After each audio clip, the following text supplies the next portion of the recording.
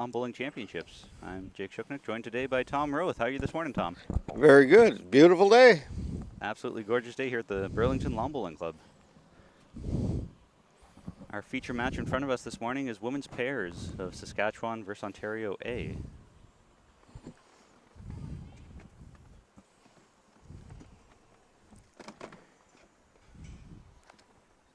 As I reach for my book here, so women's pairs, Saskatchewan is Karen Schlatter and Janice Robson, and Ontario A is Elizabeth Cormack and Crystal Shepard.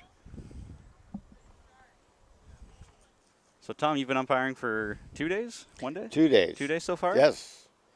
2 long days. You've been at these events several times before in either a player or an umpire capacity, I believe. Yes, yes, yes. It's always interesting, and it's great to see a lot of people you haven't seen, especially after the 2 years of this COVID thing. Mm-hmm.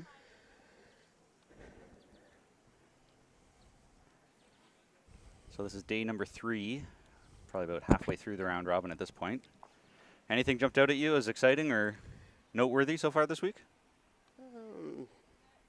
Not really. I looked at the standings last night, skimmed over them a little bit, and some of the top teams that I would have picked before are right there.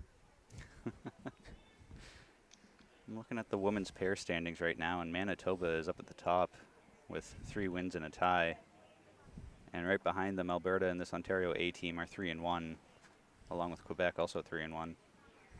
And the Saskatchewan team still hasn't quite found a win yet, 0-4, so they're looking for their first W.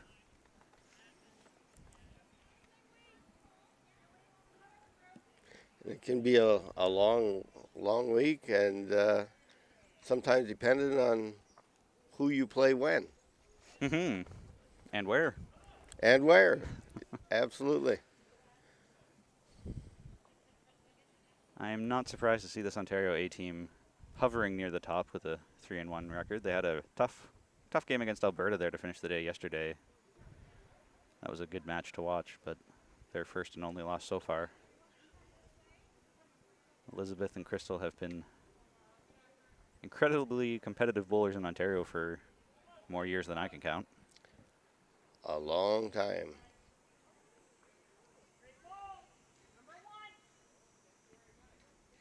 Shot drawn by Elizabeth. And the Greens look like they're in great shape again this morning. When I was talking to Charlie and his Greens crew earlier this week, he said that they cut after each day is done, and then they're also here at 5 a.m. to drag and then to roll. And I'm not sure if they cut again in the morning or not, but if you're here at 5 a.m., I'd imagine you're doing quite a bit of work before play starts here at 9 a.m. You've been a greenskeeper yourself down at Dresden for numerous years, so you've got better insight into how much work and effort it takes to... It's a lot of work. It really is. Somebody that hasn't done it does not realize how much work does go into it. Mm-hmm.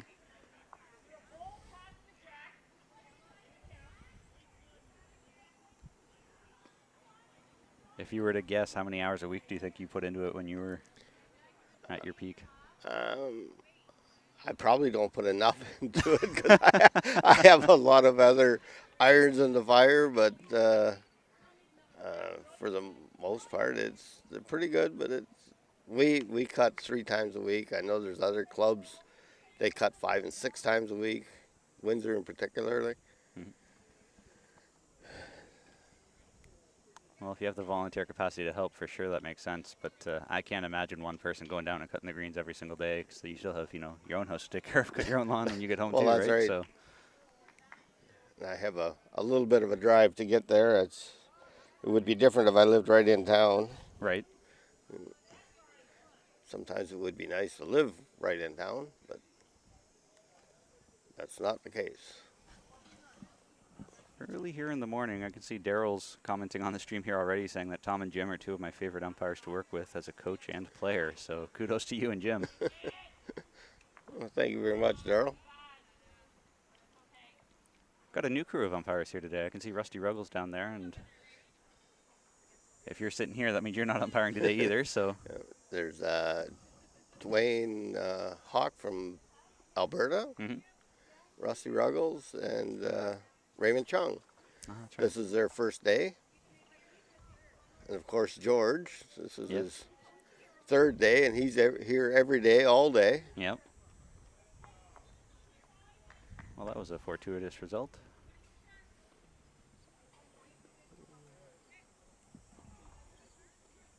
Was that enough to get one for Saskatchewan? No, we're calling an umpire. Here comes Rusty. Is just talked about his first day, first call. First call, first end.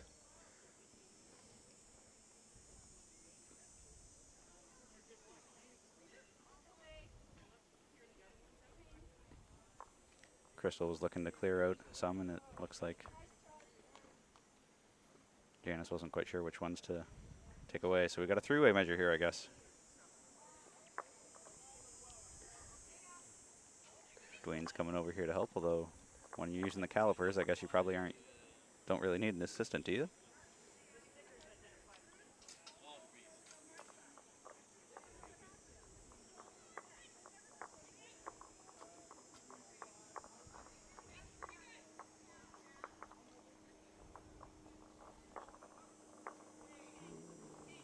I'm a big fan of having people from other provinces here to officiate, because it is a good learning curve, but also if we ever have a national championship in another province, then next year Dwayne will have this experience under his belt and should be ready to go next year if anything were to go to Alberta or BC or anywhere out west where he's a little bit closer. Like with anything else, experience is a great teacher. Mm-hmm. Mm-hmm. Big kudos to George for being here every day, all day for, I guess, 11 days straight, more or less. Tiresome work, and we took him and Joan out to dinner last night, and I learned a lot about his history. So he used to be a police officer over in the UK, and there were some hooligans, I guess, living in his neighborhood, so he started a rugby league for them, turned 3 of them into professional rugby players, 2 of them into lawyers, but got them off the streets and turned their life around. Yeah, which I had absolutely no idea. Kudos to him. Yeah. I can't imagine seeing a group of homeless people living outside my door and starting a rugby league and turning them into pros. That's unique thinking, but kudos to him. So I guess that was 1 to Ontario.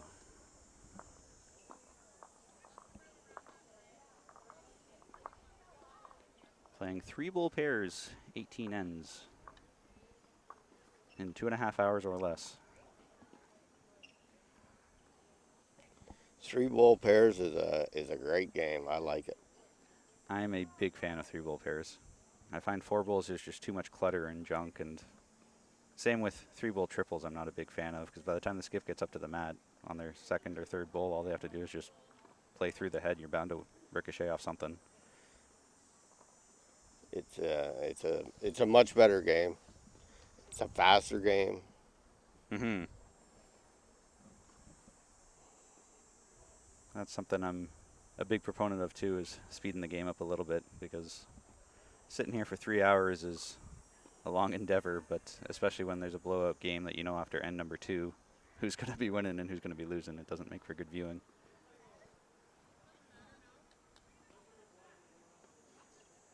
I'm curious if, as the days change here, if this rink's going to change at all. On day 1 when we were streaming this way, I heard some frustrations from the players of not being able to find a good line. There's the odd person who had a good set of bulls that it would work for, but so far this morning it looks to be okay. I don't see anything too mischievous. You know, sometimes that can change as the green dries out a little bit, gets a little quicker. Depends what bowls you're using. Mm-hmm. A lot of factors.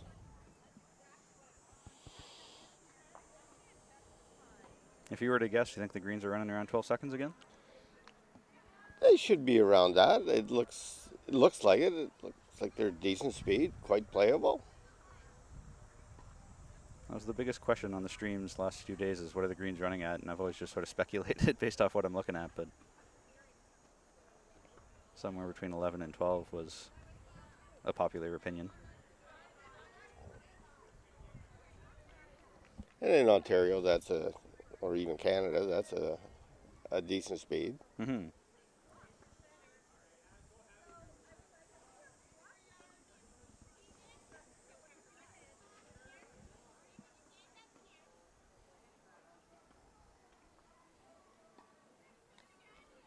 That one seems to have hung out a little bit. Came back at the end. Yeah, so just the weight, I guess, going back for the tee. Maybe it was the weight. Just going back to cover the tee. It's an interesting thing with 3-bull pairs, only 6 bowls total, but when you're playing with the respot, it's usually a wise idea to have one on the respot, so that really only gives you 5 bowls left to play around with unless you're playing to the tee to begin with.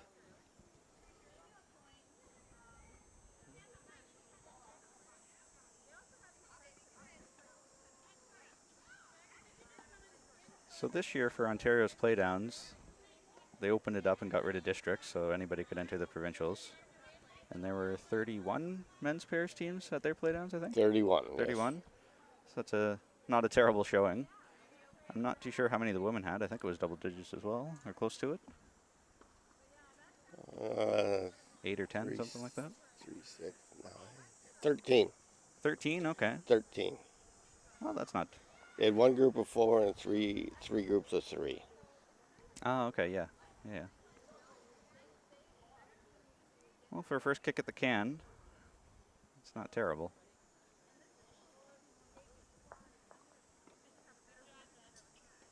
Can't say I know for sure how many people enter Saskatchewan's playdowns, but I would imagine it's fewer than that.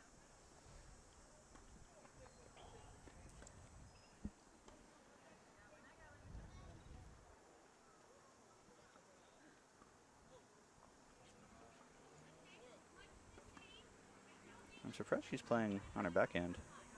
I thought she might play her forehand.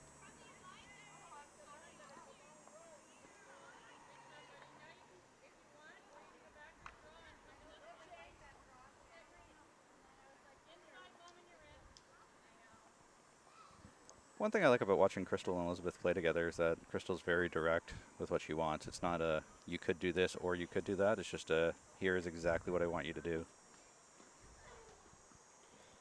She's a very good head reader and shot caller. Mm-hmm. That's a tough skill to develop, too. You can't really go through a training day or a camp or anything like that to just learn that overnight. That's just something that comes with years of experience, I think. It definitely comes with time. And you got to know how to read the green and know who you're playing with. Mm-hmm. Knowing who you're playing with is a big thing. I remember playing at WOBA on its last legs at Fairmont, and I played with a guy from Ottawa. And I tried to call for him to draw between 2 bowls that were 8 feet apart. And he said, my bowls are too wide, I can't draw through that. And so I thought, well, I don't know how to call ahead for you then if you can't draw through an 8-foot wide port. So you're on your own. I know Elizabeth and Crystal have played together in the 4s before, Mm-hmm. but I think this is their first crack at pairs, if I remember right. Oh, okay. I didn't know think. that. I could definitely believe that because I remember, I think in Ontario in 2015, they played triples together back when it was in Willowdale. Could be. I know. I've seen them play 4s together. Mm-hmm.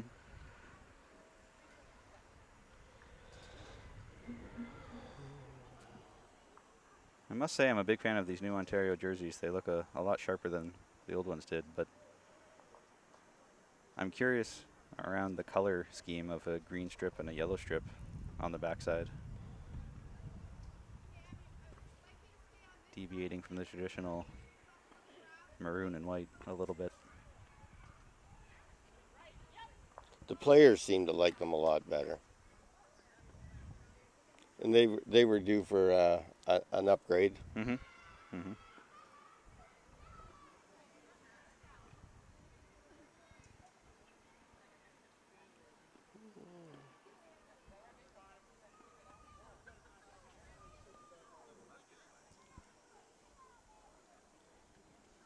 Not too many people here this morning watching, but I'm sure the numbers will pick up this afternoon, Mm-hmm. like it did yesterday. Yesterday afternoon, there was a lot of people watching. The interesting thing with spectators is that they're not going to necessarily be here for the whole shebang, but as the day goes on, if you're in the area, yeah, why not come down and watch a game or a half a game. I expect it'll be standing room only by Saturday just because Burlington is relatively close to a lot of clubs in southwestern Ontario. It's not too far of a drive for most folks down in the Horseshoe. There was a gentleman walking by, I believe it was on Monday, and he asked me through the fence what was going on, so I told him. And he was at this club trying bowls, Mm-hmm. and he was very interested in the game. Mm-hmm. And I told him that the championship game's on Saturday, and he said he's going to come back and check it out. Awesome. And he's not even a player yet, but he's very interested. Still in the working world, so which makes it a little bit more difficult. Mm-hmm. Mm-hmm. Well, that's extra interesting because on Monday when Alec and I were sitting under the booth selling clothing, we had someone come through the gate on this side saying, "Can anybody join? Can anybody play?" And we were like, "Yeah, anybody can play bowls." And so she was like, "Who do I talk to? Because I want to join." So someone just walked through the gate, hadn't even rolled a bowl, just said, "Yep, I'm here. I want to play." Great. Yeah.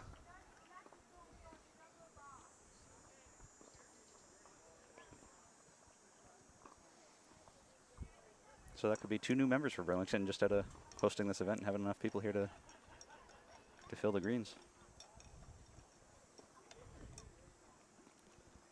Well, anybody walking by with the all the different colored uniforms and things going on, it piques their interest. Mm-hmm.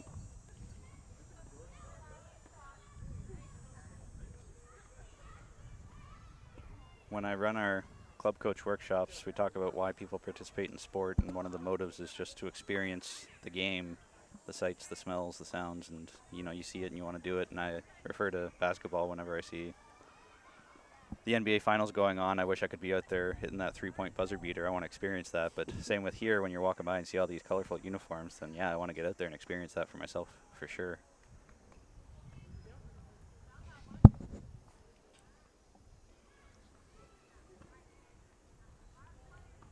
So after 2 ends here, 1-1 tie. High scoring affair so far.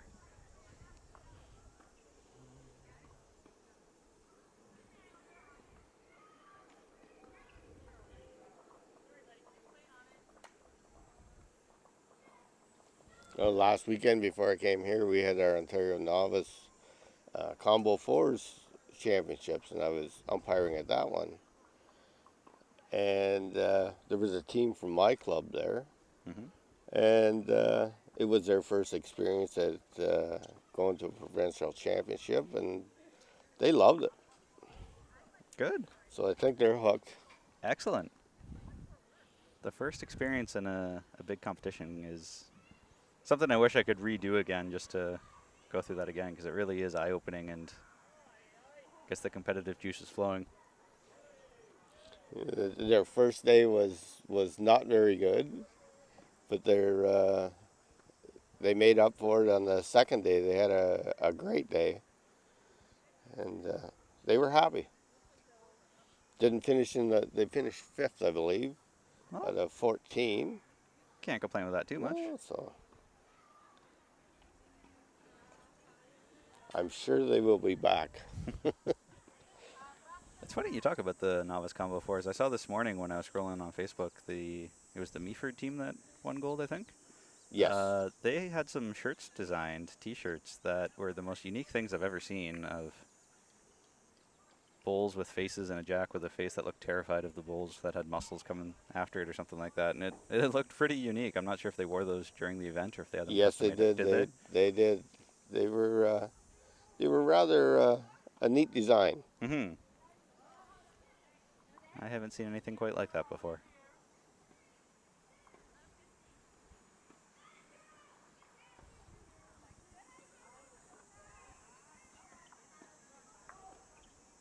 Bit of a scattered loose head here so far. And number 3 still trying to figure out the kinks. As the game goes on, I'm sure the heads will get tighter. Mm-hmm. That's the usual trend Yep. as the players figure out the grain and the weight.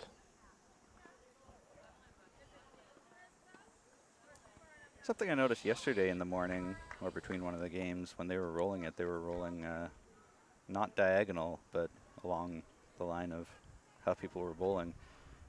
In your experience, is it usually better to roll diagonally, or does it not really matter? It's better on the diagonal. I think they were doing it.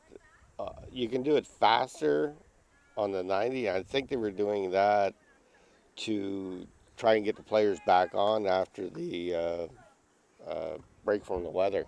Right, right. Yeah, we had a short thunder delay yesterday. There was quite the rumbling of thunder, and the clouds looked a little dark behind us, but I don't think we got a single drop of rain here. No, it was thundering and the sun was shining, Mm-hmm. but it was close enough that some of them were pretty loud. But it sort of went around us to the north and then to the west, which is very unusual for here that the weather system moved from east to west. Being so close to the lake, it's different weather here than you might find in other places.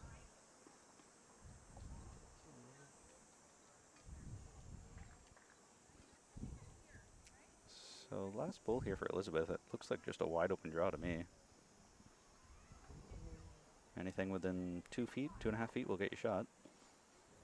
She's going to be close. Mm, Oh, just needed to get by that one. I don't think that's enough. looks like her weight was decent. Mm-hmm. I think we've kicked out 2 for Saskatchewan. 1, 2. Yeah. 1, 2, yes. 1, 2.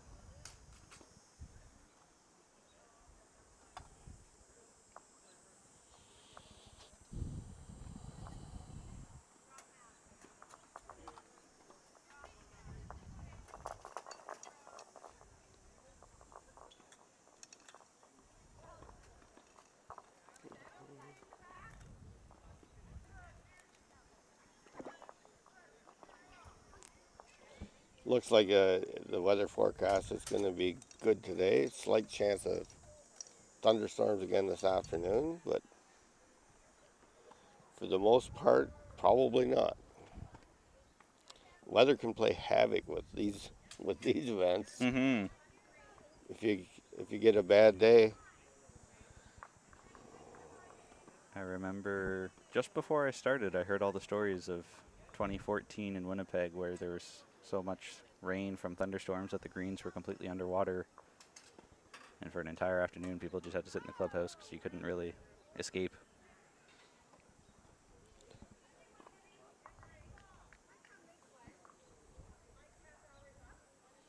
That can make for some major problems for the organizer and trying to get the games in. Mm-hmm.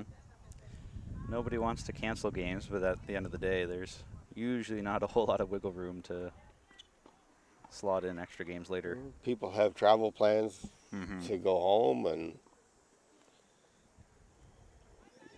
you certainly can't change those. Mm-hmm.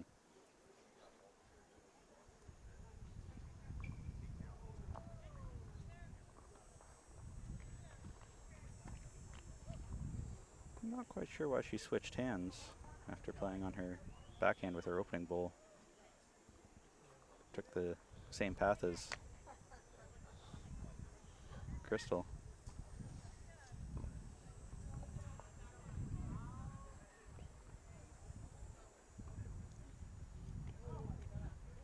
Looks like there's a pretty fine line on that side. This is starting to look like what we saw on day one of a fine line on that hand, and even on the backhand, the non-ditch side, there's also a point of no return.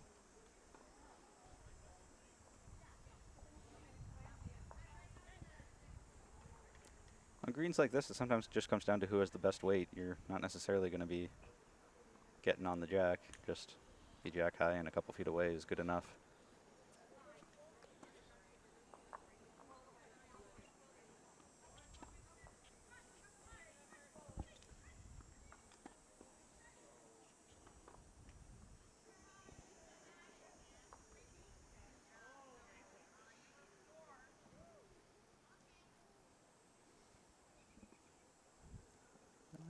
There's be number one. It looks like it from here. Mm-hmm. Elizabeth held up her hand to say one, so I would assume that that's the one. I can't imagine any of Crystal's other two would be closer than that.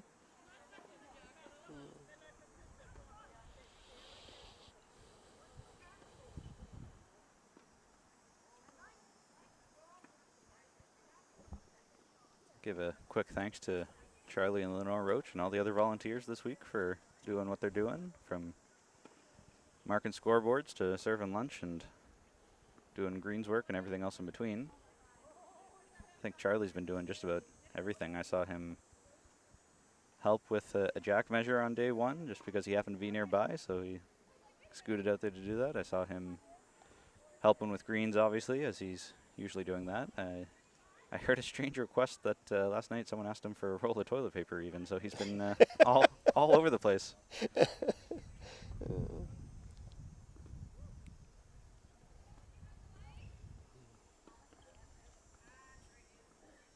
Charlie's been a mainstay at this club for a long time. Mm-hmm.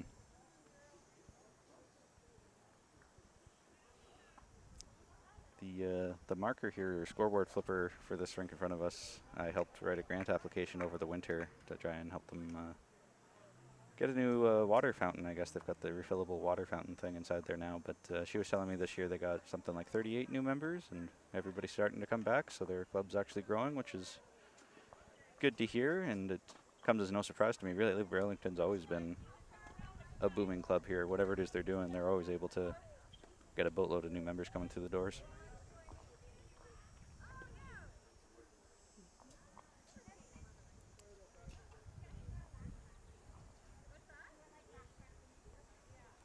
It's a very active club, from what I understand, too. They have only Monday mornings. One gentleman was telling me they only have Monday mornings to do their verde cutting and greens maintenance, and other than the regular cutting and stuff. Mm-hmm. The rest of the time, the greens are busy. Well, that's good. You want to have the greens busier than not.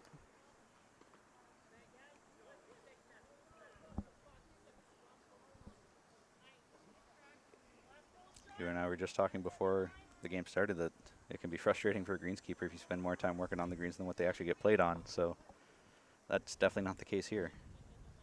No, it is not.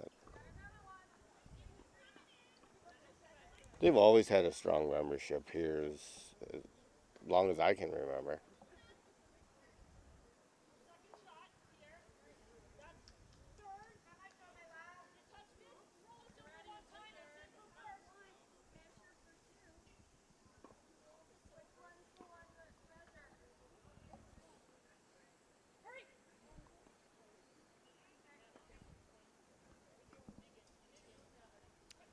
Can hear Crystal saying dig in, so I guess it's a little too quick.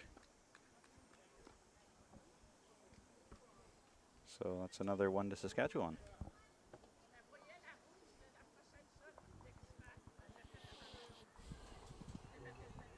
4 ends in the book, and it's 4-1 for the green team.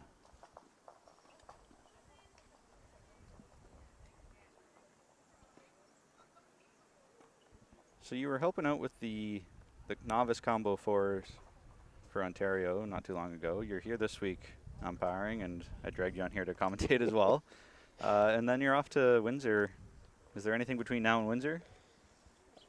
We have the triples, the Ontario men's triples at our club September 11th and 12th, I believe.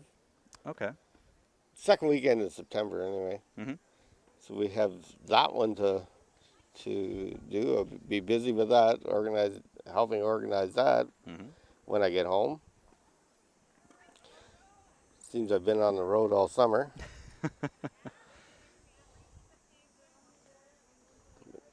So organizing that. Good to be busy, and it's nice that we can travel. Yes, yes. After the last couple of years with everything being shut down. So you're making up for those 2 years of sitting at home all in one summer then? Pretty much. Here's a great opening bowl from Crystal.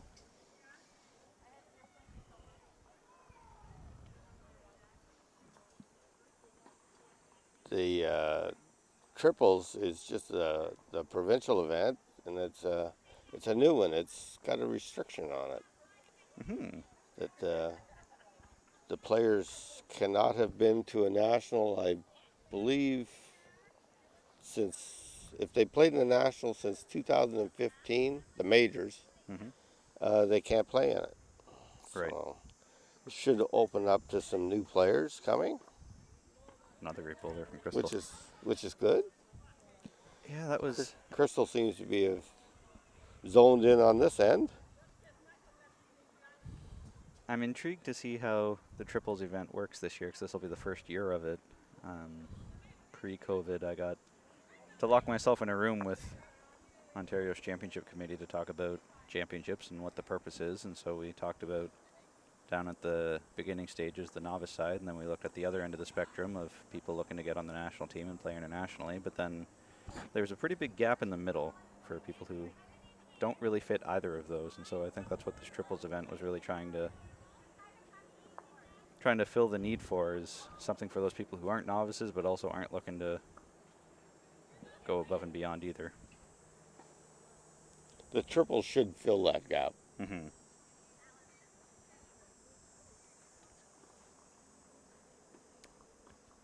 I'm curious to see how it'll go. When I was talking to Philip the other day, he was saying that the plan was to do a 3-year trial of it because after 1 year you can't really tell whether it was successful or not. So giving it a couple of years to see what's what, I think makes a lot of sense, provided it's not a total flop or anything like that. I really don't think it'll be a flop. I think it should be a pretty good attended event. I'm hoping anyway, along with everybody else. Mm-hmm.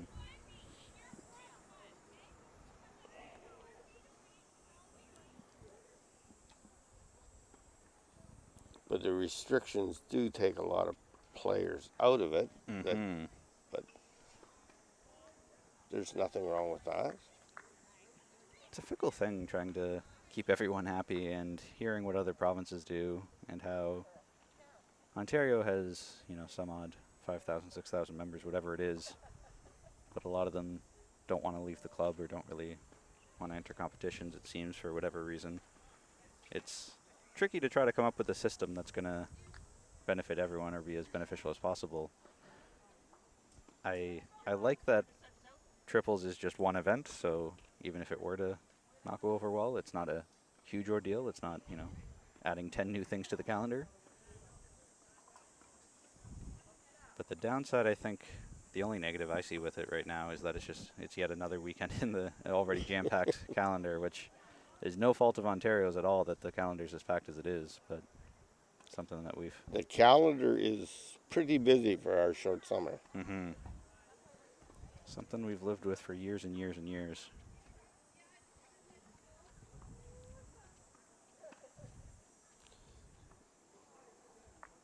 Because it really takes till June to get the greens in shape after the winter, and once you get into the latter part of September, it can start to get a little iffy with greens too. Yep. It is a short season.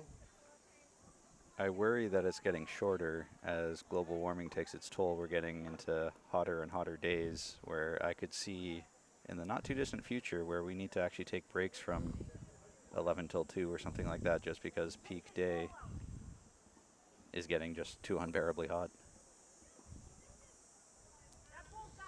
They seem to be having a little problem with the ditch side on this rink. Mm-hmm. Crystal saying that bull's got to go. I'm curious what kind of weight Elizabeth's going to throw at this. Very controlled. Only... She's got to be close. Got it. What a great shot. Fantastic shot.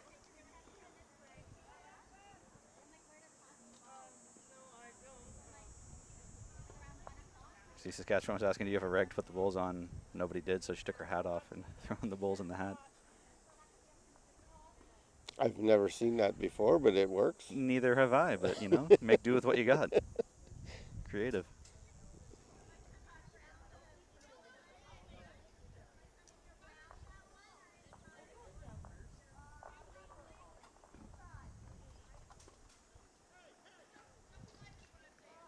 And Crystal again with her definite call that this one has to go. Yeah.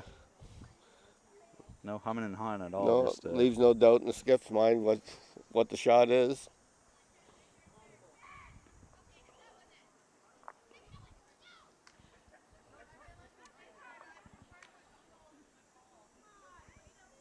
need quite the teamwork here to be going around for this kind of a measure.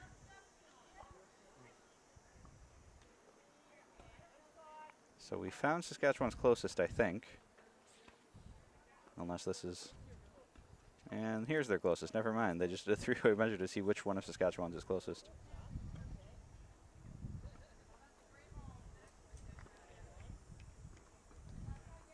And now to see if any more for Ontario. Already did. So 4 and 5. So not quite a perfect end, but pretty close.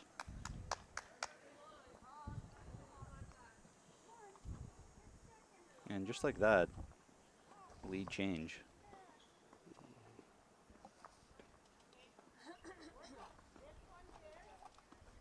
Heck of a bowl, heck of a shot.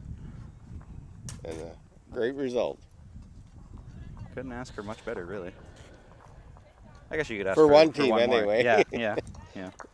Every good result for one is a bad result for another. It's a great shot.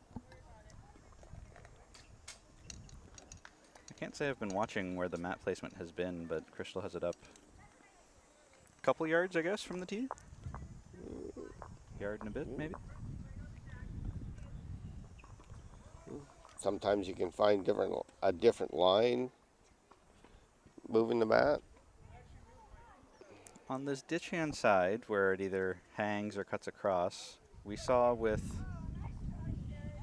women's pairs on Tuesday, Betty Van Willingham threw one that was way wide, almost into the side ditch, but for whatever reason, it came all the way right back to the center line.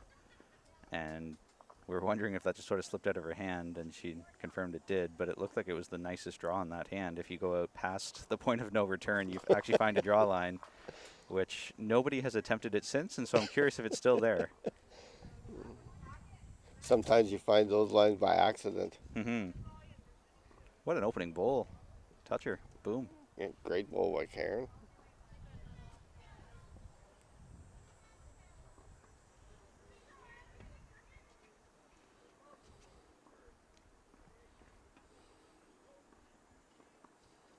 Now, when you're playing, would you rather have a front resting toucher or a back resting toucher? I'd rather have a front one. Front one? It covers up the jack, and if you can now bowl placement from here on in is critical to Saskatchewan. You don't want to be behind.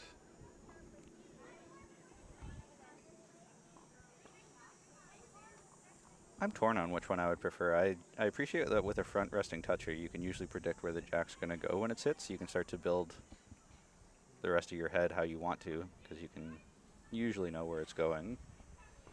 But on the other hand, I like a back resting toucher just because visually it looks a little bit more difficult to get to the jack. I don't know, maybe that's just me, maybe it's a mental thing, but when I see a back resting toucher, it doesn't look as juicy to throw a drive at or to do anything with.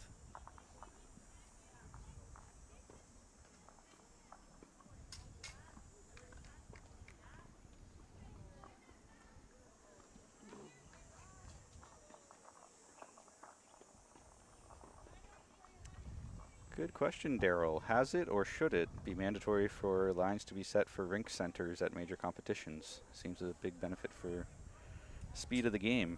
You know, that's a good question. I don't think we have it hard written right now in our hosting manual that you have to have center lines chalked. Obviously, it's preferred and ideal, but the tricky thing with that is not every club has the centerline chalk machine thing to actually lay the center lines down. So I know that you can buy that obviously and get that from various sources, and it absolutely does speed up the game. And I would love to make that a mandatory thing. But depending on what event it is and where we're going, I'm thinking of, the mixed pairs could easily go to a very small club because there's only 20 athletes. So a club that only has 5 volunteers could conceivably host that. It's one more thing that might be asking too much of a burnt out volunteer force. But for bigger events like this, absolutely, I think that center lines should be mandatory just because it really does speed up the game. And I would even go one step further and say that boundary lines should be a thing, because that also speeds up play, because then you don't need to worry about is it in or is it out, because then you can just look down and see. The center line marking certainly, man, it really speeds up the game. Just set the jack and go at it. I believe it's Lyle Adams, Woodbay Turf Tech, that's always experimenting with different ways of how you can mark the center lines. So we used to have the string with the little slidey thing full of chalk that you would slide back and forth to get the line, and then you would pick it up and ping it. I saw he sent me some videos a few years ago of a little wheelie device that they've used in Arizona. And it seems like he's the biggest tinkerer that I know of trying to find new or innovative ways to get stuff done a little bit easier. In Arizona, we do have it's a 3-wheeled, it's a paint machine that transfers the paint through 3 wheels onto the green, and we string the whole green with fish line and do all the lines, all the centers. And it's at first the players didn't like it so much. There was too many lines on the green, but they've got used to it, and once you have them down, they're easy to maintain. Mm-hmm. And the paint that we use doesn't hurt the grass. Right. But then in the wintertime in Arizona, the greens are dormant anyway. Right. Here, I don't know what that would do if you constantly had a line down. I don't think it would be advisable to do that. You may do some damage to the turf. I think with how much the grass is growing here, for the most part, you would need to do it pretty consistently, because every time you mow, every time it's growing, it would just sort of grow out, I would think.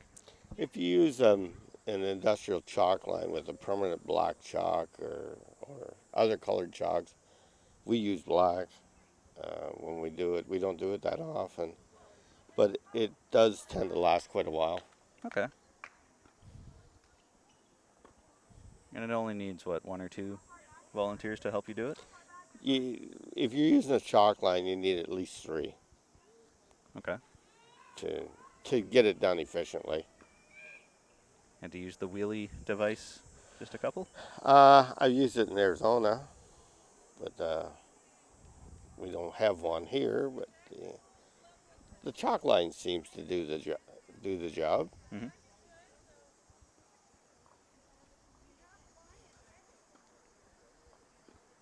I'm a big fan of making life easier for volunteers and for club members, and something I've been keeping a close eye on. Ho, ho, ho, ho. Great bowl from Elizabeth. Got a toucher out of it even. Wow. Unbelievable. Wow. Yeah, something I've been keeping an eye on to try and make life easier is the self-driving mower that golf courses are experimenting with, where it's something they're toying around with to see if they can make life easier for superintendents and golf course greenskeepers by just having the map of the course entered into whatever the little robot is, and then letting it just press and go, and it'll go out and mow the greens for the golf course. Because for a bowls club, it'd be very straightforward to just say, here's a rectangle, now just go back and forth.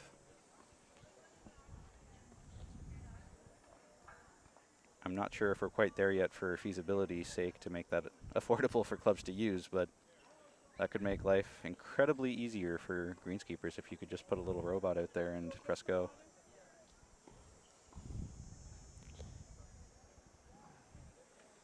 Yeah, that sounds like an interesting idea if you could get it, especially if it would be solar powered. Ooh, there we go. Now we're Yeah. talking. Just put it out there and let it go. So that was one for Saskatchewan after a great effort from Elizabeth to make it 6-5 after 6. And back to our conversation about lines. Claire Days chiming in saying, "Hey Tom, we all love the lines." Well, Claire helps a lot with the greens in Arizona. I believe Claire might be playing in the senior triples this year, which would be why she's not here. But I was going to say it's strange not to see her here this year in her flowery hat.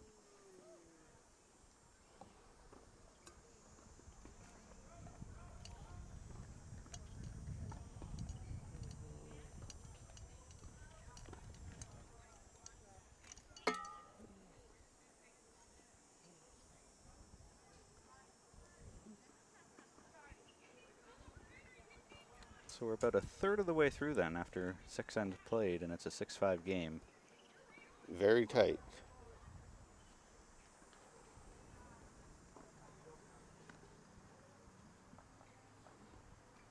Found the line on that one, right back to the center line. She certainly did.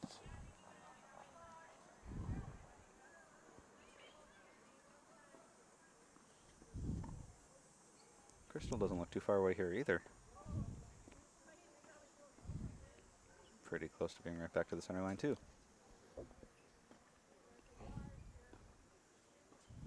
No worries, things will be fun in Victoria, says Claire. So yeah, the senior triples are out in Victoria, BC, September 21 to 25. The first event outside of Ontario this year, as we had a open bidding process for events this year, and there weren't too many bidders, to say the least, coming out of COVID. Most clubs didn't know how many volunteers they'd have. They didn't really want to be committing to anything, but Victoria is ready to go. I think after the last 2 years that players and clubs were a little slow to get going, not really planning too far ahead. Mm-hmm. Really weren't sure what was going to happen. I will say that I'm a big fan of the Victoria Club because the chair of their host committee, his name is Gopala, he, when he first agreed to host this, started having weekly, sometimes even daily phone calls with me just to see what he should be doing, because he's a relatively new bowler and wanted to make sure that he was doing everything they're supposed to and crossing the T's and dotting the I's. So I feel like I know more about that event than any other event that I've ever hosted, just because of how often I've been in touch with him. So that event should be one of the most smoothly run events on the docket. He's Good to have an enthusiastic person in charge. very enthusiastic, very keen. I believe they just got new lighting installed in Victoria, or they're still working on that with the city, and then same with ditch boards as well. So one of the benefits of hosting is all of the legacy projects that tend to happen. So in 2019 for the singles, Kitchener got hardwired internet installed, so that's sticking around forever now. A lot of clubs go and replace their ditch boards. Some clubs go and get new lighting. Something that doesn't necessarily happen on a daily basis, but when you got a big event coming, you upgrade to make it as good as it could be. And you want to give the players the best that you can. Mm-hmm.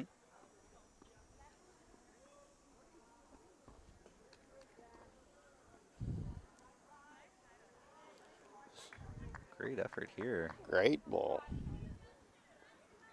Crystal was lying 3, and now one shot to Saskatchewan at the moment.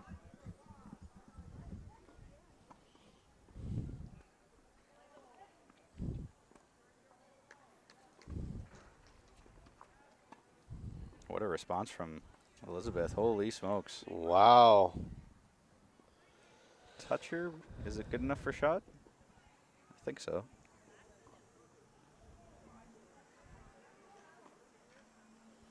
They seem to be staying away from the ditch side.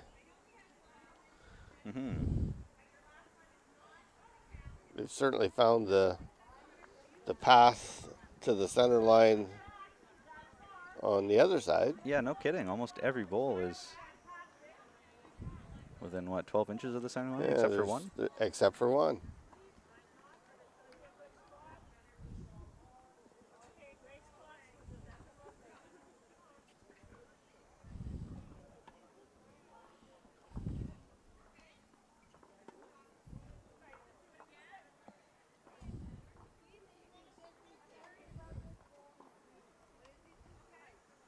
This one's a little on the narrow side.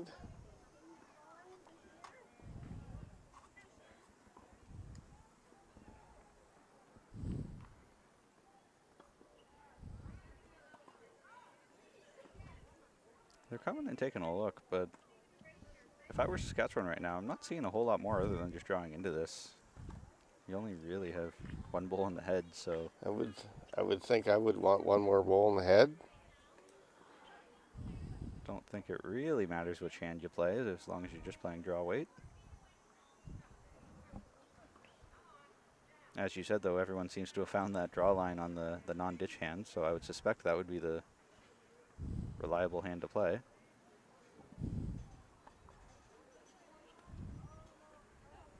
This one's looking maybe holding up. No, a little narrow. That was interesting, the way that came under that top bowl and still almost backed up enough to get the... It held that line pretty good. Yeah.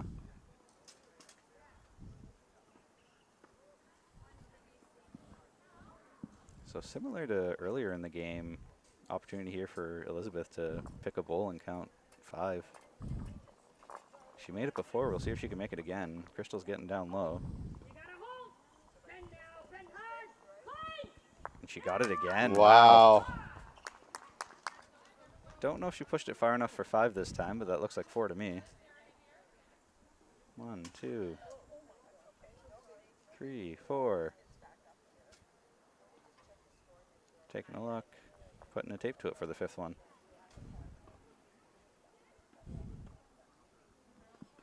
I wonder if that's how this game is going to go. One big end here and there for Ontario, and then a bunch of singles and pairs for Saskatchewan, followed by another big end for Ontario.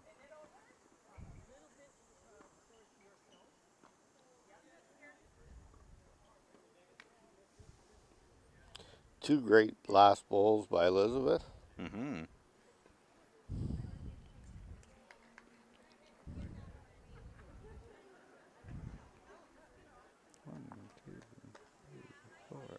Just four. All right.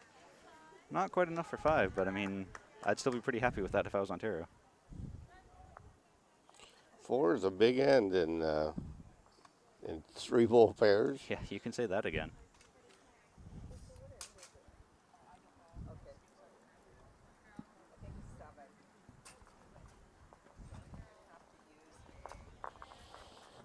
That is correct. They've played 7. This is number 8 coming up.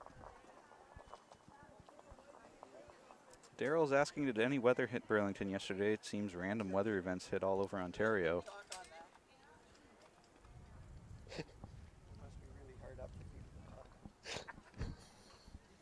To answer your question, Daryl, we had some thunder and lots of dark clouds, but nothing actually hit the club while we were here. But when we got back here this morning, there was a lot of water on the tents that we had to push off. So I think it rained overnight, but during the day, I don't think we got a drop of rain at the club, at least.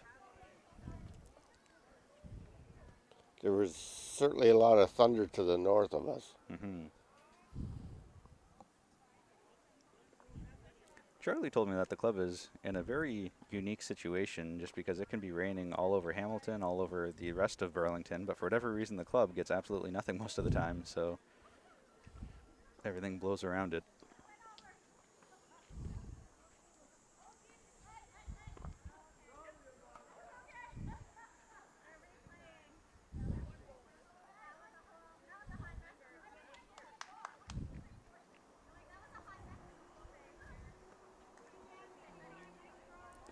So a unique feature for you here on top of umpiring is that you have your daughter playing in this with... 2 of them.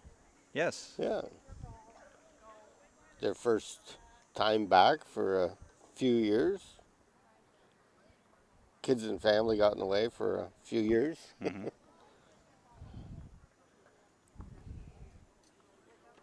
It's good to see them back playing.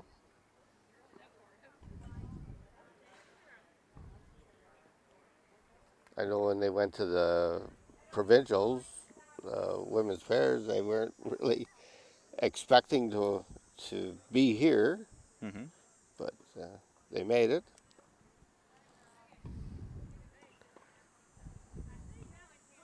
Michelle was surprised that we have a booth set up where we sell clothing because it's been so many years since she's been to a national event. She said, "Oh, this is new," but I guess it has been I guess quite that the shows time. that she Yeah, hasn't been here for a for a while. while. Yeah.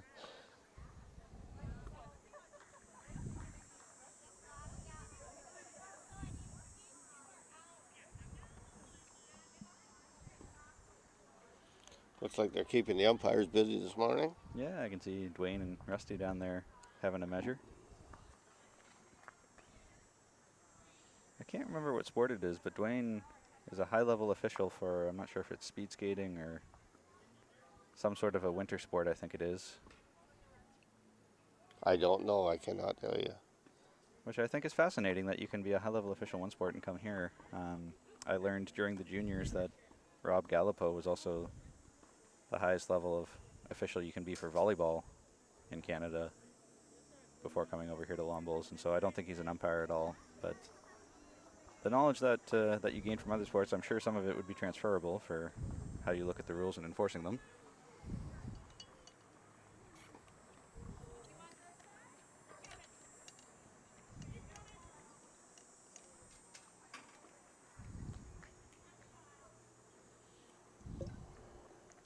Crystal's clapping, so that must have been a pretty good bowl.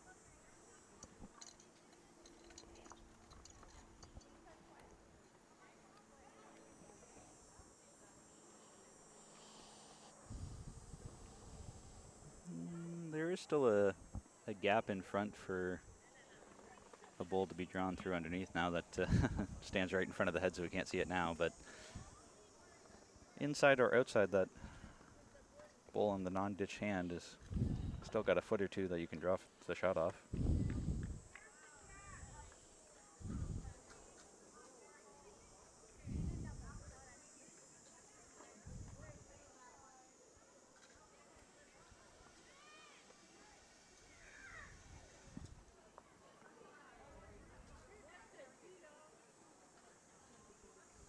And of course, she's playing the exact opposite hand of what I just suggested of drawing it off on the non-ditch hand. A little bit inside, and it just kind of takes off.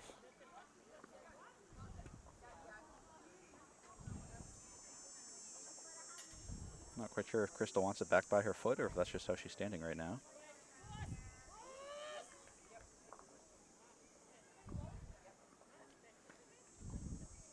Taking the high side there on that path. That didn't really come back much at all.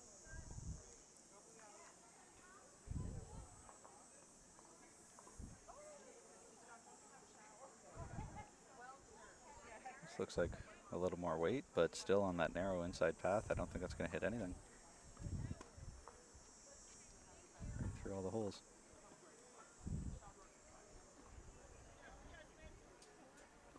For the weight that really bent. Yeah, really.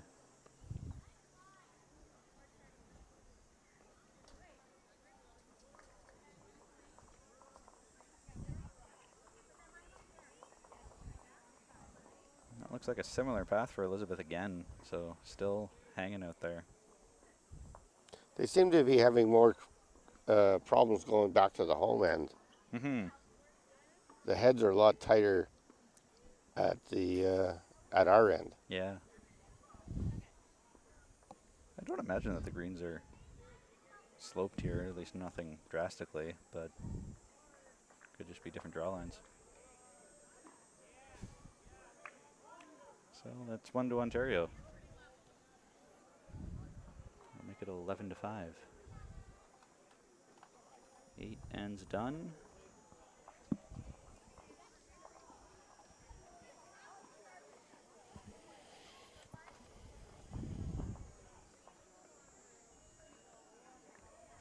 They really are keeping the umpires busy. I can see over on rink 3 or 4 there, they're back at it again.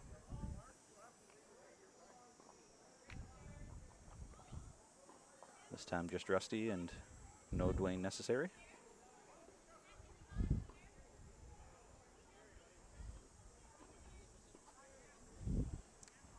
So to anybody who's viewing right now, we do have our bidding process open for 2023 championships. So if your club is interested in hosting an event in 2023, then head on over to our website and find a press release that has a link in there of a survey you can fill out to bid to host a championship. So anything from youth to majors to mixed pairs, para, senior triples, indoor singles, even if you happen to have an indoor club. Yeah, so I'm thinking that we'll probably keep that open until October 1st to give clubs a good amount of time to think about if they want to host something next year.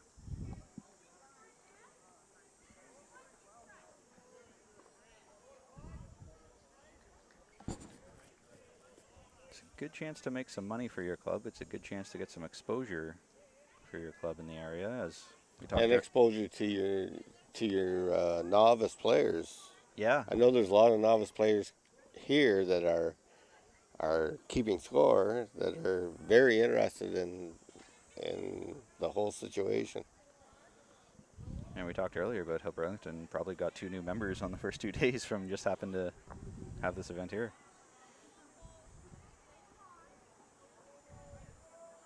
Here comes a beauty. There's a great shot. Something I've also been working with for the past 3 years now is tourism departments in every town and city. So in November, I'll be off to the Sport Tourism Conference again, where I can meet with all the tourism agencies. And there is quite a bit of funding if you can tap into your tourism agency when you host an event like this, because you're bringing in hundreds of people to your community who are now spending money on hotels and food and everything else. And quite often tourism departments are willing to give a little kickback to you as long as you know who to talk to and what to ask for. So, well, an event like this brings a lot of money to town. Sure does. Something that I have to do when I apply for provincial grants is give an economic impact report to show how much money is flooding in for an event like this. And so when I did it for the juniors at Port Credit, it was something about $100,000 being poured into the community just for the juniors. So for an event like this, I think it's 2 or 3 times that, which is pretty substantial.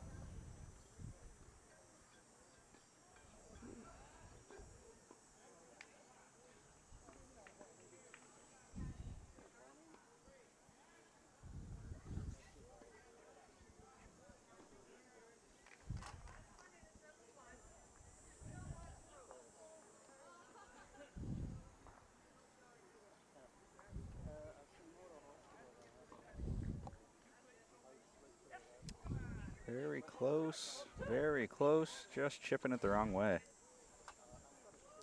Still Very good effort. Still down 1, but starting to look like this could be another opportunity for her to pick and sit for a handful. As I see 1, 2, 3 seconds possibly. At least 2. I'm thinking 3, but hard to tell from here. If I'm Saskatchewan, I'm thinking another bowl in the head would be useful right about now.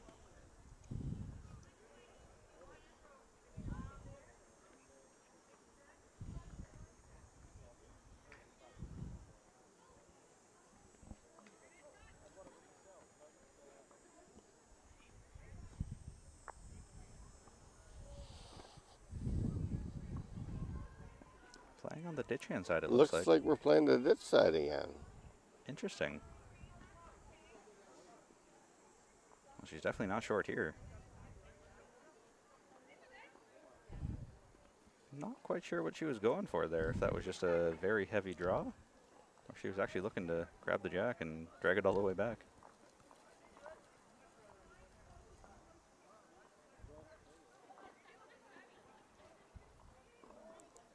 How challenging do you find it when you play in tournaments and you go from green to adjust your weight, because every green has different green speed? I have no idea what they're using in Saskatchewan, but I'd imagine it's probably not identical to Burlington. Yeah, it takes a couple of games to get to the right speed, right delivery.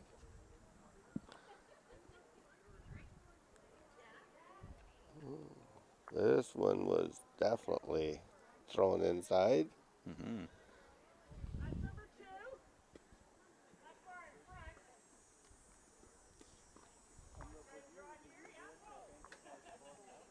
Playing a little more conservative here. Crystal's just calling for a draw instead of pick and sit.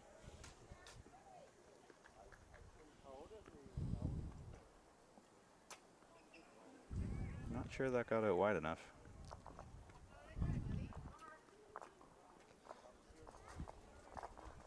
Weight wasn't too bad. Mm-hmm.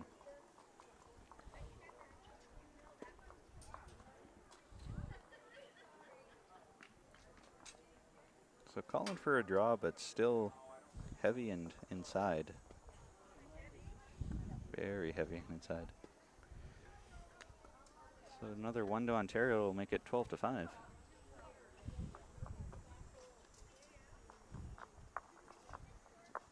At the halfway mark.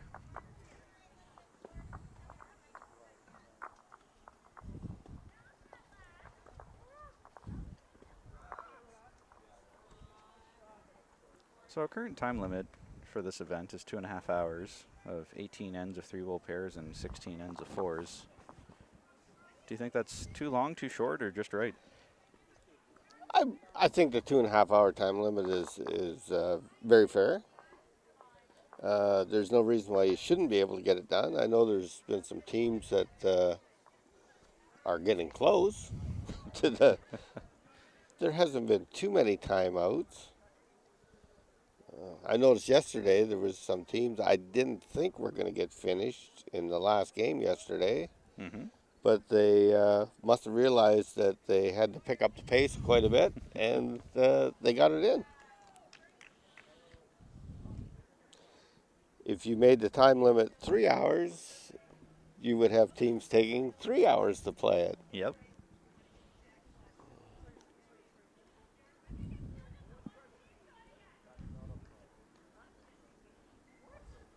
Internationally, they do this, and I think it's 2 hours and 15 minutes, or maybe even 2 hours flat. And so I know that the people here aren't necessarily international caliber players. Some of them might be, some of them might not be. So I think 2.5 is fairly reasonable to give a little extra wiggle room. But part of me does wonder if we could shorten it down a little bit more, make the days a touch shorter, even if it's only 10, 15 minutes per game, because that compounds by the end of the day to be almost an hour by the time all is said and done. The biggest thing with speed of games is being ready when it's your turn. Yep.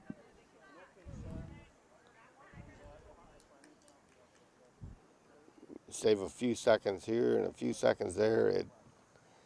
It doesn't sound like much, but it adds up to a lot of time at the end.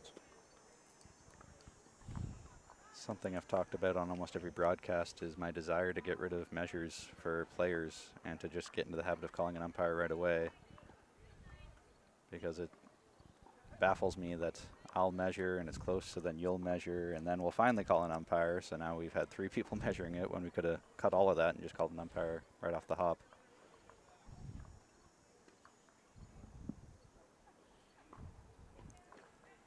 I know there's been a couple of times I've been standing on the bank the last couple of days.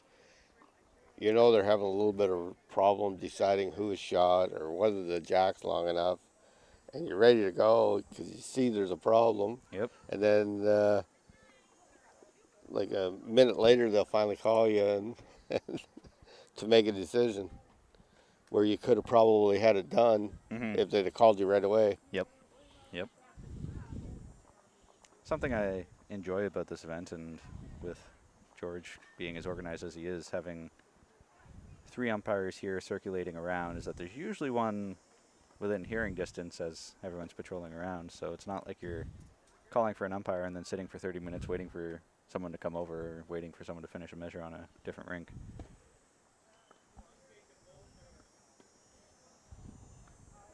Do you think that 3 umpires for the 2 green facility is sufficient? I think it's sufficient for this one. We have 3 umpires plus George, and George was kind of circulating amongst all of us, and There was times that we were busy, but not. I don't think anybody waited Mm-hmm. for a call while we were measuring something else. Right. There always seemed to be somebody available.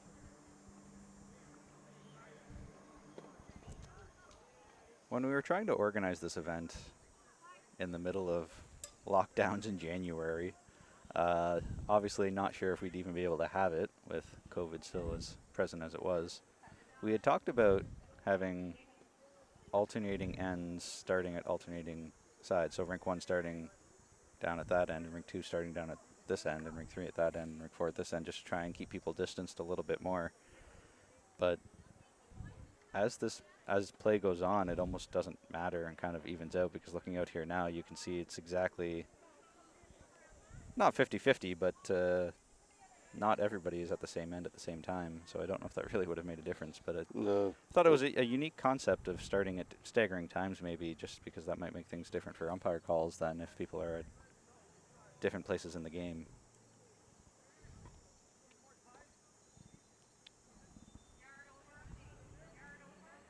some players too are very efficient. They carry wedges and Mm-hmm. stuff with them, Mm-hmm. and then some don't.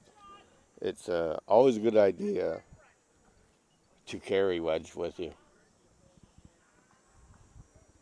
I've seen people use pencils and pens and $2 coins and anything under the sun to try to wedge up a bowl because they don't have anything. But I saw that Dwayne had 3D printed wedges this year, which was a creative idea.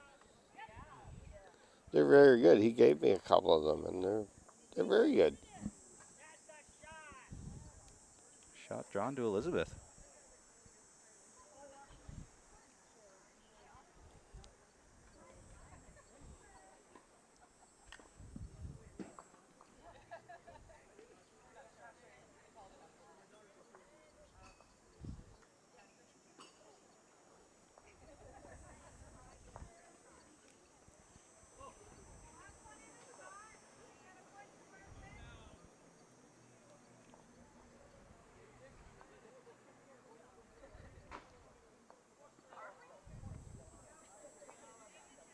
Both skips going down to take a look, and Crystal and Elizabeth strategizing about halfway down.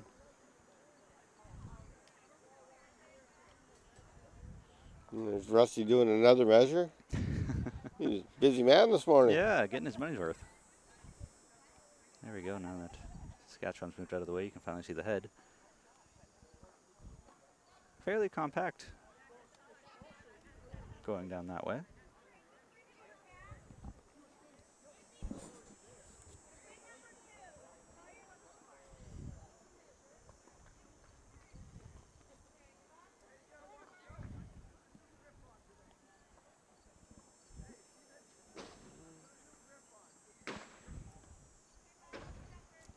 Sounds like lots of construction going on next door, as we saw a crane over there earlier. So it might get a little loud here throughout the day.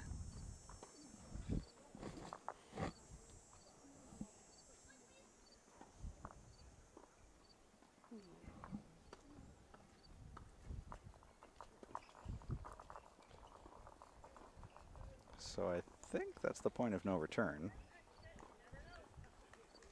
It's not going to get back to the center line, but it is in. After this game is done, I'm tempted to go grab a bowl and see if that extra wide line still exists.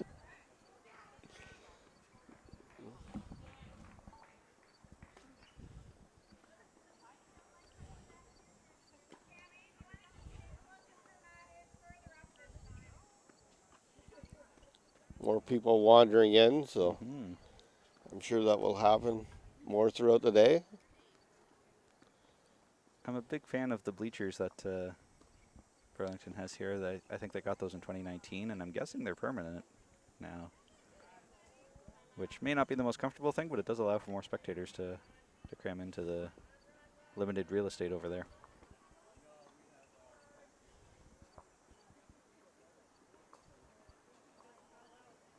Looks like that jack was pretty hard to get to. Mm-hmm. So it is 1 to Ontario. Make it 13-5, 10 ends in the book.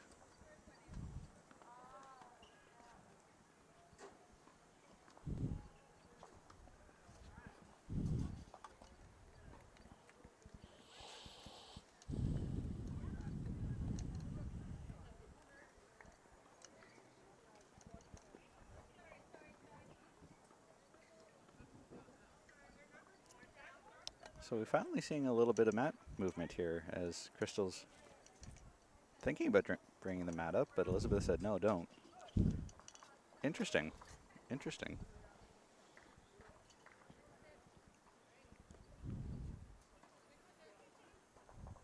At least don't bring it up as much as she did, as it is still up a little bit. They don't seem to have the problem coming this way as much. Yeah, on that non-ditch side, it seems everyone's able to find a good draw line.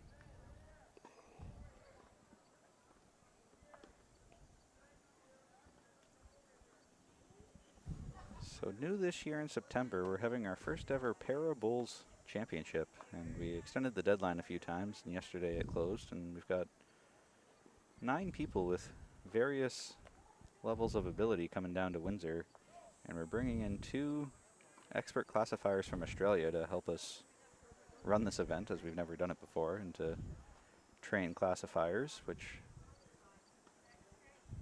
is a whole new world to me, as I knew absolutely That's going to nothing be an about it going interesting in. event. Yeah, I'm excited to see how bowlers are classified into the various levels of classification. There are 8 levels that International Bowls for the Disabled uses, 4 of them for visual impairment and 4 for physical impairments.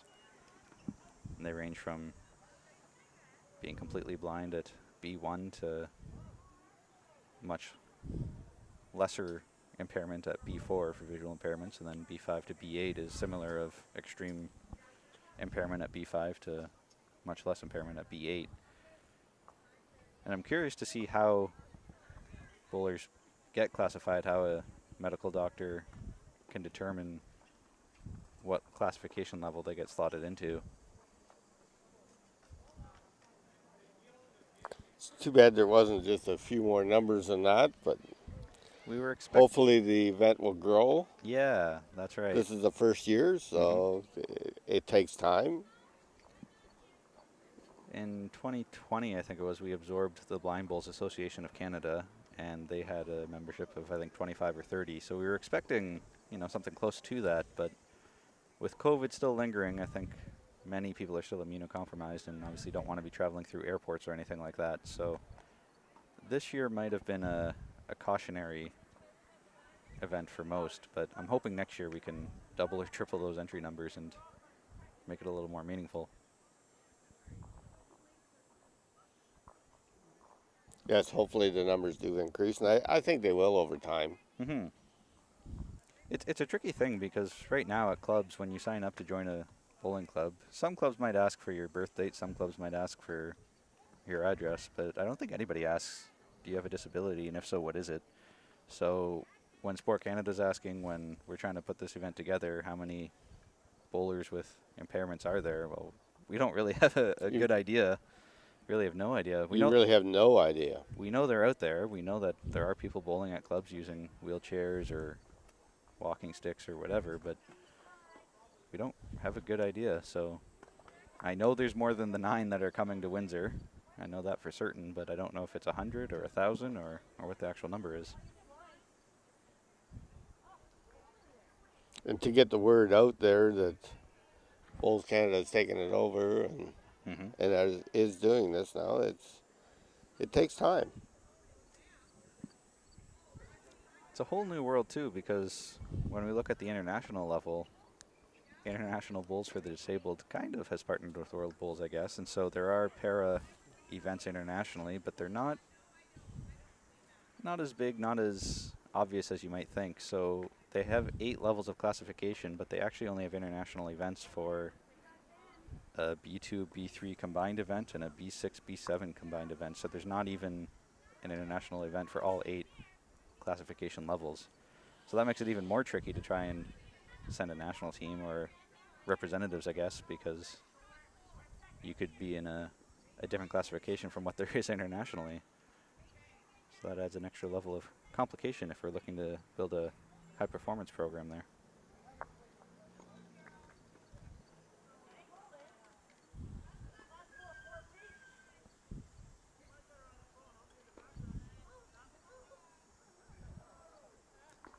I'm curious to see if after hosting, if Windsor's going to get a boost in their para programming, if they'll get more people from the Windsor community who are vision impaired or physical impaired come out and join the Windsor Club after seeing what goes on there.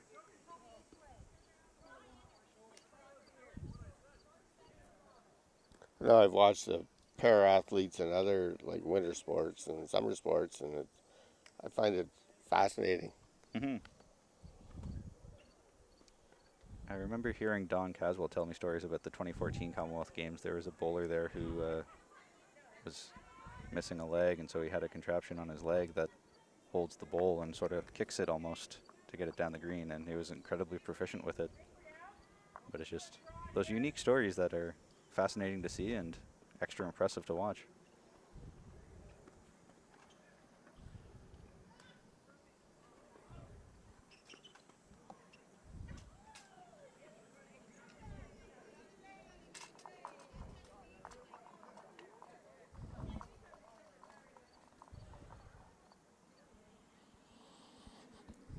Looks almost like a big bucket there from where we're sitting of a U shape of what to draw down into.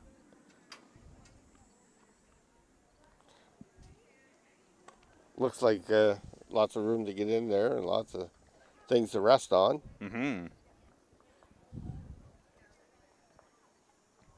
Would you say 2 or 3 short bowls on the rink there? Everything else is jack high or past. I think there's only a couple. Looks like a good path coming in on the non-ditch side. Mm-hmm. Not quite sure if Saskatchewan's holding shot or not, but anything within 1.5 feet will do.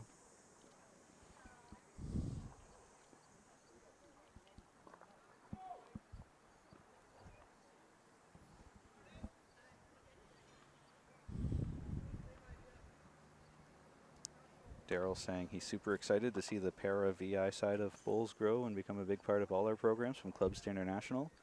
Something that we're running at Windsor as well as coach training. We're going to bring one of those 2 extras from Australia. We're going to invite a few coaches down to learn how to coach a para bowler, because that's something a lot of clubs probably don't have much expertise in. Yeah, I'm sure it would be a whole new experience. 1 to Saskatchewan. 1 Saskatchewan. That'll stop the bleeding for a little bit.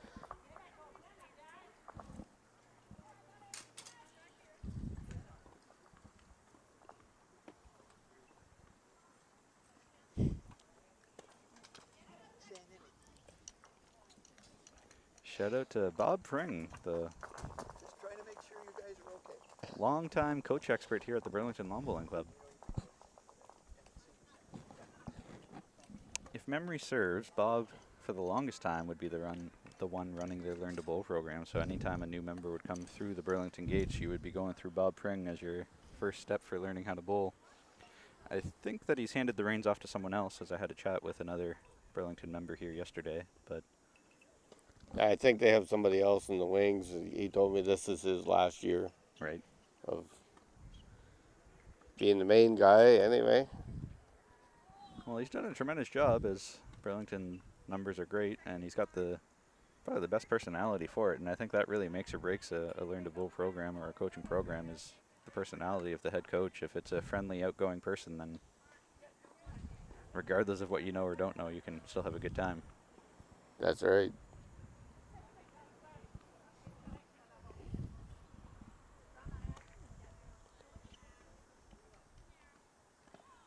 Like we're leaving them a little ahead of the jack.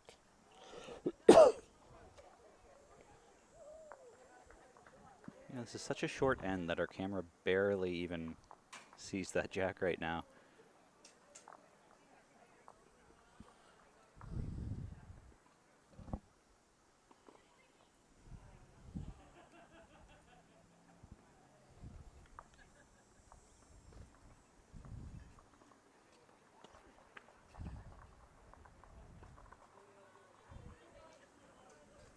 Looks like some pretty consistent bowling here from Crystal, but still just coming up a touch short.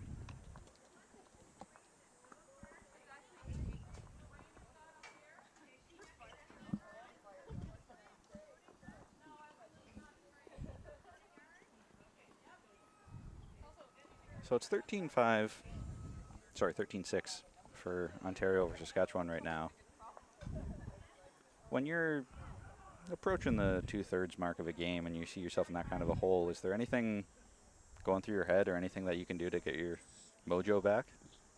Just try not to do anything drastic. There will be opportunities arise, usually. And take advantage when you can.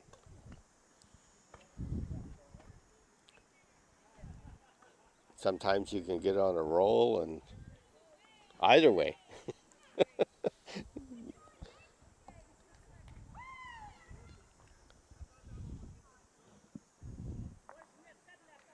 Younger me probably would have tried to do drastic things when you see yourself in a hole and say, well, we need to get out of it, so let's, start throwing some drives and see if we can shake things up. But I think you're right that patience usually wins out. Be patient. Opportunity will present itself.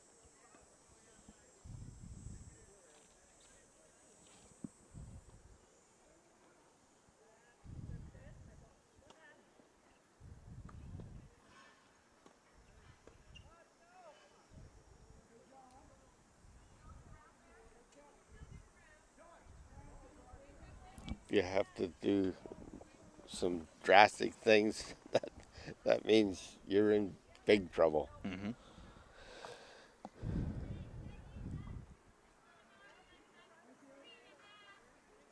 I would assume that most players have practiced quite a bit before coming to this event and that they're not super rusty coming here. But I'm always curious to see if players have a game plan going in of, we like short ends, so we're going to play short ends for the first half, or we're only going to stick to our forehand because we're all better at it, or whatever the case may be. But it's not something that I can actually go up and ask people to spill their secrets. But I'm always curious.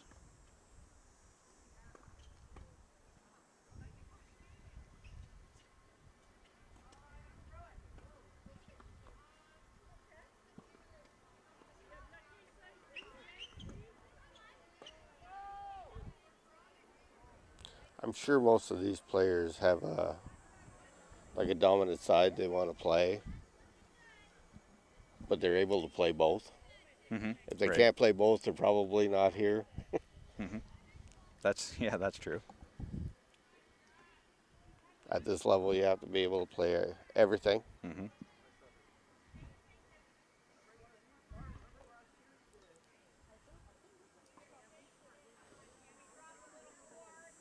In my junior days, there was a junior player who couldn't play one of her hands, and I'm not going to name names, but I found that fascinating that you'd be playing at a national championship and could only play one hand.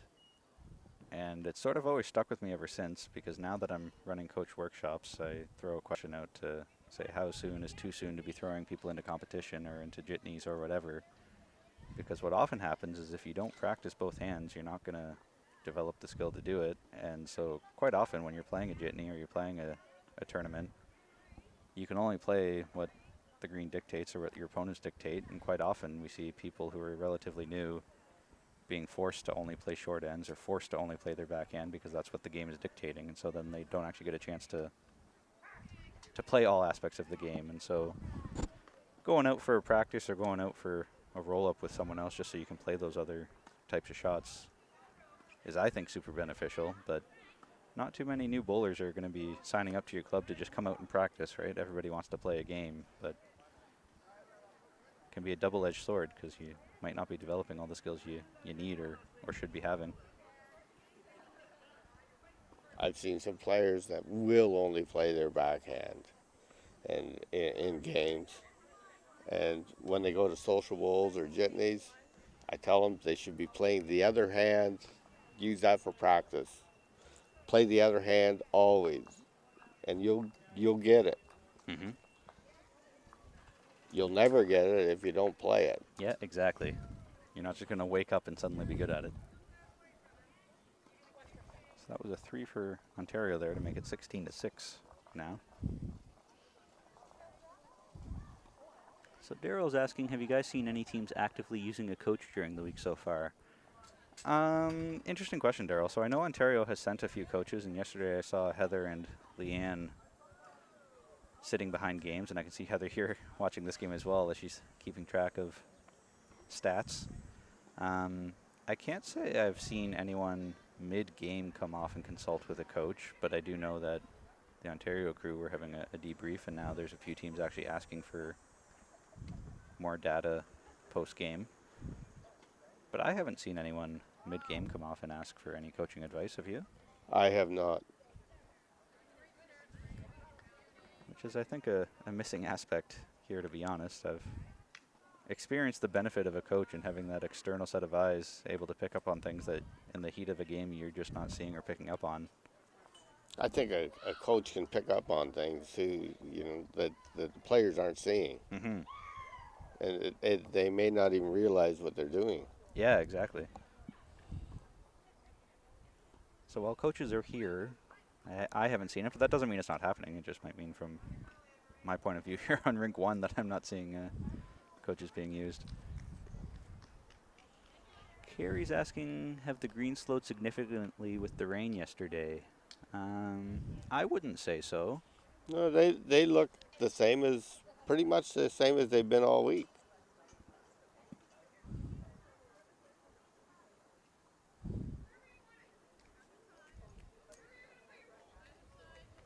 That's what it looks like to me, anyway. Yeah, I don't think they've slowed much at all. I mean, I could maybe see them being a half-second slower, but I wouldn't say anything drastic, not like some places where you go and it's a 5-second difference because it rained.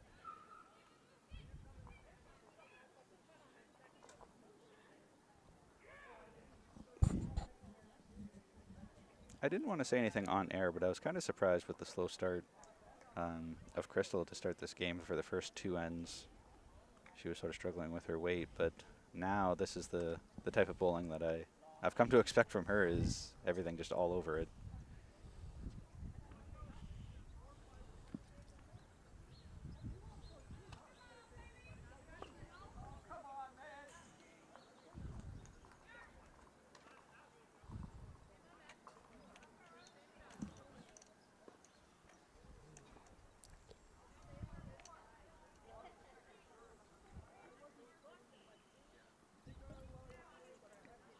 Karen wants to stay away from that ditch side.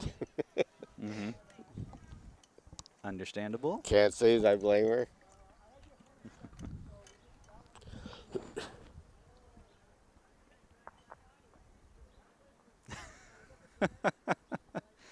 The Fowlers are having a good commenting battle here. Brian said, Jack, I thought you were working. And Jack replied, I am. So both Brian and Jack are tuning in.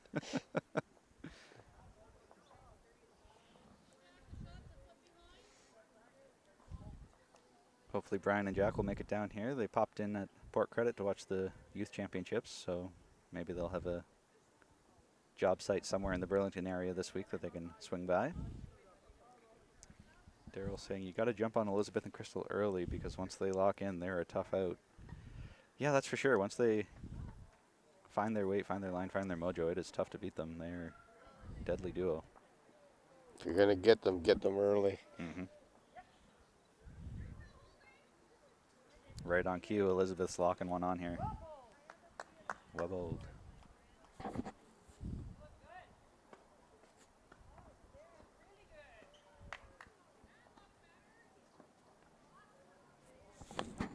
I suspect it could be 4 for Ontario right now, the way that's looking. It's certainly looking that way. A few more bowls come this end. If you're Saskatchewan right now, are you going to play the ditch hand side and try and promote something, or are you going to play the non-ditch side? I think I would play the non-ditch side. Try and do a bump or sneak through one of those gaps. You might be playing, if you're playing the ditch side, it looks like it's really iffy. But it looks like we're getting one from the ditch side. I don't mind this because you can kind of ignore weight and just, as long as you get your line and play 6 feet through, 10 feet through, pick your poison. She's going to be close. Yeah, anything into this. Great shot. Got the follow through. Great shot. either shot or definitely cuts it down.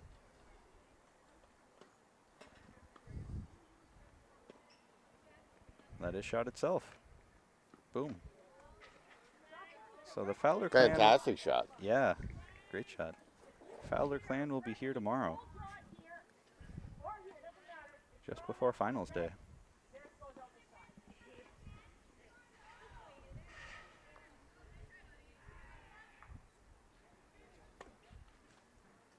So Crystal just called for a shot that takes quite a bit of experience to know that if you can hit that top red onto the second red and onto the shot, it'll go out the side.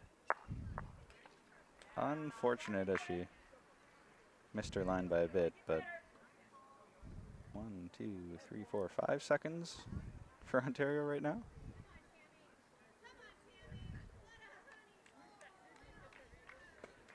In Saskatchewan's favor, it's not in the open, and it's not going to be easy to get to. The tricky part here, too, for Ontario right now is if they do throw weight at that and they do happen to kill it, that'd be 4 Saskatchewan on the respot.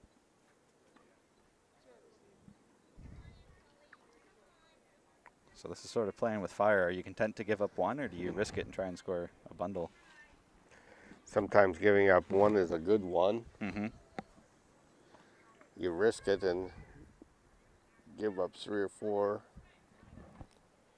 With the score the way it is, I would play conservative. I would play conservative and play to give up 1. That's probably what I would do. See if you can draw it off, but nothing drastic. Yeah, nothing crazy at this point. Being up 16-6, I wouldn't want to change that to 16-10 after this end. On the flip side, though, if you're Saskatchewan, do you take a risk here and try to kill it? Because you're looking pretty on the respot. You're looking very good on the respot. It's got to be at least 4. Yeah. Depending on if you get the shooter or shot bull coming back with it. Which is strange strategy, but I've seen it before where you're up 1 and you throw a drive at it anyway just because you're better off on the respot. They are playing aggressive at this. Wow. Wow. I think she might have gone a touch too far.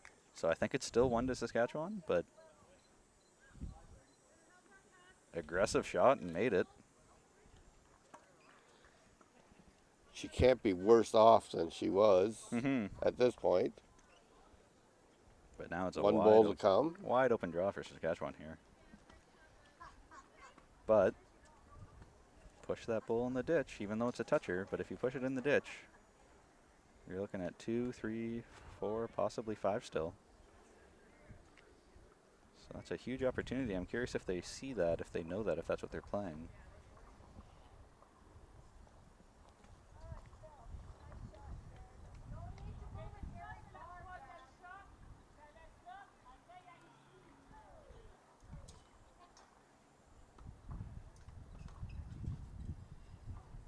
From what we've seen before, her draw weight's been fairly heavy, so this shouldn't be a problem for her to get down here. I think she's on the high side. I think so. Not sure if that was really enough weight to move it as much as you would have needed anyway. So it is 1 to Saskatchewan still. Great bull from Elizabeth, but didn't really change anything.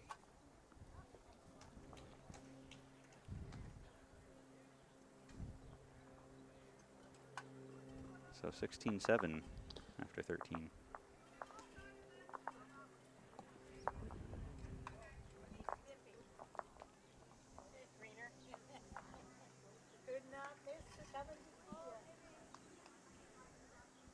Not surprisingly, Karen's got the mat back here where Crystal was creeping up with it now that she has the jack back in her control. I am surprised to see how many players have adjusted their stance on the mat since that rule change came where you don't need to have a full foot on the mat, just a part of it. I've seen more and more people standing with just like a corner or a piece of their foot on the mat now than I've ever seen before, which previously wouldn't have been okay. I'm really not sure that makes a lot of difference. I'm not sure why you would change at this point if you've been a experienced bowler for years, and just because the rule changed, now you're going to change your stance on the mat. I guess if you're a new player starting out, then you can start out with a new stance, but it fascinates me, I guess. I'm not sure why you would want to be standing with just a corner of your toe on the mat.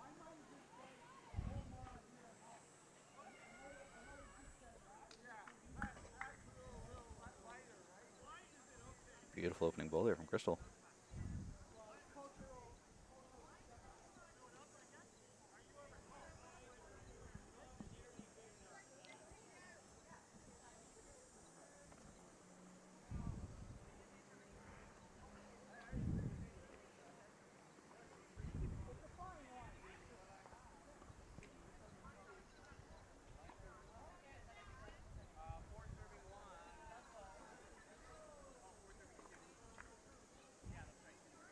So thinking back in the day, in the early 2000s, 2010s, this event used to be 2 games a day over a 5-day period, with finals on day number 6, I think. Now we've shortened it up a touch, where we're trying to get 3 games a day, but can't really fit that many here, so everybody's getting a bye every day or so. So some days you have 2 games, some days you have 3. I haven't heard too many people complaining about exhaustion or playing too much in a day. It makes for long days for sure when you play those 3 games a day, but I think every team gets 1 day with 3. which I kind of like, that it's not every day, but it is some days.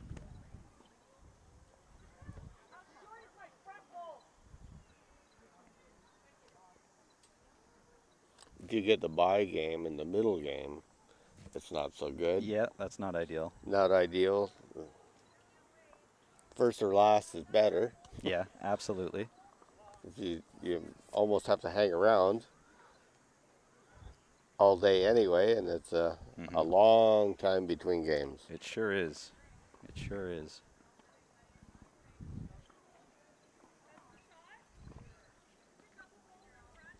Are you a fan of the round robin format? Yes, it's nice when you come and play everybody.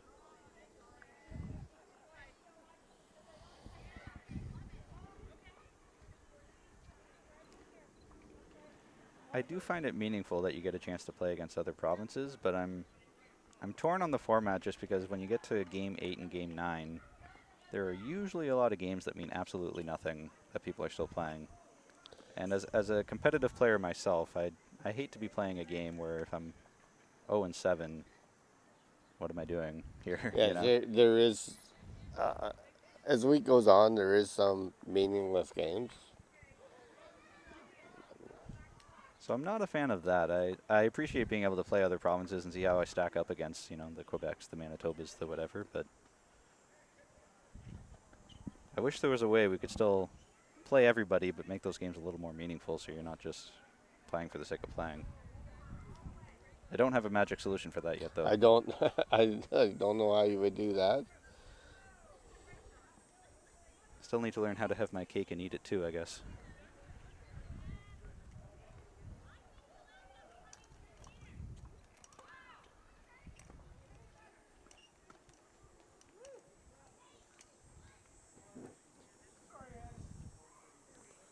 Yeah, if you're out of the medal round and you're playing the last couple of games that mean nothing, they're a little, they got to be a little tougher to play.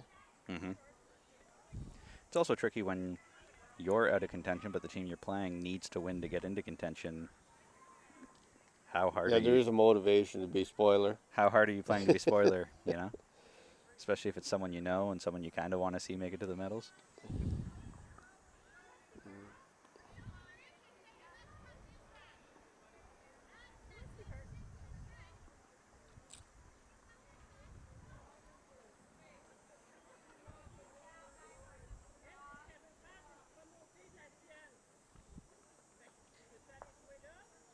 And you see that in baseball, where the teams that are out of it, once they're out of it, then they come to life and they play like a championship team against the top teams. Yep. Because they're more relaxed. Now that the pressure's off. the pressure's off, the skills come up. I find that true for almost every sport, that you play better when you're having more fun. I remember I was playing novice many, many years ago. It was triples then, and our team did not play well the first two games, and it was a round robin. We lost both, and we were pretty much out of it. Next game, couldn't make a mistake, and everybody was relaxed. Didn't go anywhere. It didn't help us, but we won that one. I'll never forget that. Yeah. But it's just a difference of playing when relaxed. Mm-hmm. In 2008, the first year Dad finally let me play in the juniors in Ontario at the Provincials, I think I went like 1-2 or 1-3 in my group and shouldn't have advanced, but the kid in front of me had to go to band practice on Sunday, so he couldn't come to day 2 to play in the playoffs. So Arya asked me if I'd be willing to step up and stick around and take his place. And so I said sure, and knowing that I shouldn't have even been there, I was way more relaxed going into it, and so I won out and took gold and went to nationals and won out there and took gold too. But realistically, I shouldn't have even been there because I was so nervous going into it for my first time being there. And it's something Cody still never lets me live down because I knocked him out and I shouldn't have even been there.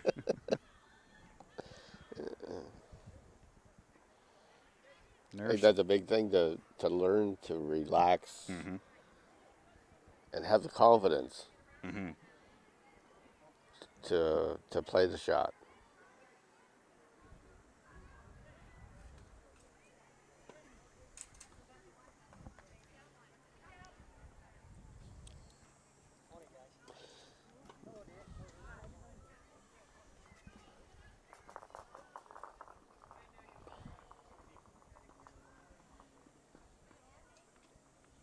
So it looks like there's a gap there to draw through.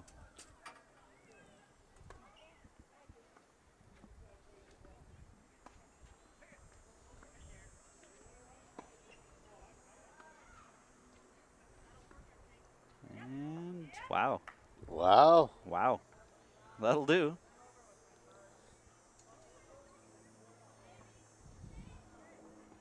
Just the one. Elizabeth comes through again. 4 ends to go, 10-point game.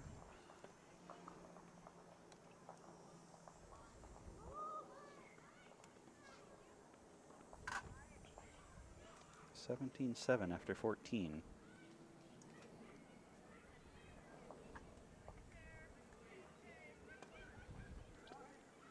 So that makes it tough for Saskatchewan here. You're going to need to start scoring in 2s and 3s the rest of the way out just to tie. Or bunches of 3s to... And sometimes when you got to take chances, it can get worse in a hurry. Yep, absolutely. Been there, done that.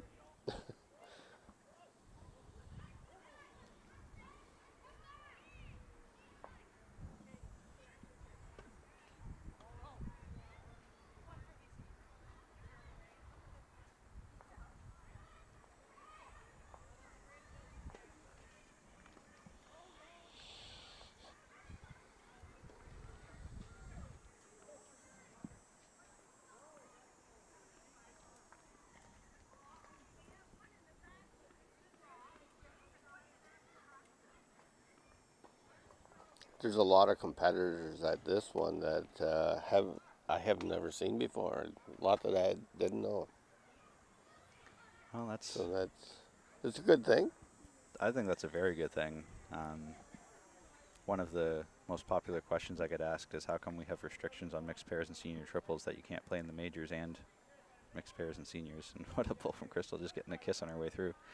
And even after explaining it enough times, people still may not agree with me on it, but there were a lot of different things we were trying to do with the competition review, maybe too many.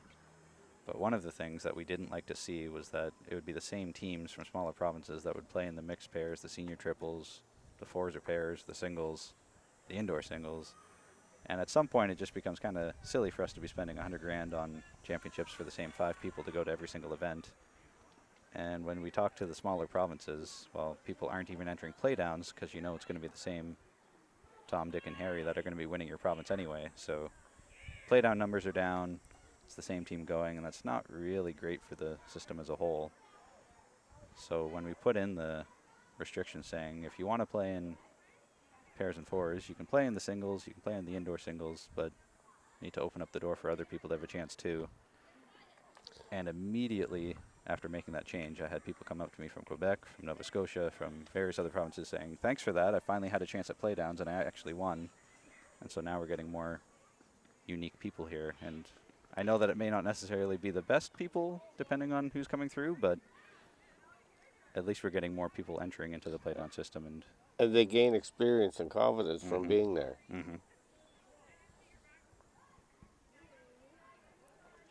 And eventually you're going to see those people here. Yeah, exactly.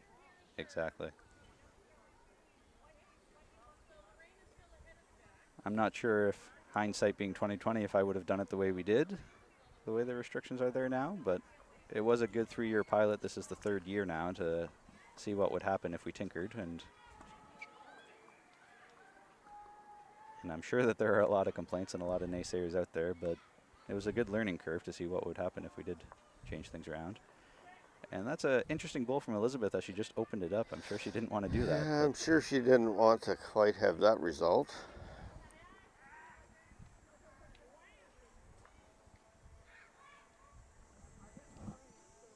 Daryl's coming in with an interesting comment. Over the course of this game, the jack hasn't been rolled past mid-length. Neither team has stretched it or played to the tee. No, there hasn't been a jack to the tee. Which is interesting. I'm also a fan of playing shorter ends. I'm not a fan of playing tee to tee. It gets messy when you play tee to tee, I find. There's a lot of short bowls and it makes it harder for the skip, but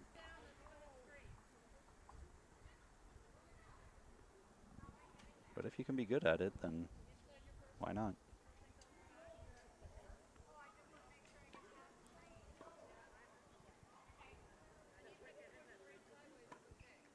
And there are those that can play very good at tee to tee. My first 2 years of doing this, I noted that BC teams tended to play tee to tee way more than any other province, and it was something that they practiced a lot more. But since then, I think that theory might have gone out the window.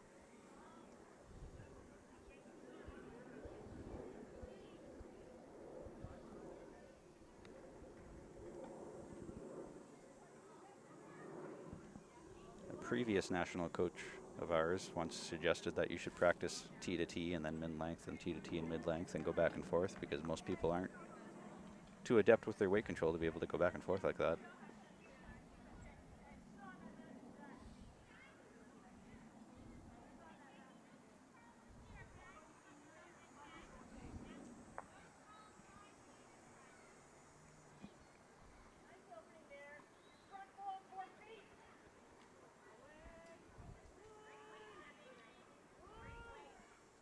So this could be a nail in the coffin, pending how this end shakes out here. Saskatchewan really needs to score a couple, ideally a 3, to give themselves a shot in this going forward, but it's not shaping up so well. The target's looking a little bit juicier now, though. Sure, from the mat, that would look very appealing. Very inviting. Yeah.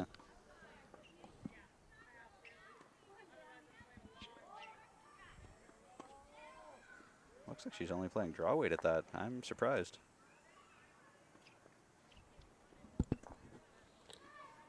So 3 to Ontario will make it 20-7 after 15, which almost puts the game out of reach.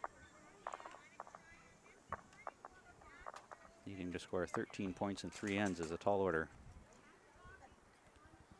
especially when it's only six bowls. Very tall. No matter what game you're playing, it's very tall order.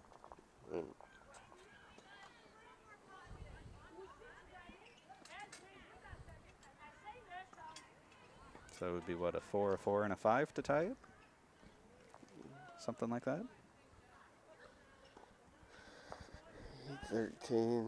Yes. That is very tall order. Mm-hmm. Especially when Crystal and Elizabeth have been playing the way they've been playing. And I'm sure with their experience, they will. Stop any pockets from forming.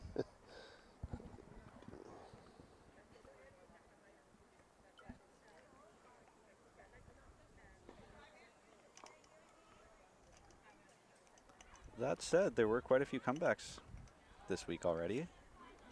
There has been. I heard about the Alberta-Saskatchewan match where it was something like 19-2, and then next thing you know, it's 2019, game done.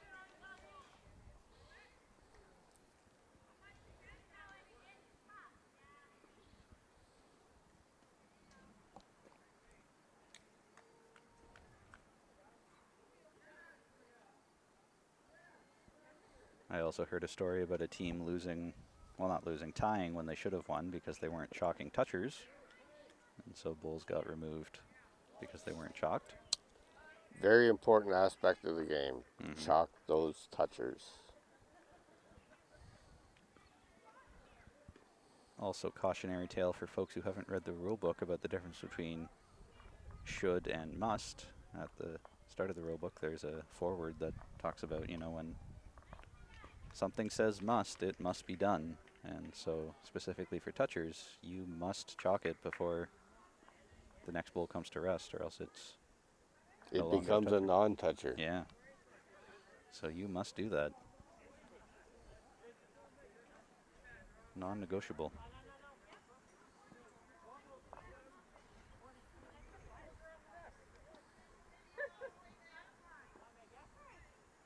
Which is interesting because that's another thing that unless you've read the rule book and actually fully understand that, it's kind of a learn through trial and error where you get burned by it and you learn really quickly after that.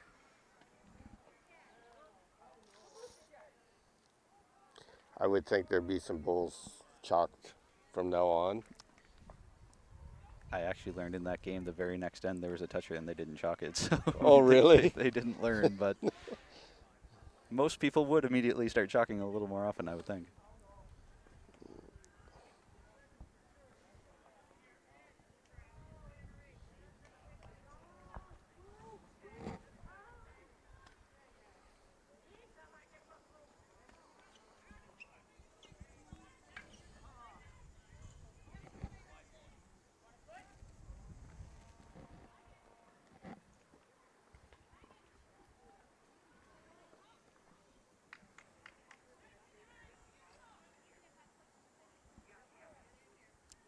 Give a quick thanks to the federal government, Sport Canada, for funding events like this. A lot of our funding from Sport Canada has to go to various things like translation and national team and a bunch of other things, but some of it does get to national championships like this. So being able to get umpires here, being able to have streaming like this, it's your government dollars at work.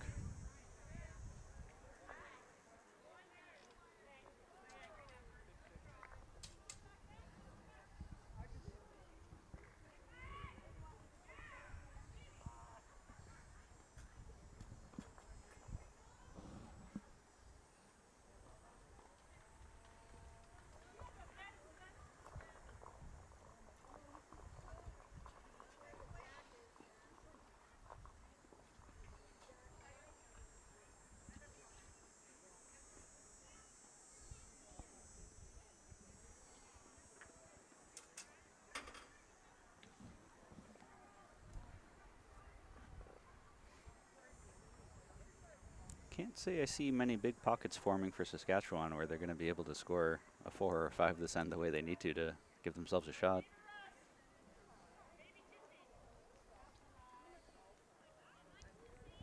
Sharon Farish asking you a question here, Tom. Can you designate a chalker because the opposing skip is on the mat, ready to deliver, and then chalk upon release of their bull? Yes. You can designate a toucher. Even if it's leaning, if you don't have a spray chalk, you can designate it. Mm-hmm. And if that bull becomes, especially if it's leaning on the jack, Mm-hmm. if you can if it gets moved a little bit, that it's safe to touch it, as long as both skips agree that it's a toucher. Very important.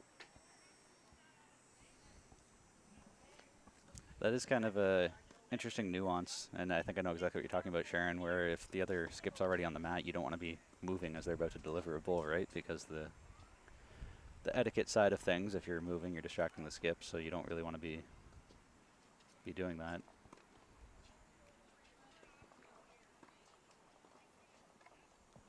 It's a fickle subject for sure.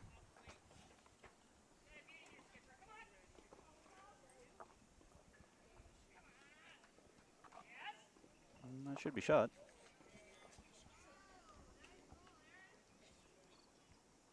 Looked like a small port that one went through. Mm-hmm.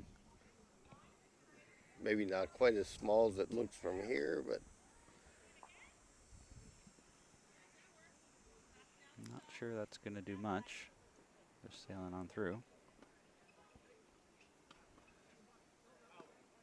I suspect that's one to Ontario, but they might put a measure to this.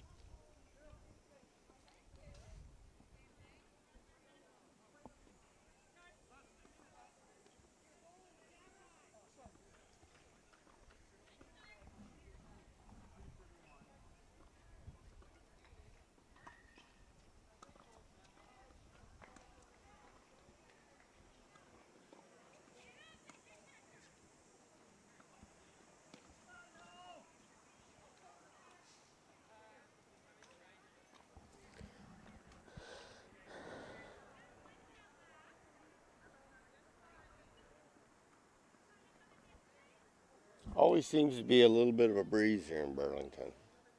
Yeah, Must be coming off the lake. yeah, very rarely ever dead air. I find the same thing with Niagara Falls. Whenever we play down at the Niagara Falls Club, there's always clouds changing overhead.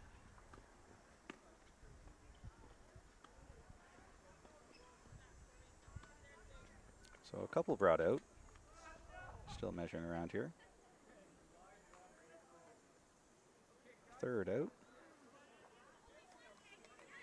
So it was 3. So that'll make it 23-7, effectively putting this game to bed.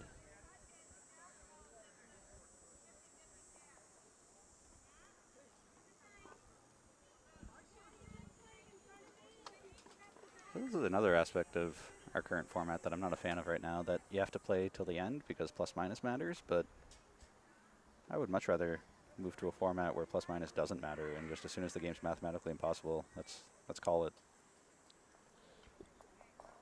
Because really they're meaningless ends other than the aggregate. But Yep. Other than to beat up on someone. it's no fun for either side. Right. Right.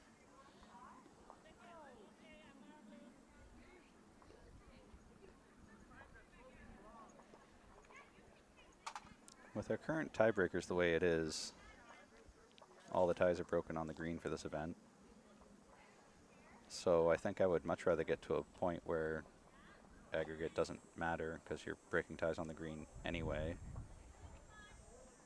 I'm a fan of breaking ties on paper just because it makes it easier to schedule when the finals are going to be, because you know you're not going to have any tiebreaker games.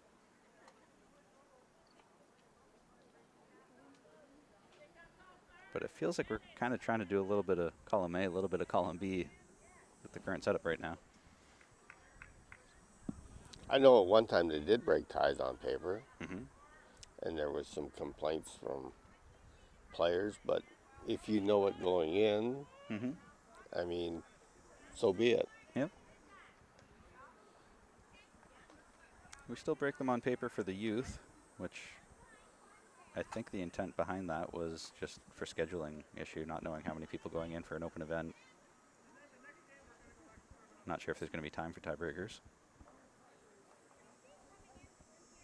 Great bowling here from Crystal to Yeah, she's zoned in on this end. close out the last 2 ends here with a bang.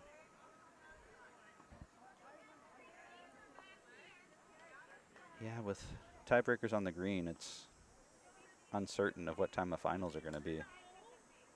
Because there might be one tiebreaker, there might be 2 tiebreakers if you have And I believe the tiebreakers are Saturday morning, Yep. if there is any. If there is any. So it could be Saturday morning at 9, could be Saturday morning at 9 and at 11:30. It could be nothing and then finals. So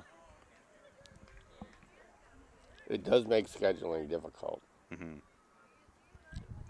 Come down and watch the finals. We're not sure when they're going to be though.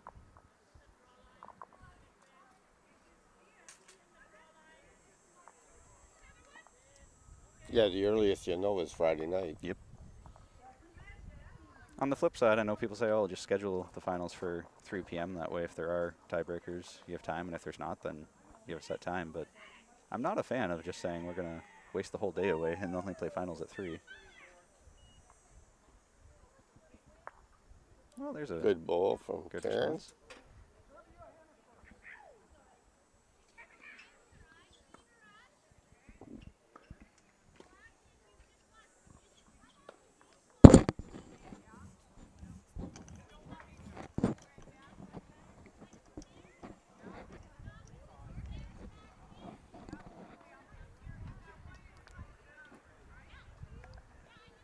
The way our tiebreaker procedure works right now, plus minus does actually come into effect to rank people to see who you're going to play in the tiebreaker, but it also comes into effect if there happens to be 5 teams tied, because only the top 4 will get to play tiebreakers on the green, which feels like a very rare scenario that you're going to have 5 teams tied for a playoff spot. The chance of it happening is small, but it can happen. Mm-hmm. And so plus minus matters then. I'm not sure if I would really care too much whether I'm ranked first or ranked third for plus minus. Either way, you're getting a tiebreaker game on the green that you just got to win the game. But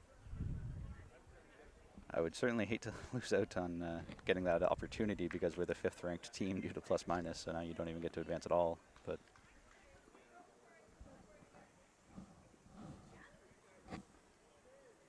every format has its nuances, I suppose. Yes, no matter which format you use, it's got pluses, minuses. Mm-hmm.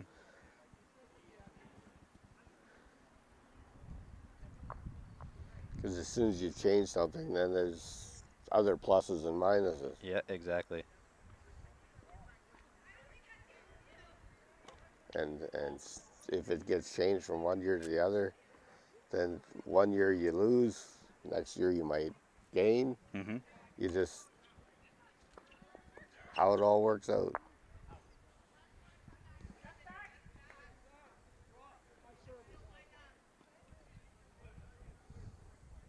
Sometimes I wish we could just move to straight single knockout, and then that way there's no tiebreakers, there's no nothing. It's just very quick, efficient. You know what's happening.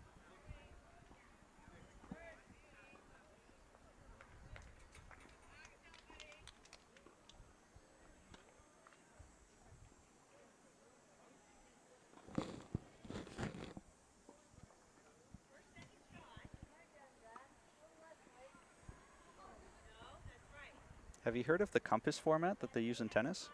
No. The way it works is everyone starts in the middle, and if you win, you go east, and if you lose, you go west, and play matches against people in your side. And then again, if you win or lose, you go north or south from there. And then if you win or lose, you can go back east or west from there. And so eventually you get brackets that start to look like a compass, and you move east if you keep winning, and whoever's the last one standing in the east wins the east bracket. And after that, it's just sort of, you filter out into playing against people with similar records as you do. But it's a very unique and interesting format I'd never heard of before until someone mentioned it to me, so I went and looked it up. And it's something I kind of want to experiment with in bowls, just because, similar to what we used to do at WOBA with the flight format back in the day at Fairmont, I like the concept of playing against people with similar record. If you keep winning, you're playing against people who keep winning, but if you lose, you start to filter down into Drop down into lower brackets. similar records of people.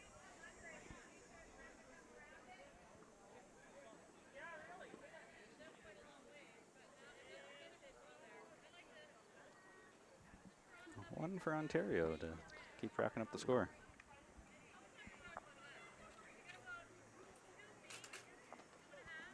Yeah, like something like that could be done here. Creative format, and that, but The only drawback is you wouldn't be playing everybody. Yeah, exactly. And But that's when it comes right down to it, is that the be all end all? yeah. Well, it brings me back to the question of what is the purpose of this event? Why do we have championships to begin with? What's the end goal?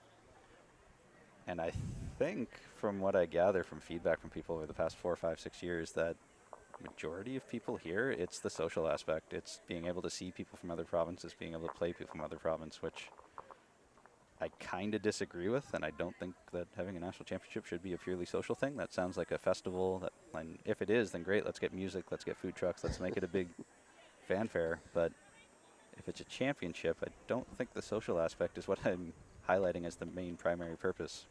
No, I don't believe it should be.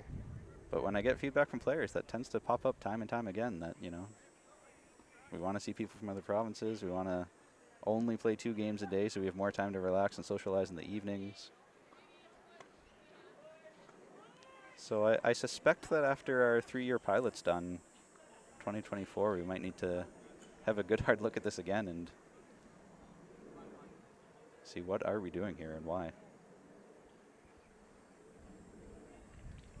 I think there's room for both. I think a festival is a great idea, that having that social element and seeing people from other provinces is fantastic, but I also want to see the highly competitive environment where your primary goal is to win, and that's it. Everything else is secondary.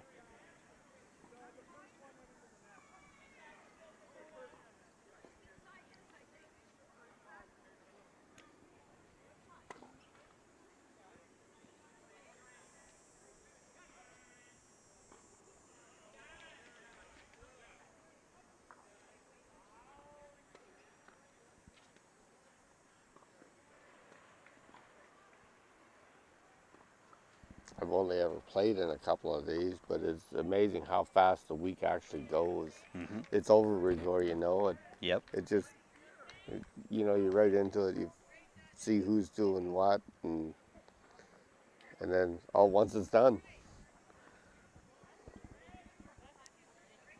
That was a very unique line Crystal just took down the middle there. That wiggled the whole way down. It didn't bend or go back or just straight up the middle. Yeah, this event and this week is always amusing to me because I tried for years to make it here and I never did. But then as soon as I worked for BCB, now I've been here. This is, I don't know, number 5 or number 6 of being here. And seeing some of the people here who are relatively new bowlers and are able to come back here time and again kind of frustrates me as a competitive player that I never got here myself on actual bowling merit. But kudos to everyone who won their qualifiers, won their playdowns to actually get here.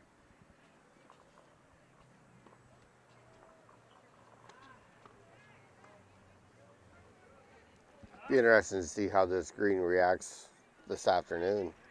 When it dries out a little bit more, it gets a little bit quicker. Mm-hmm.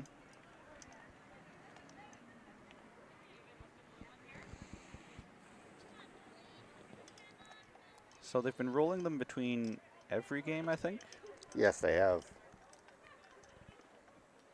And so that shaves the maybe a half second to a second off of, or increases the green speed, I guess, by a half second to a second maybe for a couple of ends before it reverts back to pre-rolling nature.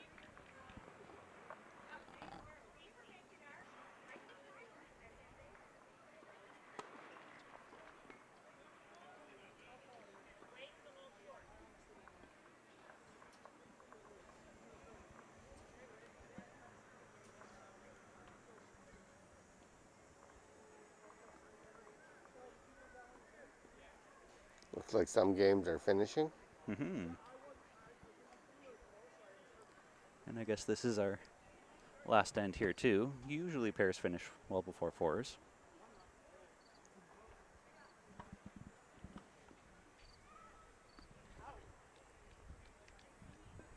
Good morning, Leo Dusablon. Tuning in from, I believe he's in Manitoba. Yes, he is. In the summers, at least. In the winters down south, I would imagine.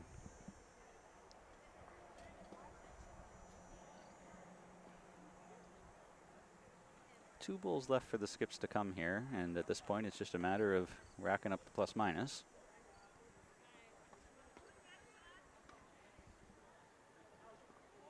I think at this stage I would maybe start tinkering with other shots.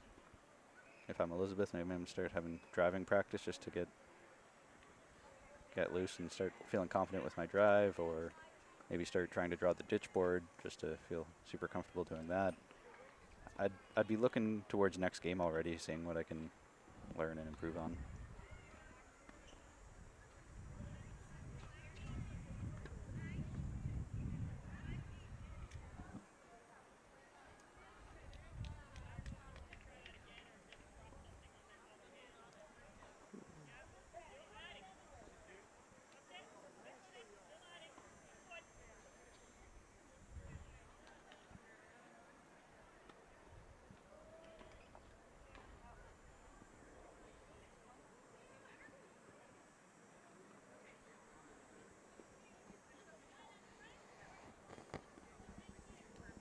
You can tell the intensity level isn't too much in this end. Yeah, nope, not at all.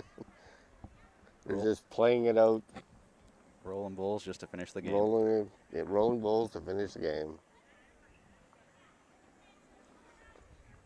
Little rub here, little rub there. And it's a measure to finish the game.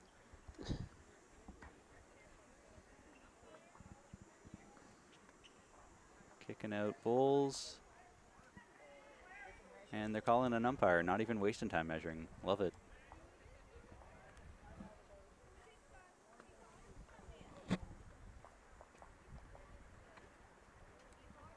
The umpires are busy on this green. Measure over here a couple of greens away. So Rusty on 2, George on 1.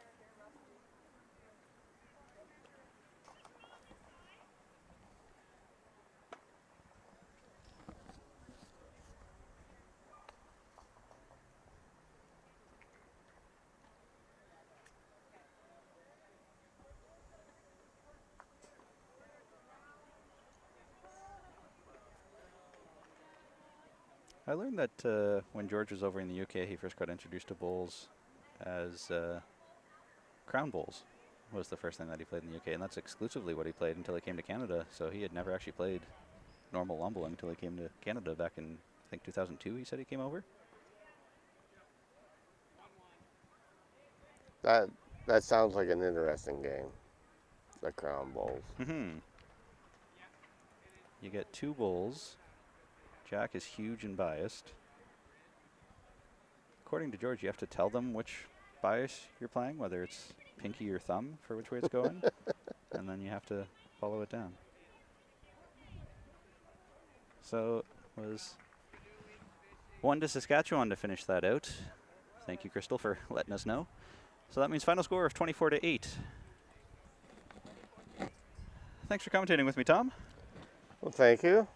That's it. That's all for round 1. We'll be back again at 1. We have first balls coming down. We have Taylor Aces versus Henselite Bulls this afternoon. The Alberta group is playing with Aces.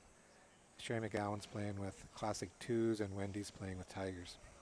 Greens are running somewhere between 11.5 and 12 seconds. Beautiful day for bowling out here.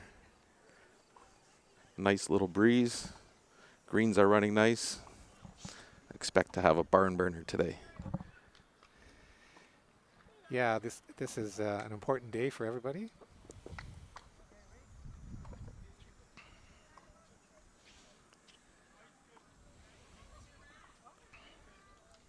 Looks like Jen's on a good track here. Just a little. Yeah, excellent bowl. Yeah, both the leads have started well.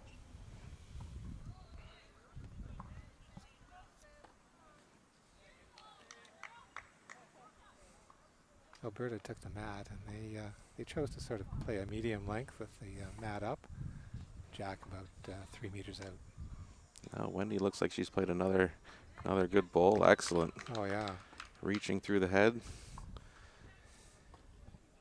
Lead is so important, Ryan, as you know. They set the stage for the skip. Absolutely. It's nice to see that there's no short bowls out there. Often here in Canada, we throw a lot of short bowls in the lead position. Alberta's got some nice position there now for Joanne when she comes up, just prior to Wendy's last bowl. If you're just watching for the first time, this is an 18-end game, 3 bowl pairs with the respot, with a time limit of 2 hours and 30 minutes. Yeah, I don't think we should reach that time limit with this game. Not in the pairs. Maybe the fours might get close to the 2.5 hours.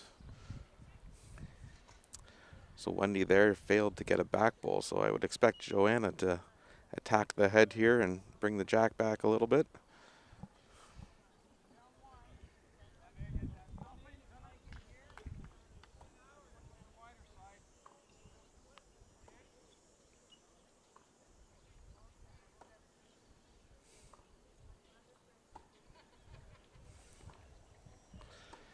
Yeah, they had some rain and thunder here yesterday, Ryan, that delayed the start of their games, but hasn't impacted the Greens any with the rain they had. No, I think Charlie and his crew's done an excellent job. They still have another week of bowling on them, so.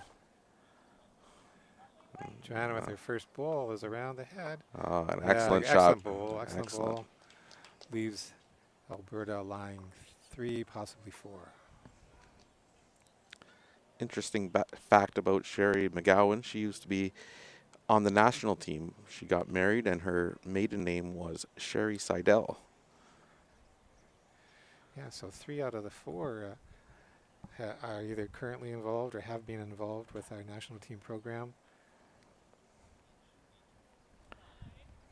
Jen just coming back from a trip to the Commonwealth Games.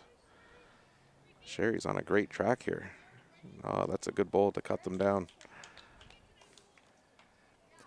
Yeah, that's an excellent bowl. Now it just leaves Joanna some options to play here to try and score more. There is a slight separation between the shot bowl and the jack. Yeah, she definitely doesn't have to be shy about this shot. She little weight on the top bowl of Sherry's and right onto the jack. It's hitting a couple.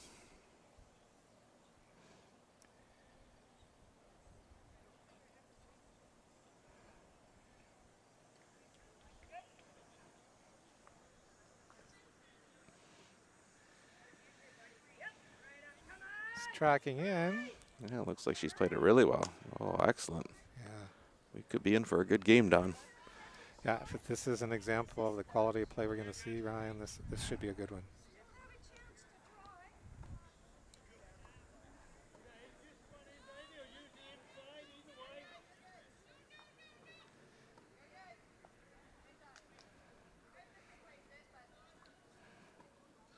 If you're watching, don't be afraid to leave a few comments. Well, we've got our first one from Daryl, and Daryl says, "Uh-oh, Don's in the booth." We expect that from Daryl, though. Yeah, but I've got lots to eat, so should be okay. Daryl will be here later in the week. He always does an excellent job. I'm sure Jake will be able to rope him in. So I think Joanna's just going to try the same thing. I'd be tempted to play a little more weight at it, Don, and try to push the 2 black bowls onto the jack and score a little bit more than 1. Really got nothing to lose if he just plays the bowl with the same weight as last time.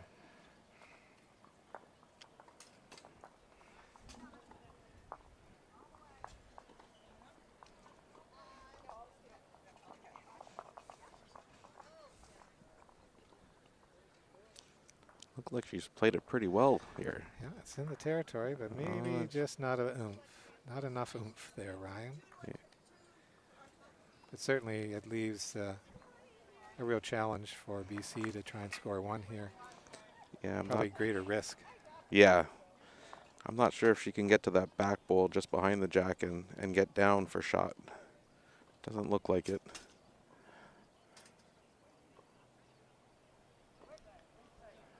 Well, she's definitely trying with this one. Yeah. Probably best she was a little short. She could have dropped a couple there. So 1-2 Alberta. See if they stay with the same strategy in the second end, taking the mat up. Looks like they are.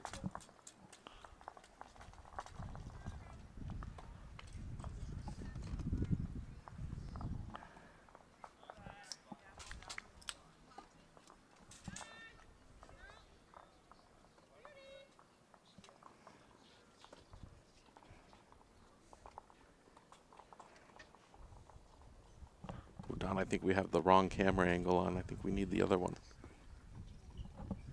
I'm just trying to look at it live here. Oh, no, we could be right. Yeah, we're right. Where's our production manager when we need him? Bear with us, guys. We're new at this. All right, so they have done the same thing, Don. Maybe a 3/4 length jack, pulling the mat out. Yeah, we've had mixed reports about this rink they're playing on. The ditch side, which is the bowl that was just played, can be a bit tricky. The other side is maybe a truer draw, but not as wide.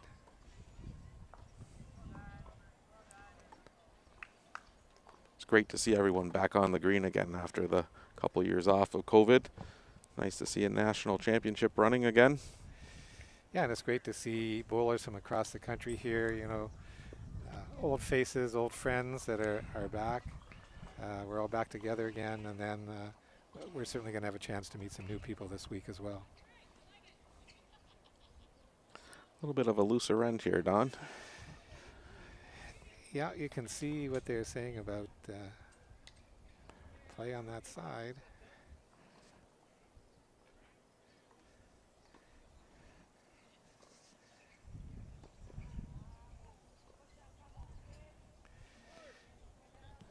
Yeah, Just wants to stay out there, Ryan. yeah. Might be all about foot position on the mat for this, going this way. Yeah, we need Wayne Wright here to give a little education on use of the mat. Maybe overcome this challenge, but Well, this might be a good track here. Looks like she has better weight than her second one. Yeah, that's a good bowl. That finished up nicely. Good adjustment.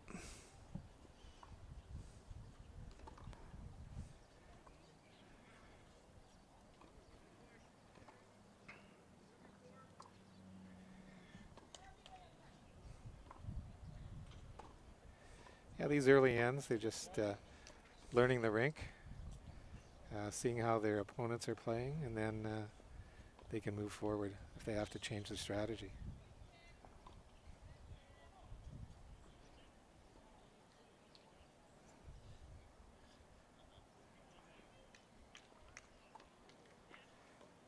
Joanna Cooper with her first bowl of the second end.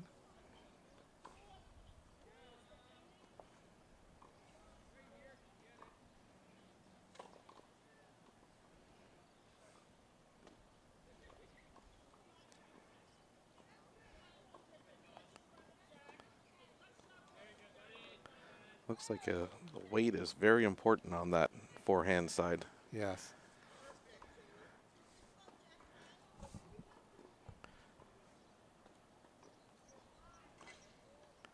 Sherry's the first one to throw a bowl on the backhand. Looks like she's playing it pretty well. Yeah. Just a little bit heavy.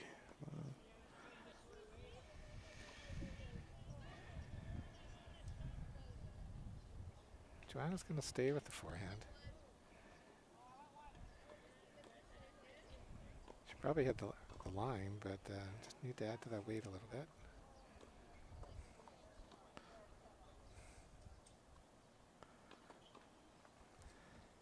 It's interesting to see, Don. She's thrown two and missed her line, but yet she threw them both from the same place on the mat. Yeah. Oh, we just got a message from Justin Dusablon. Hi, Justin. Thanks for watching. Thanks for tuning in. Played with Justin in the South Central. Down in Arizona. Yeah. Oh, nice. I'm sure he's cheering for the Alberta team.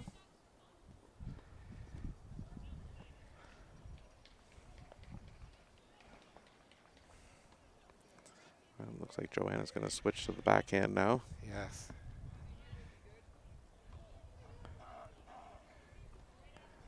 Certainly that gives her a better chance to get to the shot ball, and maybe Sherry's ball was just in her way there. Or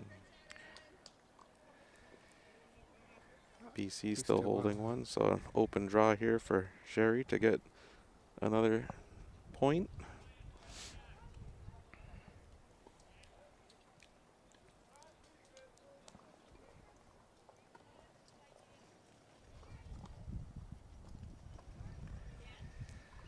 Looks like she played it pretty well.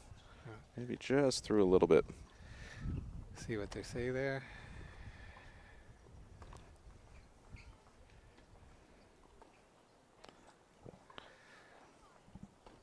That'll be 1-4.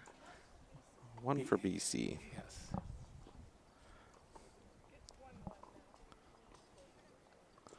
All right, as we get further into the game, I expect the bowls to get even tighter than that.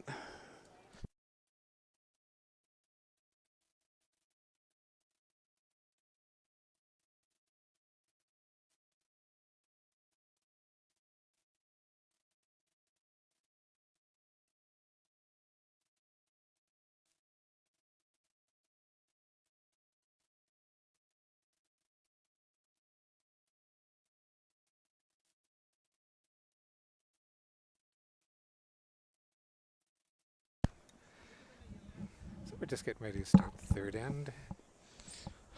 Looks like we're going to a maximum length here, Don. Something we don't see a lot here in Canada.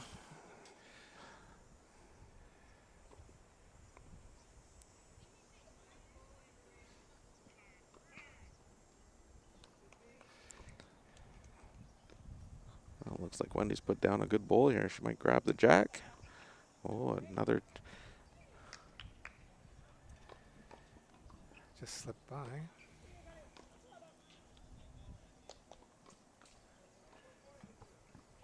Just sitting on the ditch board, that first ball.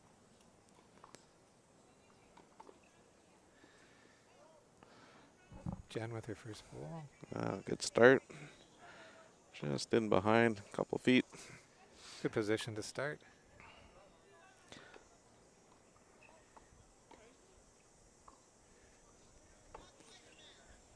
If the lead does their job, then the skip can really, you know, they've got some nice stuff to work with. They can make the difference on the end, determine whether they win by 1, 2, or 3 shots. I think that's Ryan Bester saying leads win games. The skip's determined by how many. Yeah, he got it from me. Oh, he got it from you? Yeah. Jen's on another good track. Just a little under on the weight. It's so true. Certainly in this 3-ball game, your lead has to be on for you, and then you're going to enjoy your afternoon.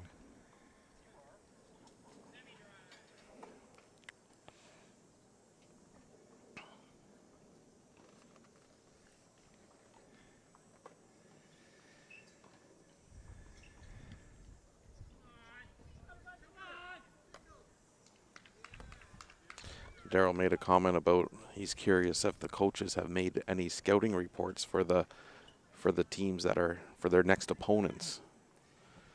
He says he thinks there's a lot of missed information that gets left on the greens.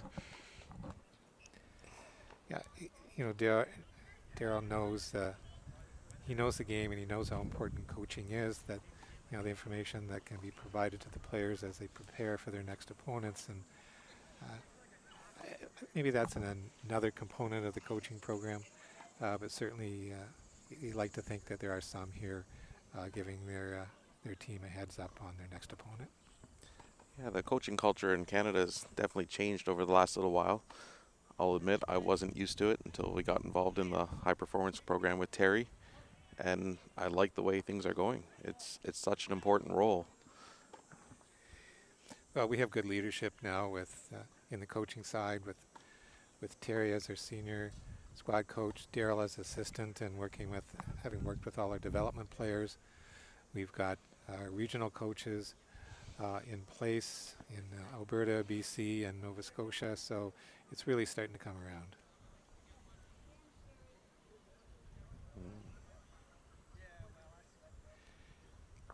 All right, so Alberta's sitting a couple. Joanna's first bowl to come. It's just they just seem to be slipping by, but still good position. It makes the skip think about the shot a little more.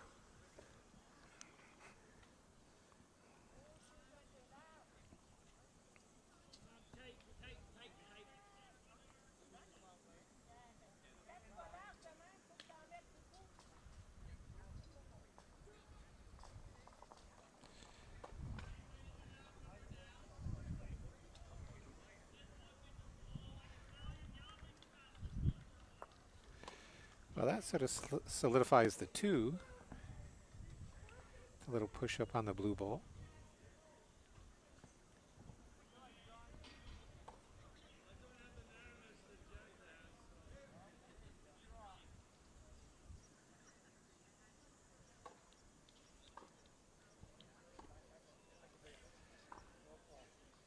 This ball is just a little short.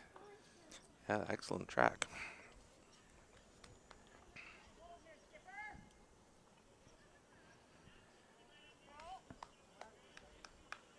Not sure if I mentioned, but Manitoba leads the women's pairs with a 4-0-1 record, just ahead of Alberta and Ontario A after 6 rounds. And Ontario A is Crystal and Elizabeth.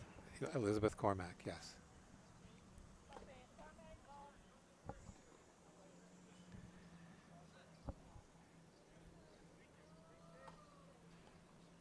Sherry with her last bowl. It looks to be a little under on the grass and the weight. Yeah. All right, a big opportunity for Joanna. Instead of being a little tentative, I think, with Yeah. that shot. Certainly Joanna can afford to be there.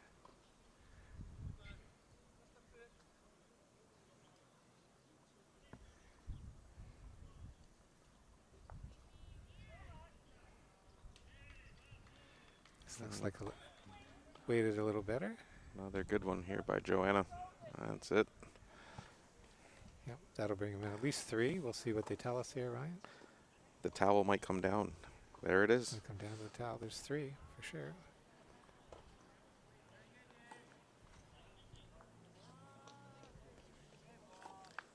Joanna's got the tape ready.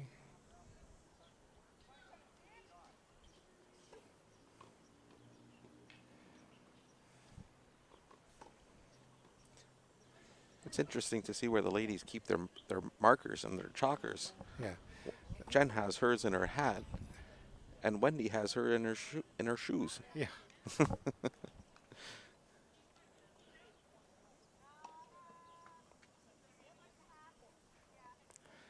be 4 shots for Alberta.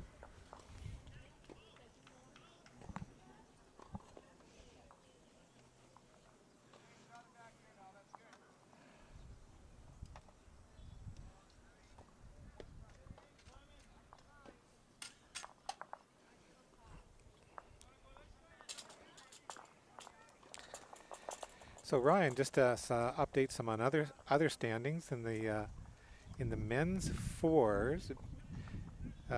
BCB is 4-1, leading the way. Alberta A is 3-1-1, and there's a 3-way tie for 3rd on the women's 4 side. It's Saskatchewan women who are 5-0-1, followed by Ontario A and Nova Scotia in 3rd. So Ontario A is 4-1-1, and Nova Scotia is 4-2. Men's 4s. Alberta is 5-0, leading the pack. Saskatchewan B is 4-1, followed by a group at Ontario A and Nova Scotia A are at 3-2. So lots of games yet to come, and lots of things can happen. Yeah, the next 2 days are going to be a lot of good bowling, and should see some movement in the standings. Wendy electing to play the non-ditch side with her first one.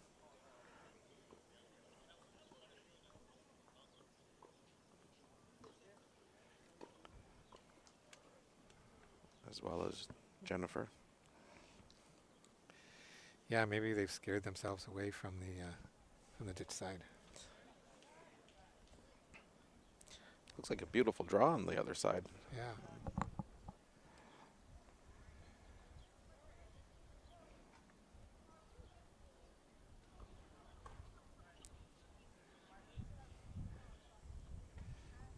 This looks like it's tracking well.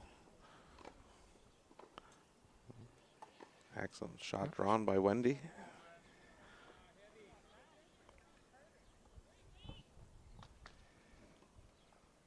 Yeah, they both had, Jen especially, she's had good weight going this way this time. As we said, the first time they were, I think, struggling with the side, but they seem to be a much better head. So important after scoring a 4 to come back really strong and get the 2 big scores in a row. Jen's been a little bit loose in this end. Bowls hanging around though.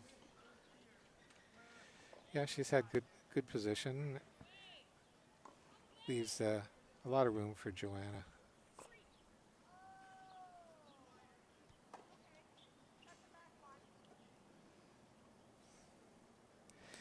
I've noticed, Ryan, the last couple of days, the uniforms, the tops, the playing shirts for all the provinces, everybody's really stepped it up. Ontario's got a great new top. Nova Scotia, certainly BC's always looked good, and then there's Alberta. It's a big change. It is, yeah, it looks great out there. I remember my first one and we were all in those cotton t-shirts almost. Yeah. Manitoba has some great shirts as well with the bison on the back. I even think Quebec has some new shirts too. Yes. Yeah, it's great to see.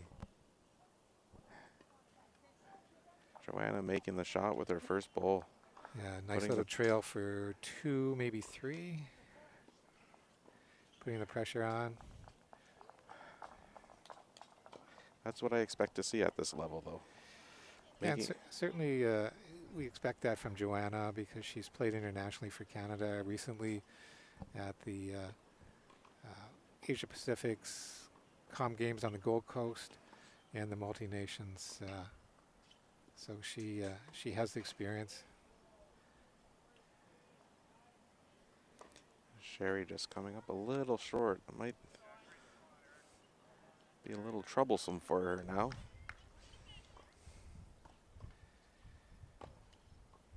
Joanna spent a number of years working on her PhD in Dunedin, New Zealand, so she got to play at the Northeast Valley Bowls Club, which is the home of our senior coach, Terry Scott. So she certainly learned a lot about playing on the fast greens of New Zealand, and that translated well for her over to Australia. Oh yeah, excellent.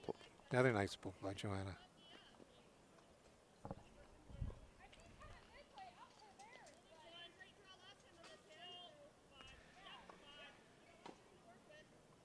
So it looks like Sherry's just trying to get into the pack there to cut things down.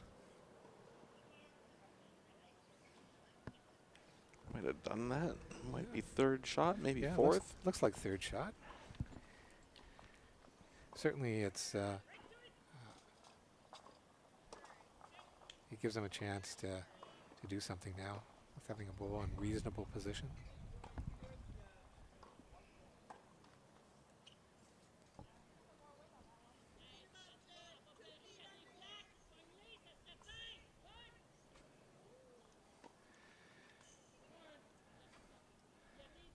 Lots of men's fours, men's pairs action going on this afternoon, along with women's pairs. While you're thinking here, I'm just looking at the head on the rink next to us, and there's a lot of short bowls. It's nice to see Aaron and Michelle back in action. It is. They've really just come back after a number of years off, and then with COVID in between. So they're both accomplished players. Mm-hmm. Having won at the Canadians, played internationally.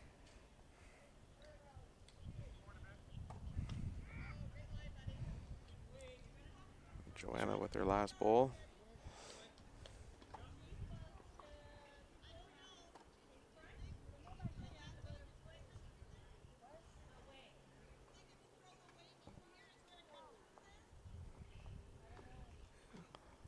It's not going to hurt her there, that's for sure.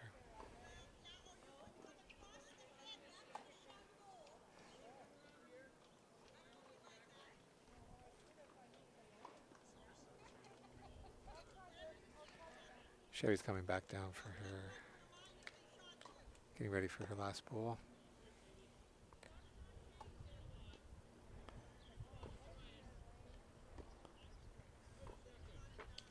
I don't think she'll switch her shots with her last bowl. Just try to make the adjustment. Try to get second shot, maybe even shot. It would look like she can get inside there, so.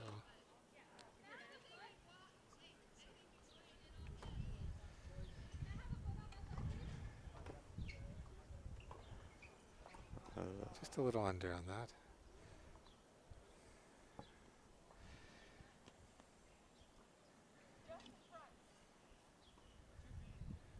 Two Alberta shots out. Taking a look at the third, it looks like, maybe more. Just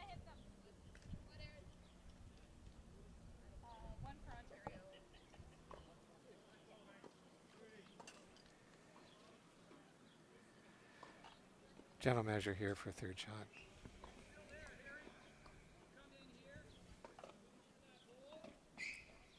We got some more comments from Leo Dusablon. He's giving us the thumbs up. Leo's at home there in Manitoba. Yeah. Shout out to him.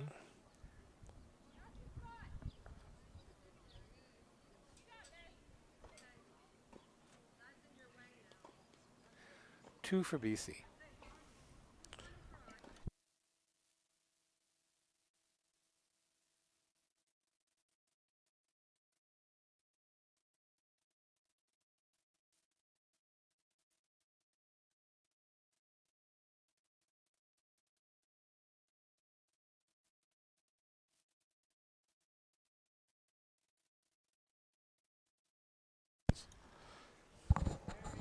Seven one after four ends here.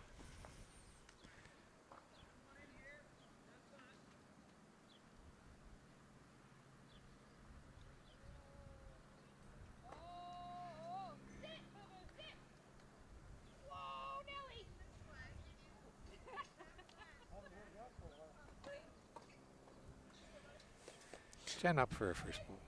And we're back to the 3/4 length done. They seem to they've played at both lengths, so they're feeling confident. Jen with another good opener. Yeah, put that pressure on with the first ball. That's what you always did, Ryan. Well, I tried anyway. First ball effectiveness.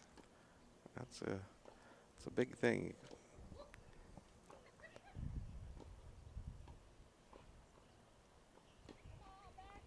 Well, Wendy had a good opener as well.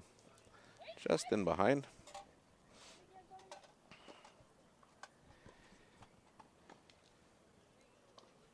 Pace looks good. That's was good to see. Saw Charlie Roach out there timing them at lunchtime. They were about 11 and a half this morning at top speed. Now they're well over 11. They were using the same apparatus you used to time the greens. Yes. The little ramp with the jack. A lot easier than trying to get a ball at 27 meters.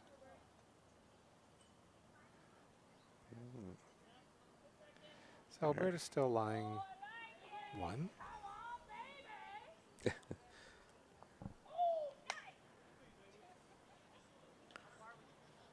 Excellent to hear Aaron out there having a good time. Yes.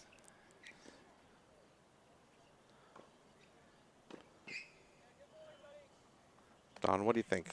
We play the game a little quiet over here. You've seen a lot of international bowls, and it seems like the good teams are always loud. You hear them. They have a presence on the green, and I think that's one thing we lack here. We do. I think when you say that, Karen Murphy comes to mind, and you can hear her 4 greens away. And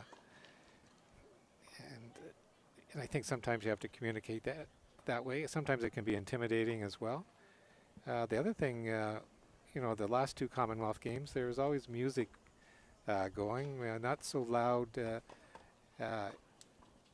in Birmingham as it was on the Gold Coast, but it certainly adds to the game and the enthusiasm. And but I can remember the days that we were talking about this at the club the other night, where people would be going, shh, shh, shh. It's not so much that way anymore. And to see some of how people celebrate great shots internationally, it's outstanding. Yeah, it definitely adds a component with the music out there. I truly do love that.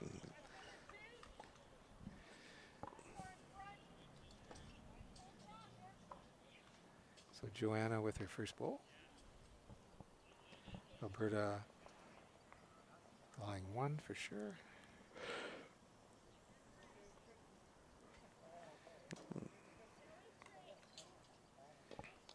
A bit of a point of no return maybe out there, Ryan. Yeah.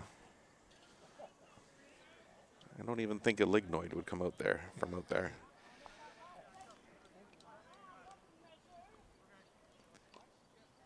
One of the things I can say quite confidently that the greens here in Burlington are equal to what they were in Birmingham, and Birmingham had a great facility. 6 greens, of which 5 we played on. Pace beat anywhere starting at 10.5 to 12 seconds, depending on the day and on the time of day. So it was just like, you know, in many ways playing on Canadian greens. Their TV rink, much like this one, was always a little tricky. Yeah, it's unfortunate that the TV rinks are always out on the ends. Well, we're trying to get a couple booms for Jake going forward, much like we see at the Commonwealth Games or in curling, certainly with the camera over atop the head. Well, surely Ralph Ellis can find us a grant for that. I'm sure Ontario has done a great job there, especially Ralph. He sure has. Here's a nice bowl by That's Joanna. an excellent bowl. Very good. That certainly changes it a bit. Leaves the jack still exposed, maybe framed a little bit, so just so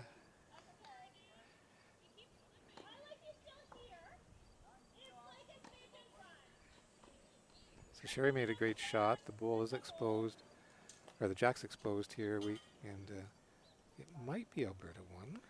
I don't think Joanna has anything to lose by being up to it, that's for sure. No, and she's Move got something around.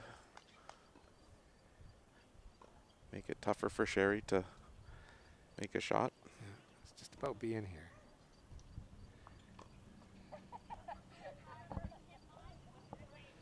That she was, but just a bit on the narrow side.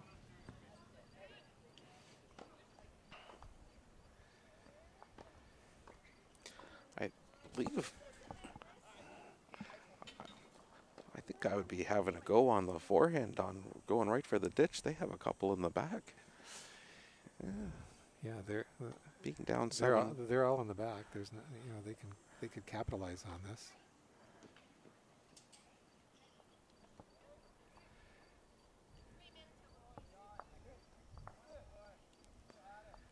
She looks like she's on a She's good track. She's got the weight.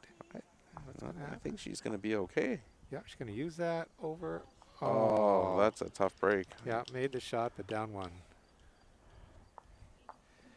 Yeah, 2 excellent bowls by Sherry there to change the look of the head. And there, you know, I think I would have been a little more aggressive, Don, and maybe tried to sink the jack. yeah, that's where coaching could have helped there, Ryan. 8-1 for Alberta.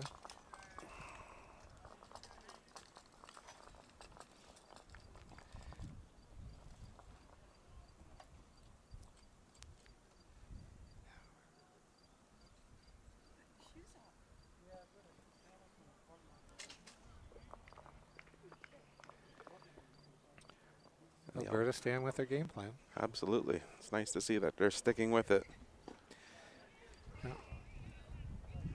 Certainly no need to run away from it the way they've been playing and putting the pressure on BC early.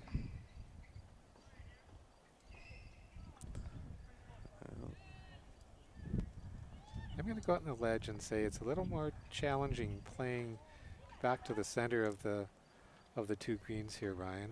I'm thinking so, Don. Just the way they're going into the wind, too. Not that it's a big win, but it could be playing with the bulls. Yeah. I'm sure if Daryl was here, he'd be agreeing with me as well.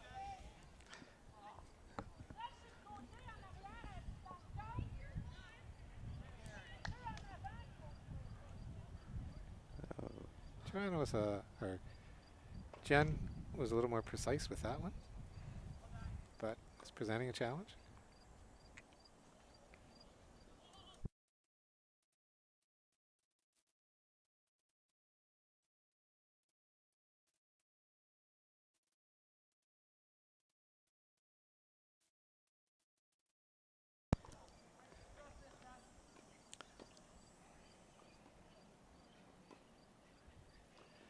Have we heard from anybody else across the country, Ryan? Well, just back from Daryl said he agrees with you like 2 peas in a pod. Ah, yes. Well, we spent 21 days together, so we figured out what page to be on. Oh, we're not supposed to talk about that, though. That we agree. All right, Wendy looks like she has a good bowl, maybe just a little heavy, a little through the head. But she's given something for Sherry to work with, that's for sure. Yes. All 6 bowls, all played on the right-hander's backhands there.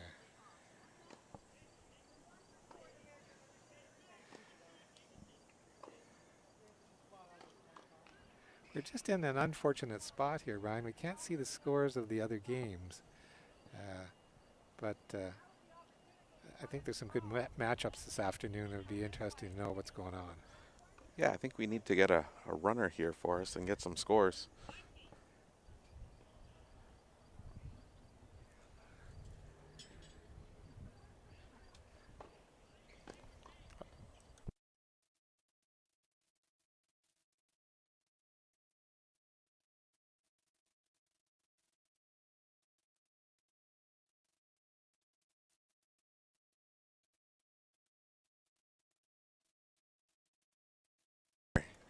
So we're going to get some scores. I can update you on some scores from the other games.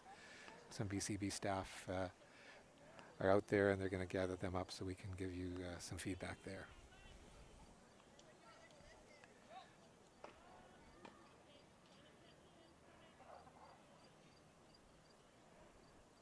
Well, Sherry looks like she's on the right track here. Just under on that weight. I'd like to see her be a little more aggressive. Looks like Alberta's down, possibly down 2. Okay.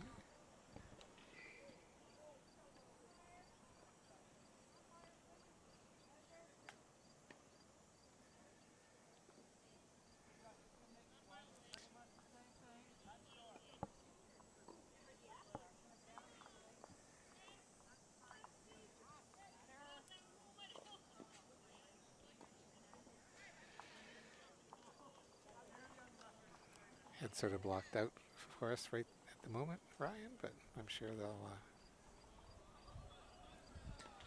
Looks like Sherry has some, yeah,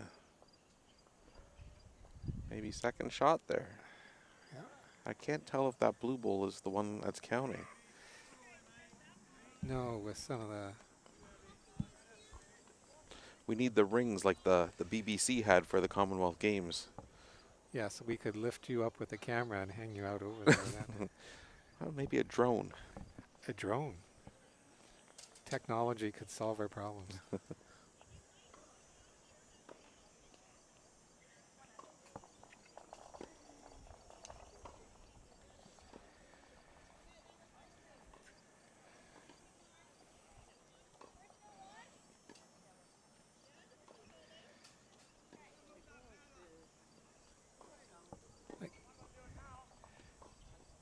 Joanna's going to play her forehand on the ditch side, so we'll Maybe just come to that group of bowls behind. a little more weight, but it's going to hold up there. Oh, maybe she was trying to promote her blue one. Yeah, that's what it sort of looked like.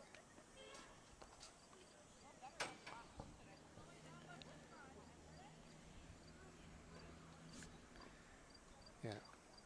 1 BC.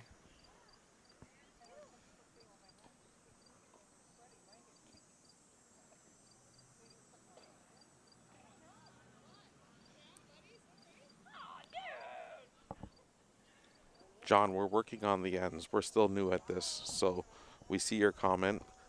Just to let you know, this is the 8th end that has just been completed.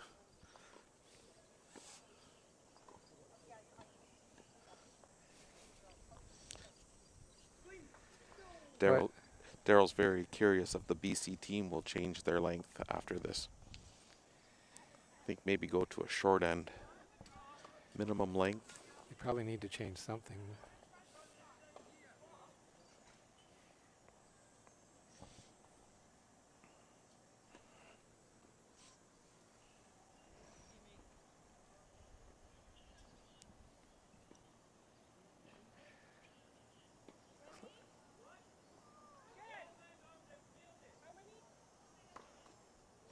That was 2 for BC. 2 for BC.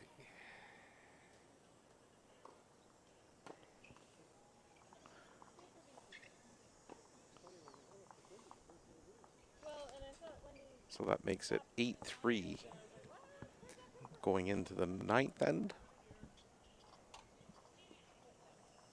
Yes, 8-3 playing 9.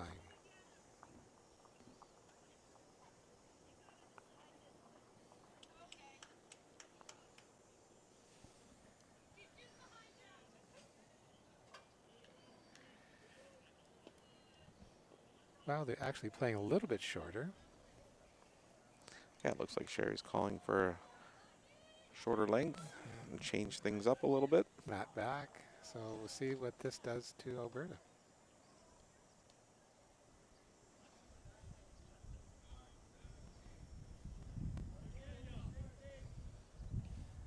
There's just enough of a breeze, Ryan, to make it very pleasant.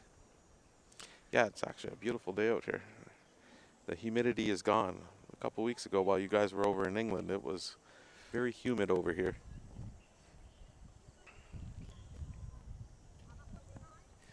Our temperatures ranged in Birmingham 22, 23 degrees most days. Very pleasant to bowl. Didn't get much rain. Rain had no impact on bowls at all.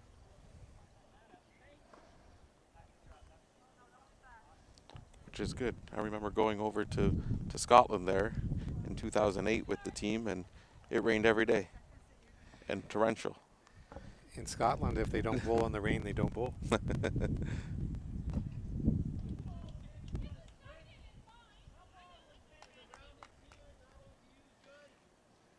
This looks good by Wendy here. Yes. Very good.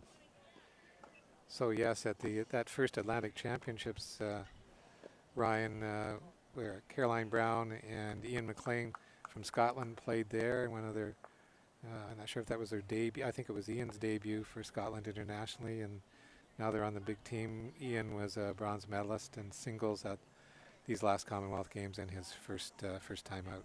Tough squad to break into in Scotland. Yeah, it's definitely not an easy one to crack. Do you think that affects their applications to the high performance team? I think that certainly their performance there would be noted. I'm sure they would have liked to have done better. So would a lot of other countries. I mean, there's a lot of top countries in the world, us as well. So the games were separated by 1 and 2 shots of whether you made the quarterfinals or not, and didn't matter whether you were from Australia or you were from Nui. The games were close. That's the thing about the Com Games, Don. It's in small groups. You have one loss, and your chances of moving on are very slim.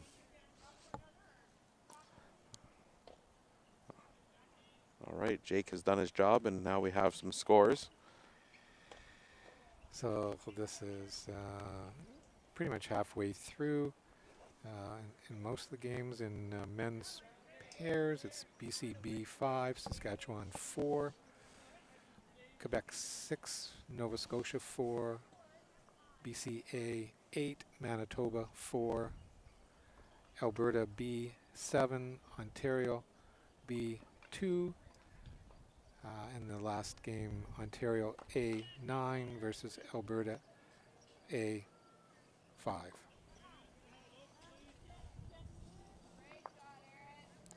So we have a little bit of a loose end here, so Sherry has a chance to take control and put one close. Get some of those shots back. Maybe their little change in length has thrown Alberta off a little bit coming this way.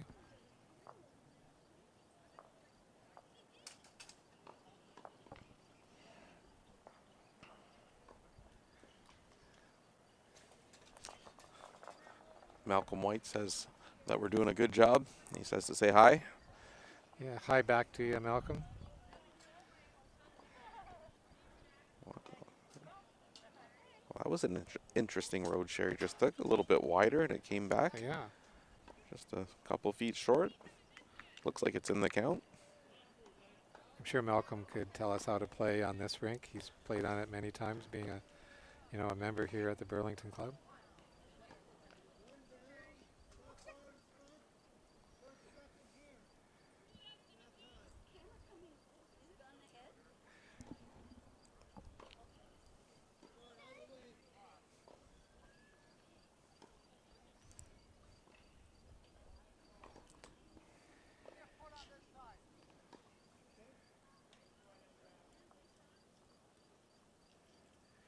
Joanna's very deliberate in her delivery, has that routine down that she does every time. Yep, it's the same thing every time. And that's so important to get in that, to get into that rhythm with what you always do. It's just like shooting a foul shot in basketball. Everybody has their own way of doing it, and it's the same thing here. Get your pre-shot delivery down, and you should have a better chance of delivering the ball where you want it to go. I think this one might be decent by Sherry. She's looking at it. Yeah, a little tap there. Yeah. Makes it a lot better. Certainly Alberta's got to feel the pressure here.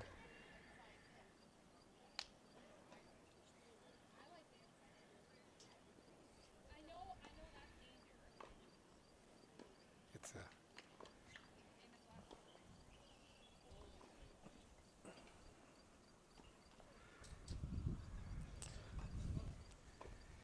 that one got away from her a little bit.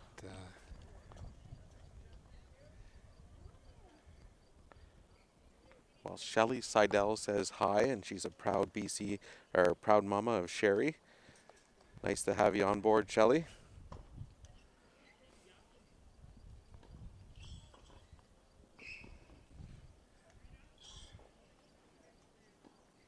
This could be good. And flip that blue one over. That might bring one or two more in, Don. Yes. It's good. This is looking at like a big end right now for BC. Even second shot. If Joanna doesn't get first shot, if she gets second, that's good. Yeah. So that's what Jen's looking at there. Just get to my foot, be second shot. Giving up one's okay.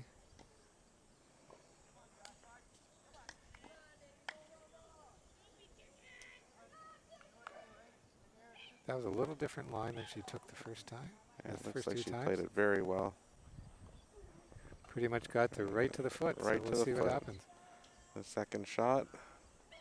And one for BC. One for BC. Yes, they were looking at a number of shots there, Ryan. Probably 5 at least.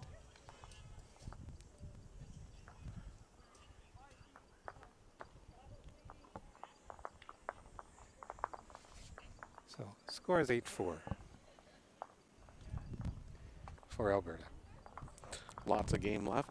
No need to panic right now.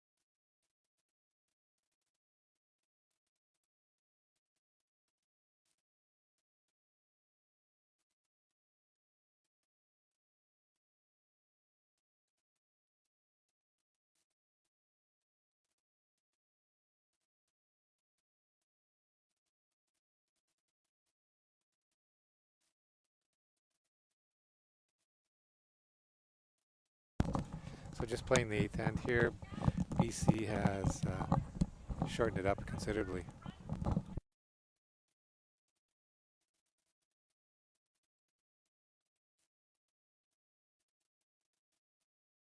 Elected to go to the ditch side again. Excellent weight, just struggling with that line.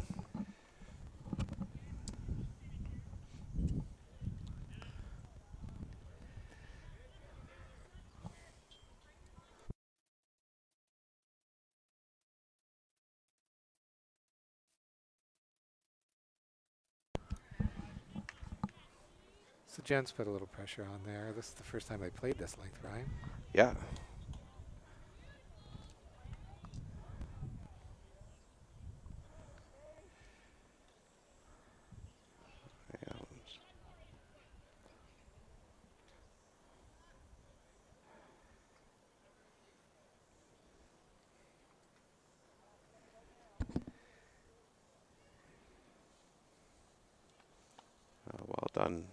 Well done, Jen. So some other scores we have in the women's pairs. It's BC 7, Nova Scotia 1, Ontario B 5, Manitoba 7, Ontario A 4, Quebec 1, and Nova Scotia and Saskatchewan are tied at 5, and that's after 8 ends.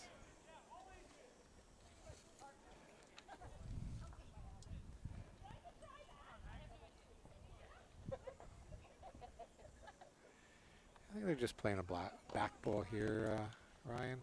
Yeah. At least that was the intent. I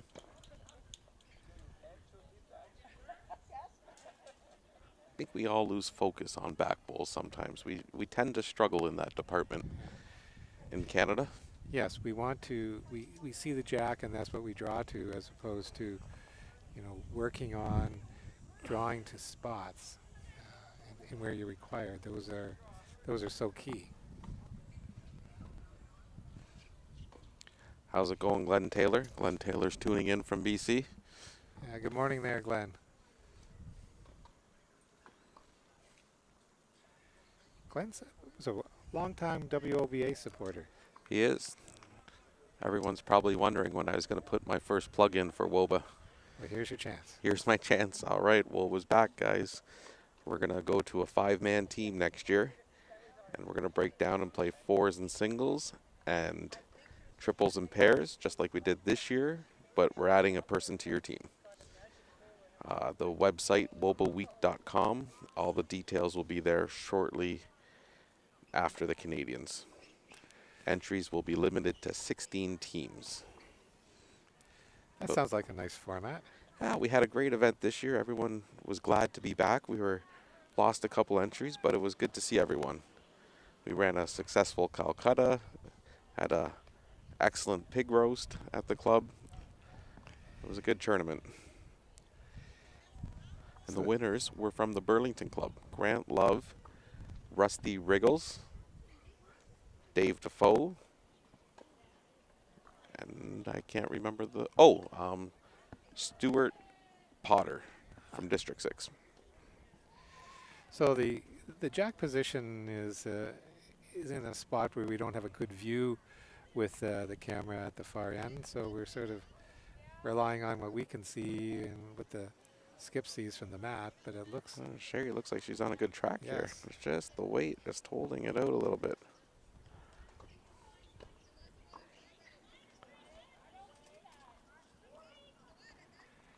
So Alberta is 1. I think I safely can say that.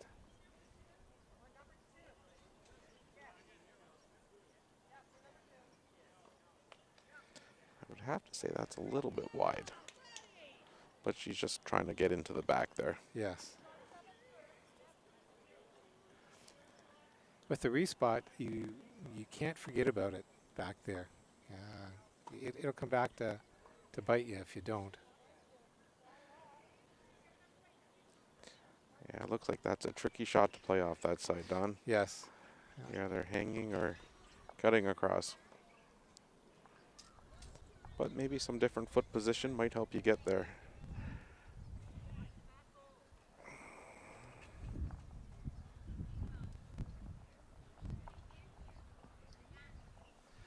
shot of Joanna's delivery here.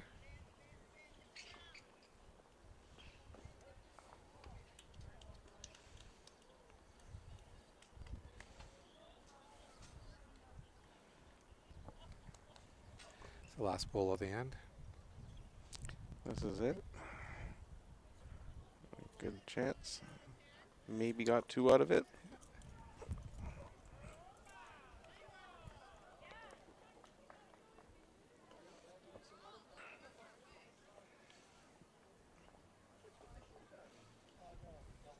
Burlington does a great job hosting these. They're so friendly here. All their members chip in. It's great to see. Yeah, this is, you know, last time they've done it almost back to back. Yeah, they had the help of Kitchener or Heritage last time. This time they've elected to do both the majors and the singles back to back.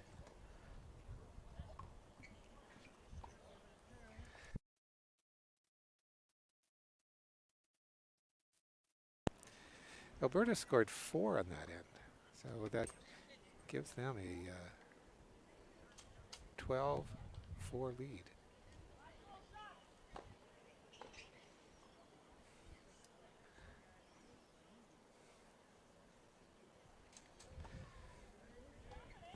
I think that one just got set up right from the start, Don. Wendy struggled to get one close, and pressure just kept being put on by Joanna and Jennifer. So important, the leads bowls in a quick game like this. So Alberta's going to change now. Joanna and Jen had a little conversation, and they're certainly going to change the jack length. We'll see where they place the mat.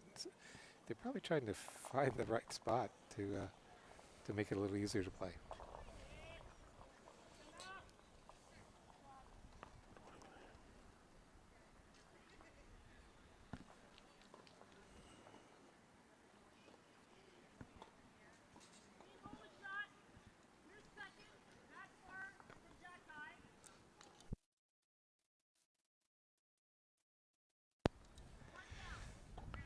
So they've kept the mat back.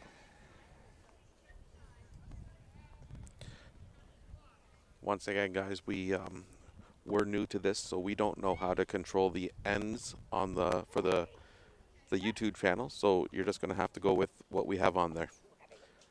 We all know it's not end 1.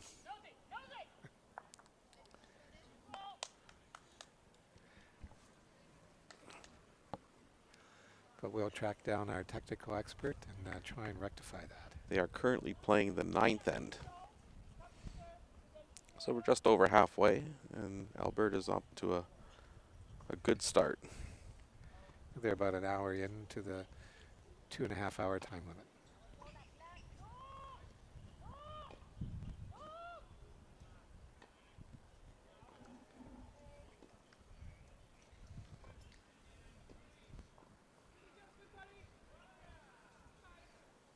Yeah, good adjustment by Jennifer there. Just leaving it just short of the jack eye.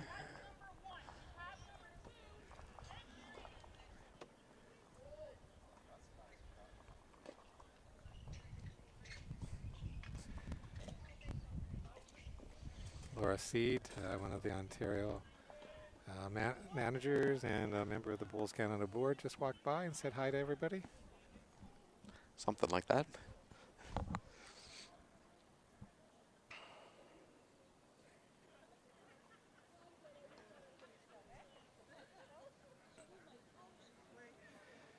So, interesting change in strategy by Alberta. It looked like their game plan earlier was mat up and jack, 4 meters out from the ditch. Now they're maybe playing the same length, but they're keeping the mat back and with the jack not as long. So maybe the same length, Ryan. Probably the same length, just in a different spot. Wendy's just struggling with the weight right now. I wonder if the greens are picking up in pace a little bit. Yeah, Charlie said they were crying for water, so they're drying out, so the pace is only going to get faster the rest of the week.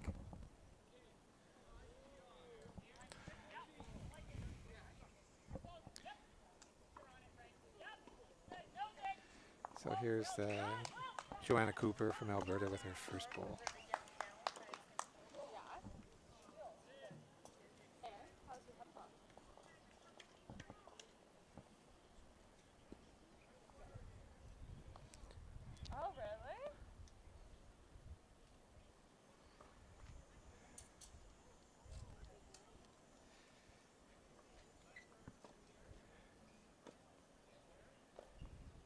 So certainly Alberta's got the opportunity here to, if they can move the jack back to 2 of their bowls, put some pressure on Alberta.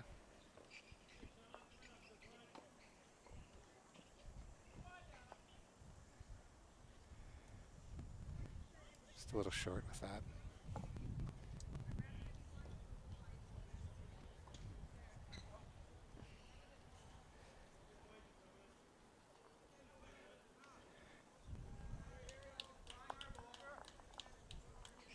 Joanna looks like she's played another Another good excellent bowl here. bowl. Yeah. Certainly just sitting right beside the jack gives Sherry a little bigger target, but certainly if Sherry's going to move the jack, that bowl will probably come with it, and that could help them out. It looks like she's got better weight on this one. She might be close. Oh, excellent try. Almost got the elbow there. Yeah, that's a good call, Jennifer.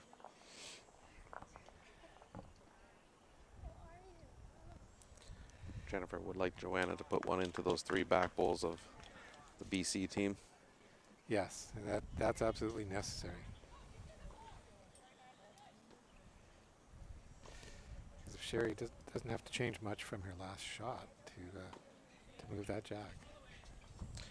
Don, were you there for the end against Wales and New Zealand and Wales at the Commonwealth Games, Yes. where the New Zealand team did not protect the back and the Wales team made the shot to win the game?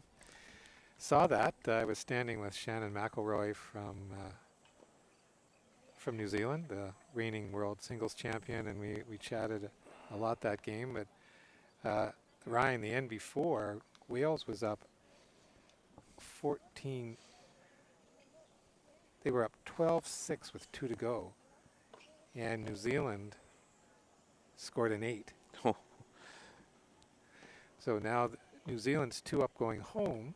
This is a quarterfinal match, and it just, whether New Zealand didn't see it or just didn't think that Wales could make the shot, but so the Wales skip on his last bowl trailed the jack to what ended up being 5 Welsh bowls for them to score 6. So 14 shots and 2 ends. And it was amazing to see 8, Yeah. then 6. You know, Yeah. that At that level, you don't expect to see too many 8s on the scorecard, followed up by a 6. no, certainly not against New Zealand. And you expect New Zealand could score 8 against a lot of people, but you wouldn't expect them to give up 6 going home when they were up. So it looks like Alberta has scored 3 in this end to make it 15-3.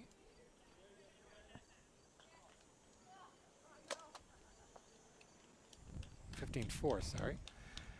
After nothing, I think. Our friend from Windsor, Dave Austin, has checked in, and he says we're doing a good job.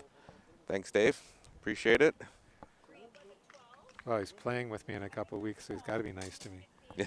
'Cause I haven't rolled many bowls lately, so he's taking a risk. The Windsor Club has done a fantastic job. Had the honor of playing there in May with the high performance team, and it was an excellent facility. You guys have done a great job there. Yeah, thanks, Ryan.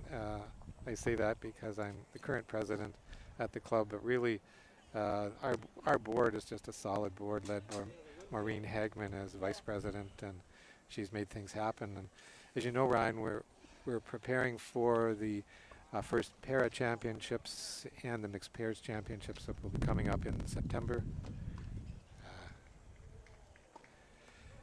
So it'll be another you know, nice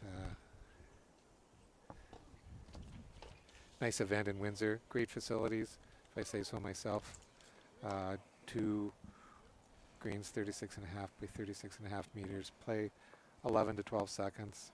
Great clubhouse. All the amenities that go with it. So Yes. a lot of clubs in Ontario have that, but I think we're lucky to have what we have.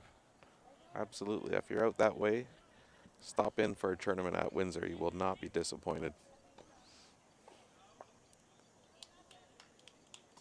Back to the pair. That's an exciting time. I'm looking forward to going down to see what that's all about. Yeah, it's our first national championship, so we're learning a lot. We saw a lot at the Com Games and learned about high-level sport, and certainly we're wanting to send a para team to World Bowls because para will be included for the first time in 2023 on the Gold Coast. We'll be playing visually impaired and have the physical disability B6, 7, and 8s, and the B1, 2s, and 3s on the visually impaired side. So exciting times for bowls, and certainly exciting times for para bowls in Canada.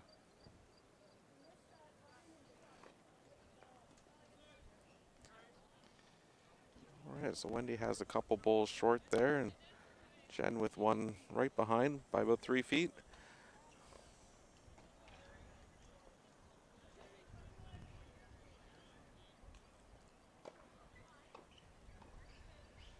So this was Alberta's strategy again, mat back, and not quite to the 2-meter mark, and then Jack, you know, 2 or 3 meters over the hog line.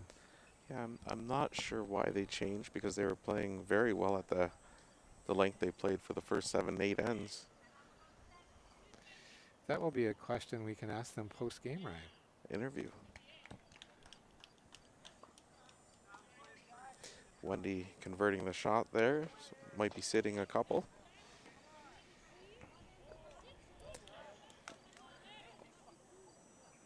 Jennifer and Joanna, they're in control of the game. They just got to eliminate the big ends, the crooked numbers. Yes, yeah, that's what BC's got to try and get some crooked numbers here. And Alberta just has to, you know, give them ones.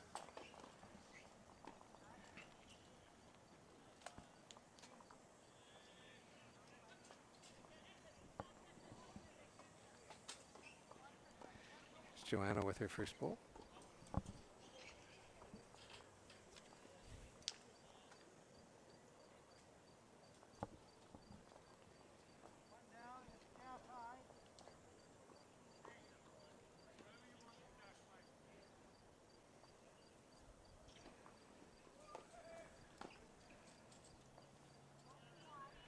Well, that worked out for her. I'm sure she, I guess as I would say, that's maybe the only way she saw it.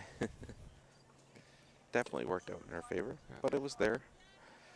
You know, you as many as you have against you like that, you get just as many. It all Yes. balances out in the long run, but you only remember the one that was against you.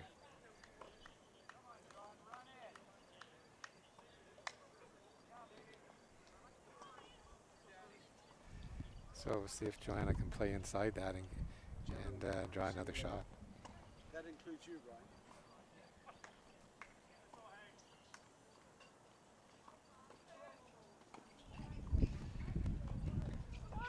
Oh, not again. Yeah, it just doesn't want to come on that side. So not much Sherry has. No, it looks, from this end, it doesn't look very pretty. No, she almost has to.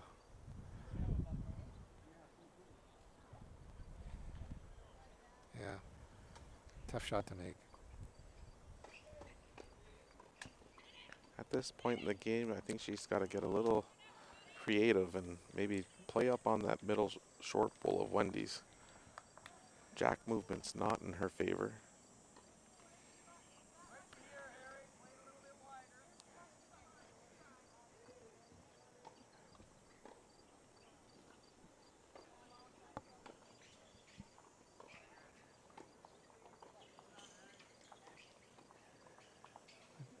Joanna's just slipping in there. Might be, Could be 2. could be 2. from what wasn't looking very good.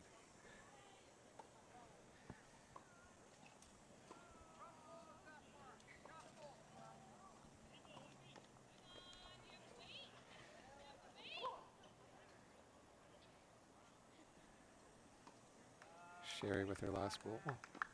It is actually starting to turn in there. Oh, look at that big turn. Oh yeah, look maybe shit. for second shot. Looks like, maybe not. See what they say. Oh, two Two. down. 2 for Alberta.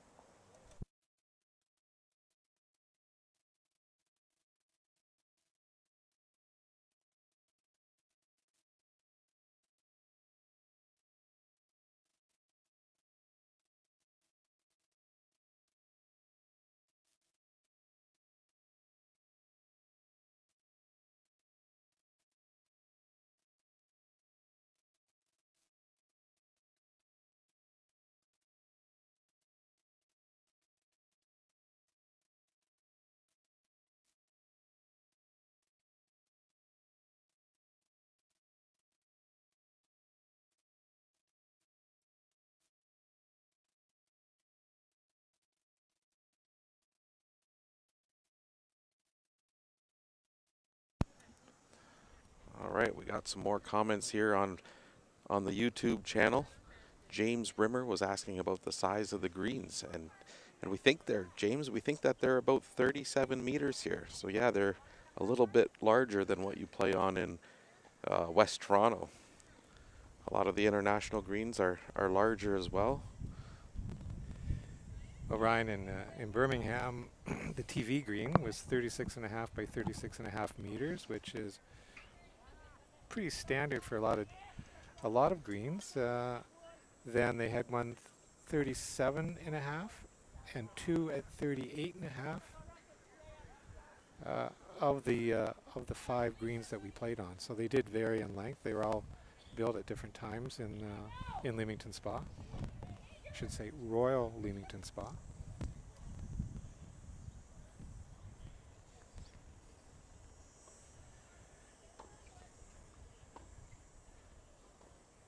So Joanna had another good first bowl there.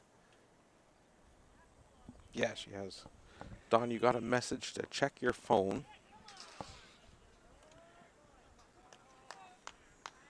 And to Justin's point, I guess you're right. They're tracking quite well at this length. They were doing quite well at the other length as well. But you are correct, Justin. Whatever gets points on the scoreboard.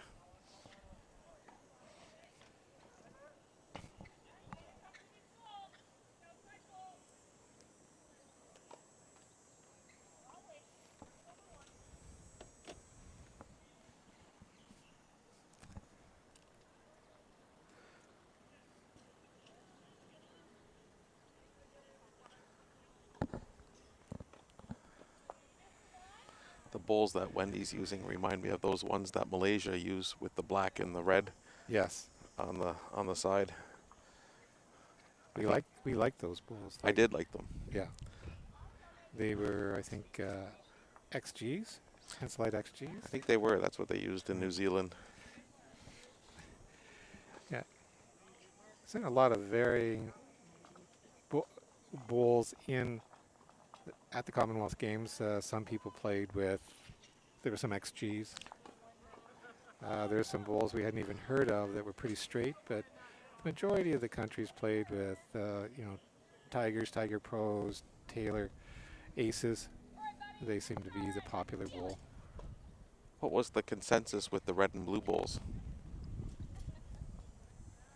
Certainly there's no issues from the players, and I think from a television perspective, and even if you were there watching, it certainly helped you understand.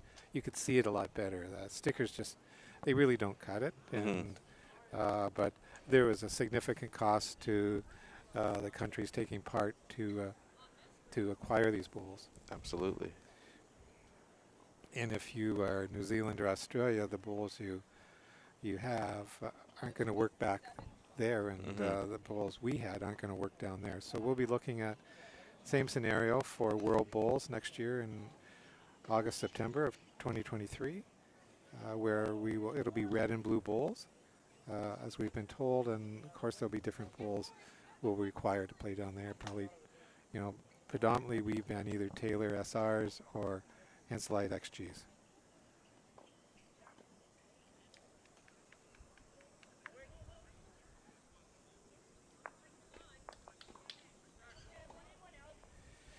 And at the Com Games, our bowls, 80% of our bowls were Taylor aces. Yeah.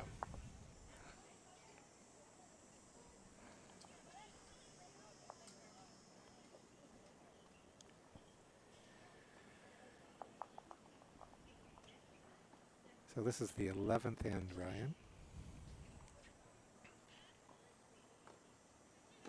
Looks like Alberta is sitting the 1.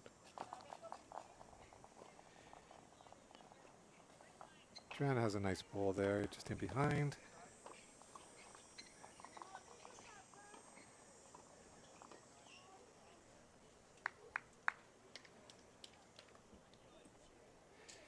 Certainly warmed up this afternoon, Ryan. Yeah. It's an excellent day, though. Oh, yeah.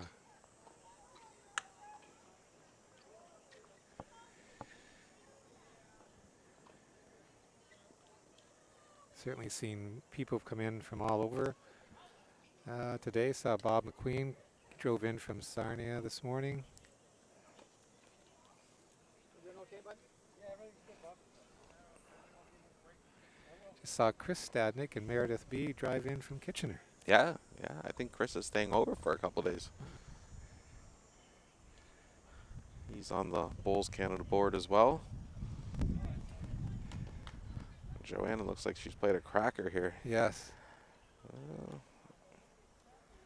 Second shot, first and second.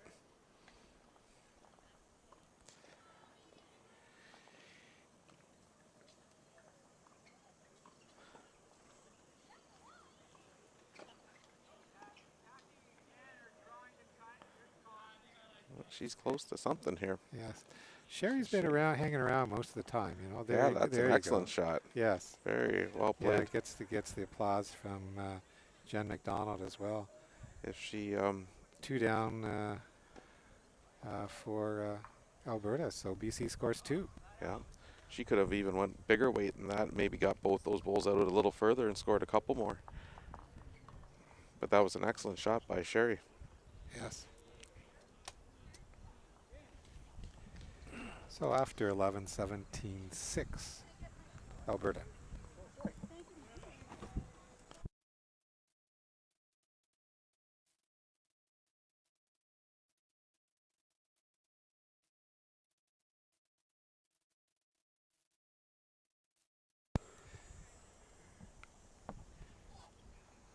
So BC has brought the mat up a fair bit this time, trying to change something, get some more shots. Looks like we're going right to the tee, Don. Yes. It's something Canadians don't do. They don't play around the tee a lot. Yeah. Whether it's short or long. Mm-hmm. I don't know, is it fear of the ditch or is it something we don't do enough? I prefer to go to the tee myself. Takes the tee almost out of the game. Yes.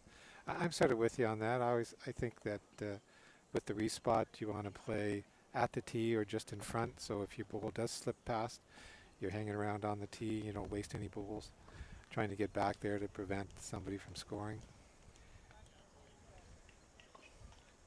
Daryl made a comment that he's noticed that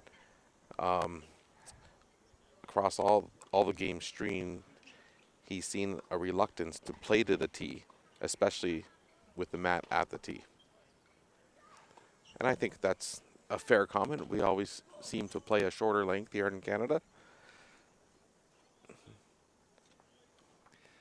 Yeah, and as we know, Ryan, internationally, Malaysia plays tee to tee. They very seldom change that. The mat might come one mat length in front, but that's about it. Yeah. I think it may have been Lachlan Teague that has said this, that, play long, play short. Choose one of those. Don't play in the middle because everybody can play there. Yeah. And we know that we struggle on the long jacks. Certainly tee to tee. It's something we have to get better at. Well, Wendy had a good bowl there. Yes. Reaching through the head on the forehand. Got a good result for sure. Good result. This is new ground for them too, Ryan. They haven't had the mat up this far. And just seeing what it's going to do at this length. And as we know, rinks can play different.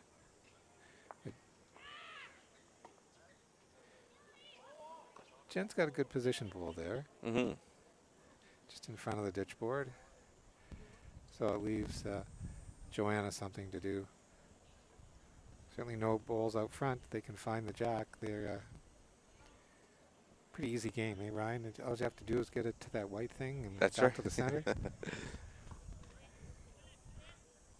Almost as easy as golf.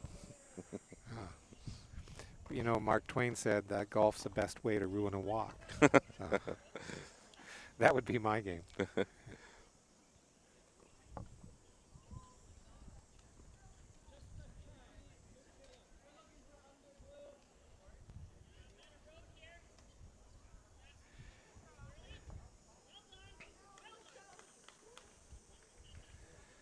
Sherry's very deliberate in her delivery as well, and it's usually fairly consistent.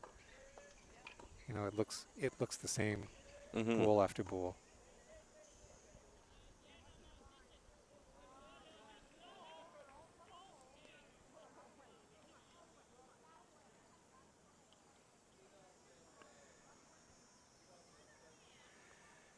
Joanna's coming back down now for her first bowl of the end.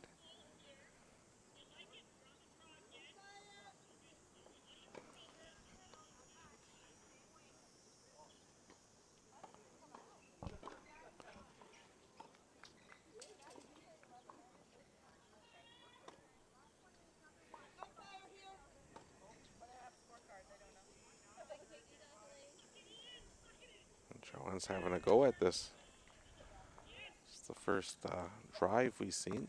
Yes.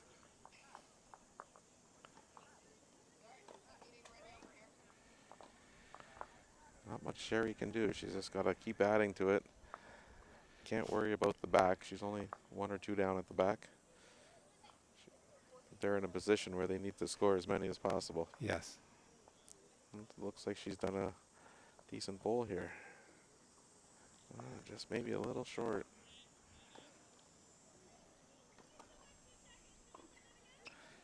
Looks like they're just one down, Alberta.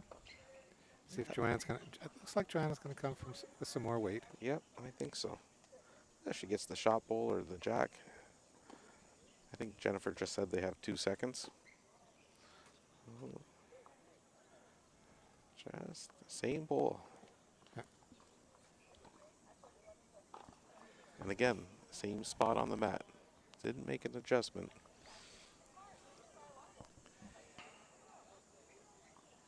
That's where it'd be nice if they'd had a coach here. You know, they could have maybe talked about that.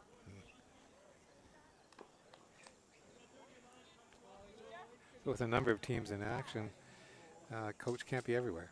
No, it's tough to be a coach. I coached at the last majors here in Burlington, and it was very tough.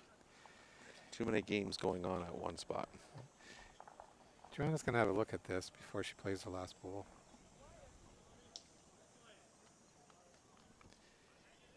You know, if they're only one down, they're like, that's okay.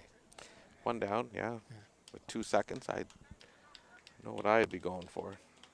Green light? Green light.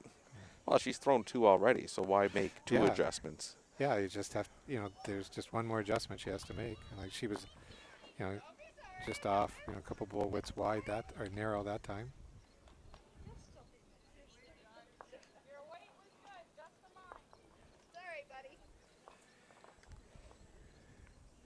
Head umpire George Kubis from BC just sauntered by.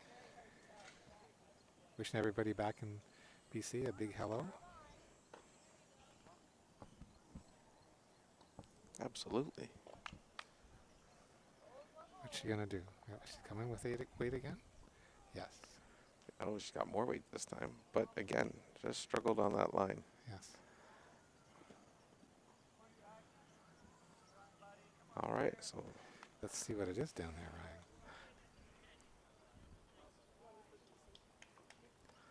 it's 1 for BC. After 12 ends.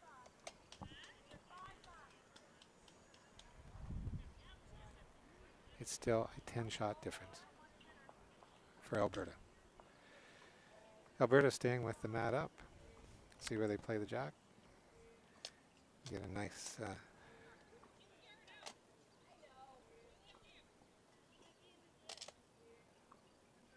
Whoa.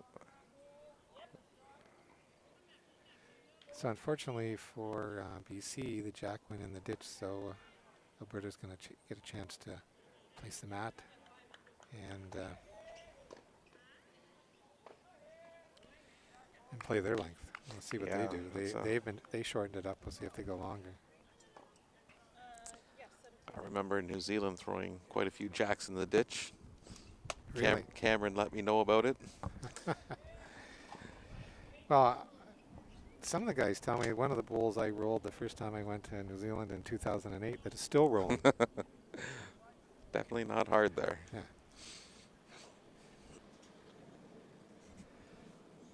You know, Ryan, you and I have been fortunate to see, go to some great bowling countries, Scotland, New Zealand, and Australia. And in Australia and New Zealand, the greens are different there. In New Zealand, they may be faster, but they can be trickier because of the wind they have there. Yes. Where even though wind can be a factor in Australia, they're a little bit slower, probably, let's say, 15 to 16 seconds. But certainly on the Gold Coast, which is the heart of bowls, maybe the best place to bowl in the world, they run around 15, 16, and not that impacted by the wind. Great start. That's a great start by Jennifer. Jennifer's only had a couple loose ends this game. She's playing Yes. quite well.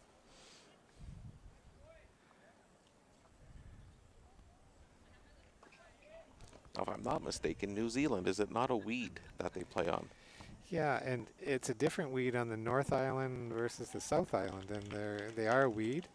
I think I'm going to say the star weed on the north, and it sort of stands up at different times of day, and the pace changes more where it's a Kachala on the South Island, and it's interesting. First time I was there, I saw them flood the greens literally to the top of the backboards. And my goodness, how are they going to play in the morning? Well, they were just as fast in the morning as they were at the end of the day. But and that was on the South Island. That was in Christchurch, and so they need water because it is a swamp weed, and they, as I understand it, and they were fast.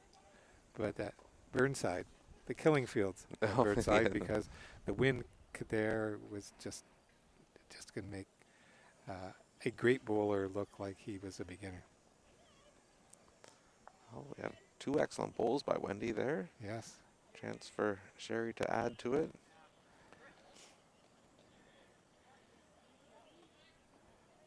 Jen was smart there getting one back, so Joanna didn't have to bring one back there. Yeah. Not sure who shot there. It looks like it could be 2 BC.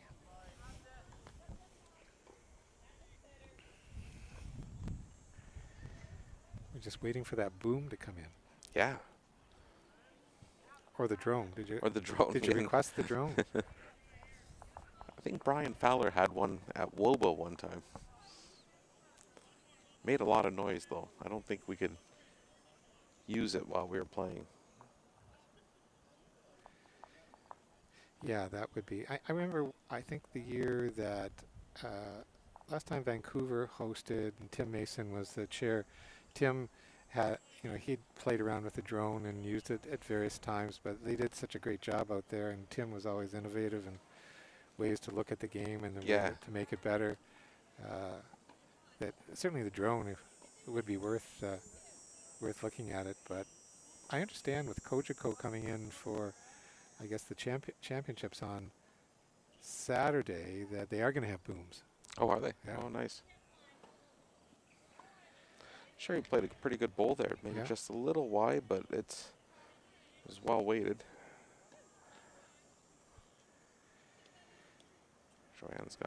Joanna's got an opportunity to trail the jack a little bit.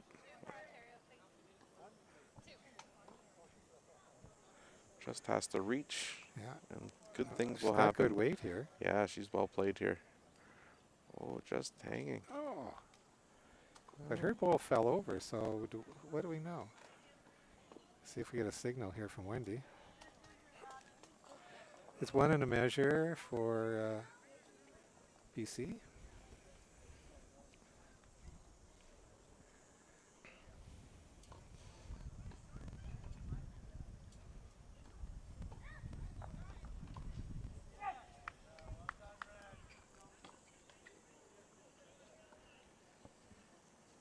Looks like she's played another good ball here.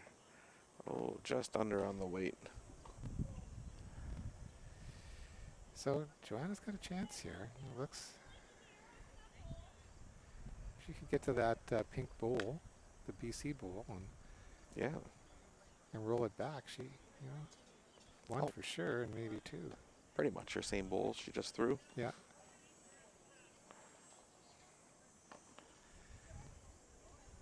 It's looking Looks like good, she's Ryan. played it really well again. Yeah, here, she's on the bowl. Yeah, there we go. Now we'll see. It's going to be the tail of the tape, maybe. Still 1 BC.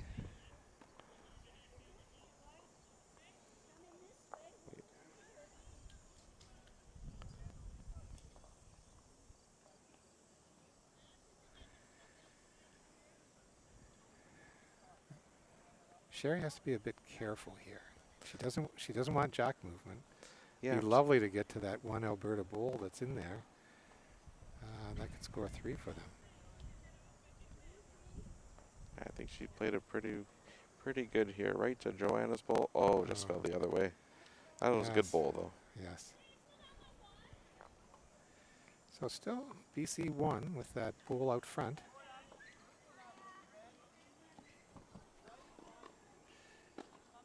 That's a little hard to see through there right at the moment, but trust us, it is BC 1 bowl's about a mat width in front, maybe.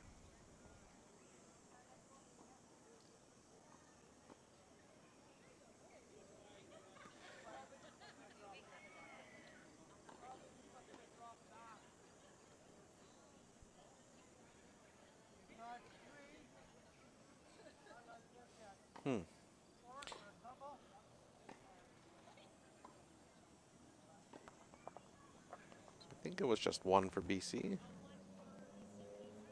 Yeah, 1 BC, Ryan.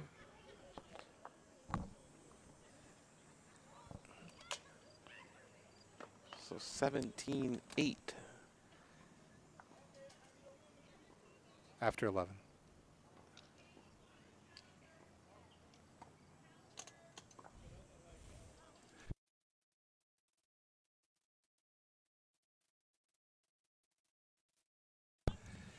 Sorry about that. It's actually they're playing the 14th end. Ryan and I have been having such a good time here, we lost track.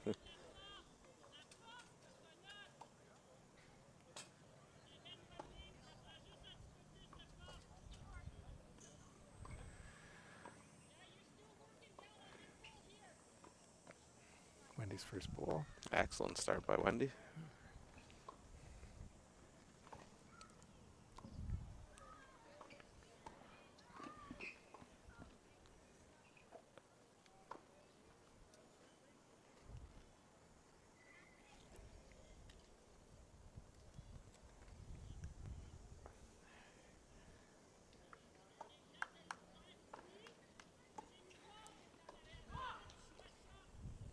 So Wendy with her second ball.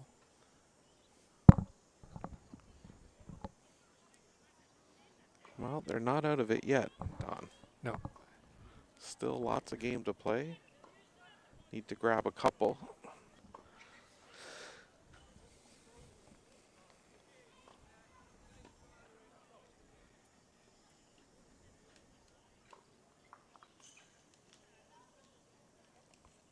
Looks like Jennifer made the adjustment. Just a bit through, but She said, definitely a handy bowl there. absolutely.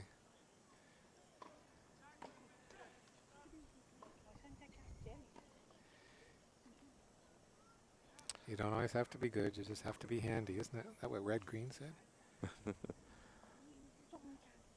Just be hanging around. All right, good chance for Jen here to really put some pressure on.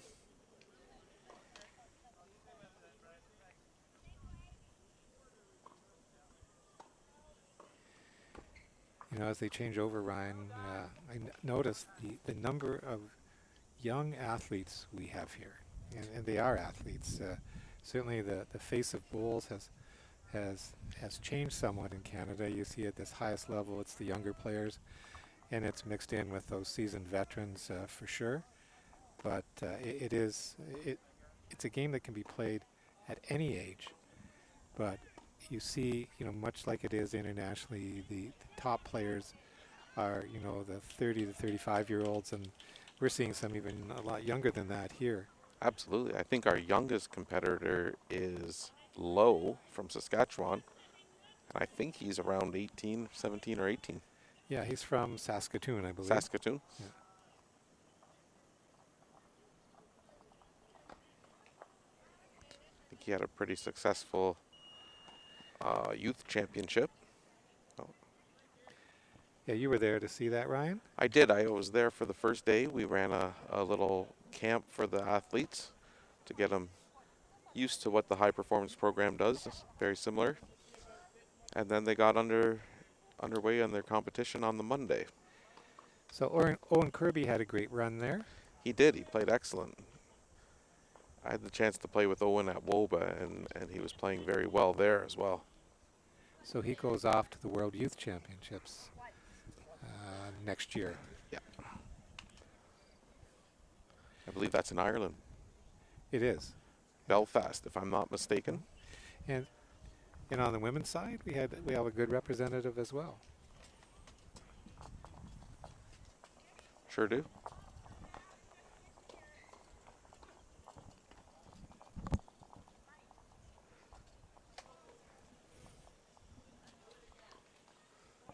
Who was it?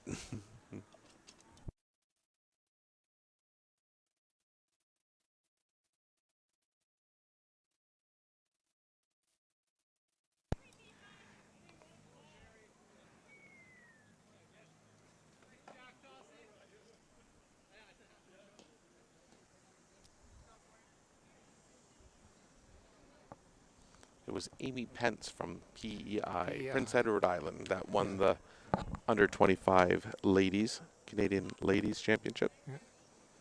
Great reports on her performance.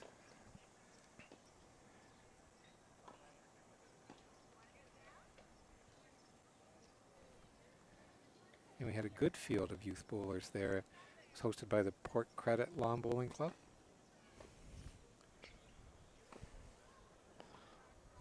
Yeah, Rob Gallipo and his team of volunteers did an excellent job hosting that youth championship and the pairs, the Forster Lang pairs championship. It's Joanna with her last bowl of the 14th end.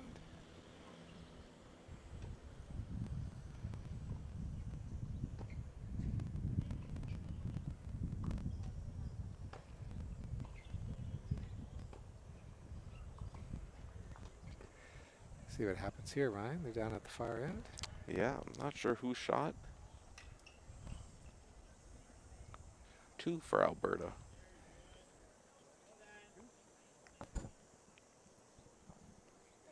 So that makes it 19-8 after 14. After 14, so 4 ends left.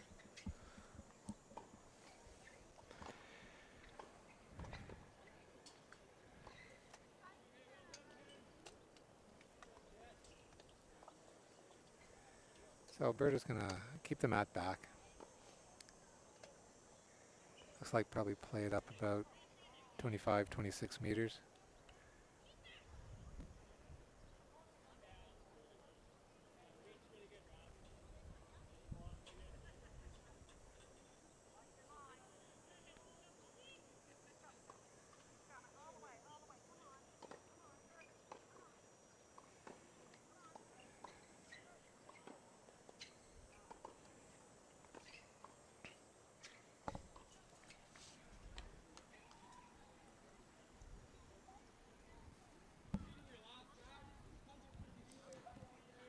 Joanna right in the way there. They must have forgot about the memo we sent to stand off to the side. Yes. It's part of their players' contract here, right? All right, Wendy with her first bowl here. Looks to be pretty good. Maybe just racing a little bit.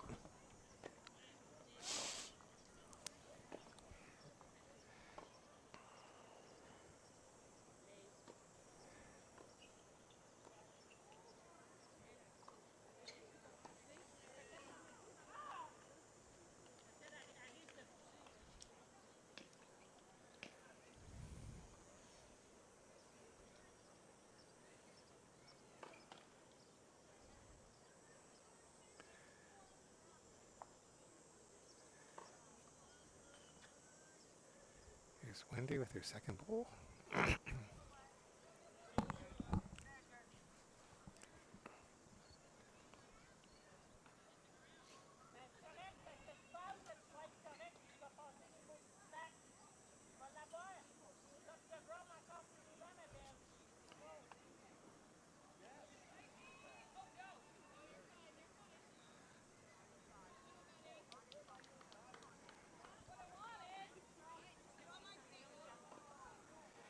So there is an opening for BC here. Just make it around those front bowls and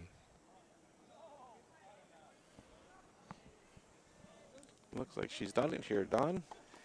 Yeah, excellent. There, that gives them a chance. they need some crooked numbers though, Ryan. They do. They do.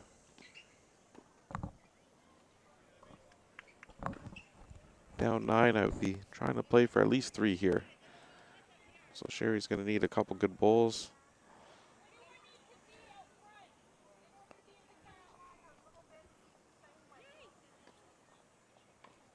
And sometimes you just need that miss by the other team. Yes. I'm always begging for misses. It's not a sportsman-like thing, but Yeah. sometimes you just need the miss. You got to go to the backboards, turn your head and hope for miss.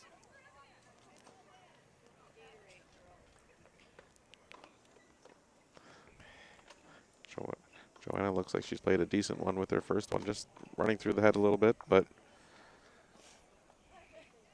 at least it wasn't short. No.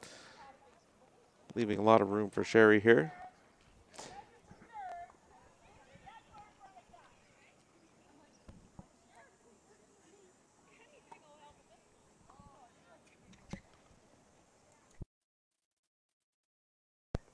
So we're playing the 15th end here, if you've just joined us.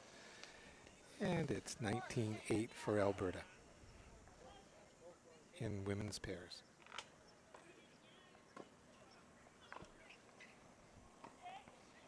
Alberta trying to keep their streak alive and move to 5-1.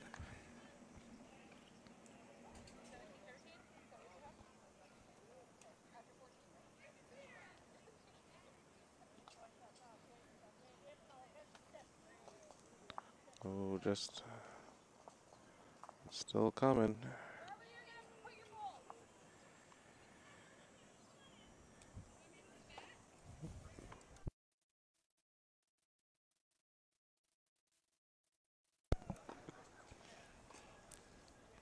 I don't know if Sherry's first bowl made it in the count or not. Just a little short. Here's Joanna. She's Just on the wide side, Joanna. Excellent weight. Okay, Sherry. Chance to get another one in there. Put some pressure on.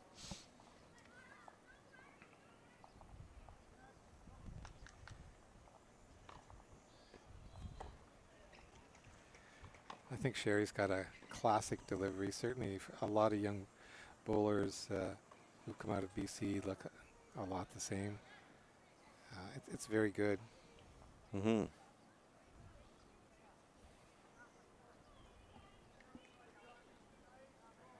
Well, a lot of good teachers out there. Good coaching out there.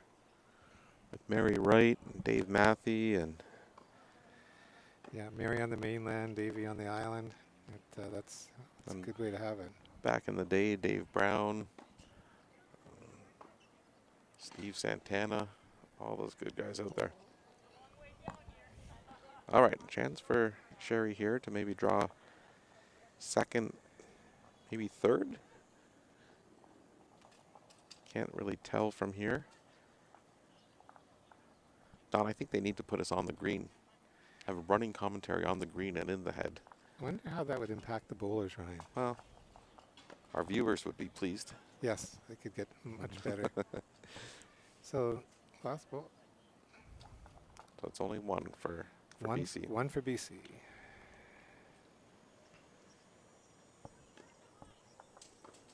All right, 3 ends to go. We've been playing for an hour and 45 minutes. 45 minutes left on the time clock. So, excuse me, we'll have no problem getting this game in. No.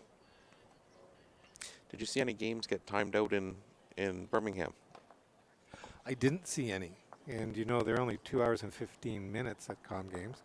Now, mind you, in fours, they only play 15 ends, but they play 18 ends in triples and pairs, and obviously 21 shots in singles. But 2 hours and 15-minute time limit. It's Yeah.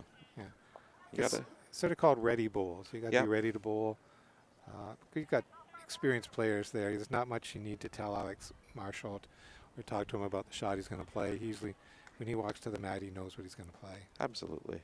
And they're not looking at it to determine who shot. They're either calling an umpire right away or measuring themselves. Yes. There's no looking at it like we do here sometimes.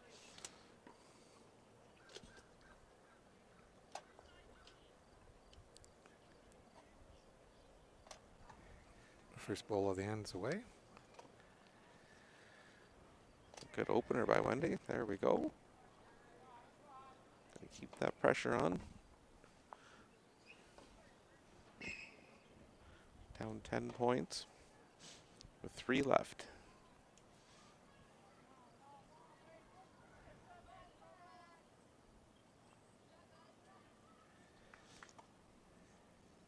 All ends have to be completed, I believe, for Yes, in round robin play they do, because it comes down to shots for and against to break. I think that's the first tiebreaker.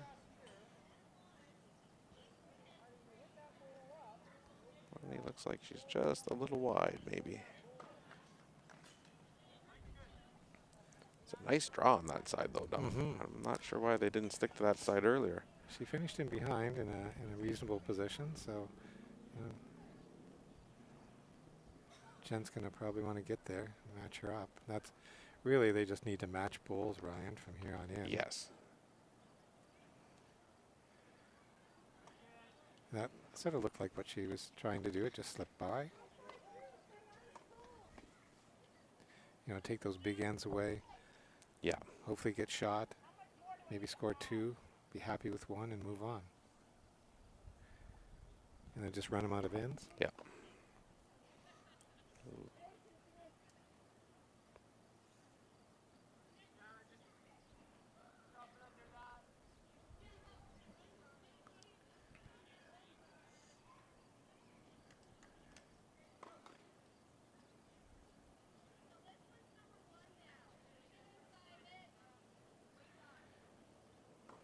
It certainly comes a long way when you get it out Yeah. there.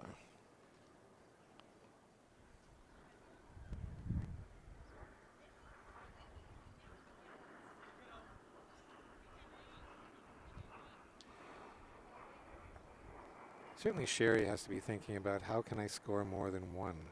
Yeah, I think she's got us flip over to the ditch side now. Her forehand and maybe make a little contact with the jack or just keep drawing them in there. Mm-hmm. That last bowl of Jennifer's might be in the way there. Yeah, that could mess up that side, so she just might by default have to switch. Mm-hmm. She's got Wendy coming up there, so maybe start it at the blue bowl and Yeah, it looks like she's going to play her forehand, so on the ditch side. And she can move that blue bowl out. She can come in, move the jack back a bit and lay for 3. Number of options here. Kevin's wondering who is in the next stream. I don't know if he means the commentating booth or on the green. Kevin, let us know. Yeah, we can't speak to that. I'm not sure of the timetable.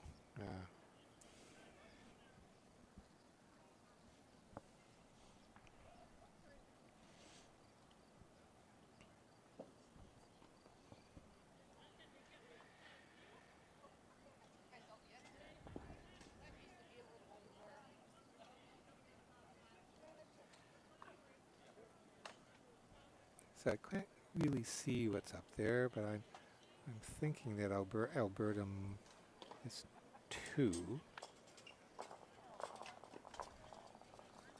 Kevin says on the green. Kevin, unfortunately, we don't know. We'll find out. Oh, Joanna just put one through. No change in the count. BC lying 1 or 2.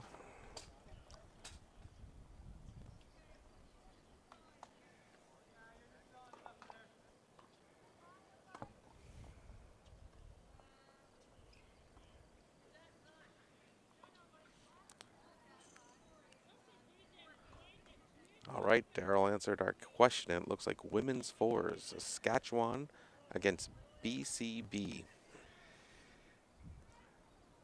Thanks, Daryl, for answering that question. Knew we could count on you.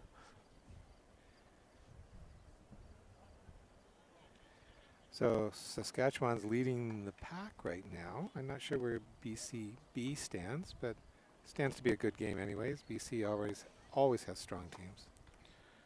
And Jordan coming off her debut at the Commonwealth Games. Looking to keep her streak going. Okay, Sherry, what do we got here? A forehand draw.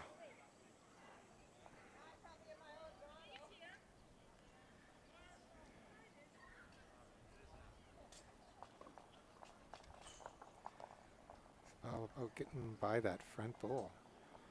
Looks like it's a little under on the weight. It's got to go a little more. Oh. Hard to say, Ryan.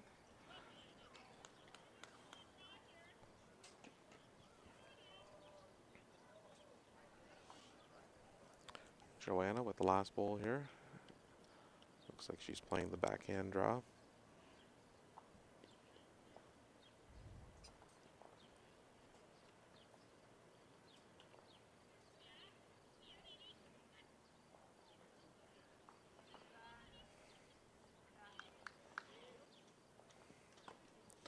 She's kind of tracking it, Don.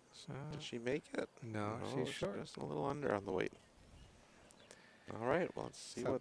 It's going to be a crooked number for sure. There's one.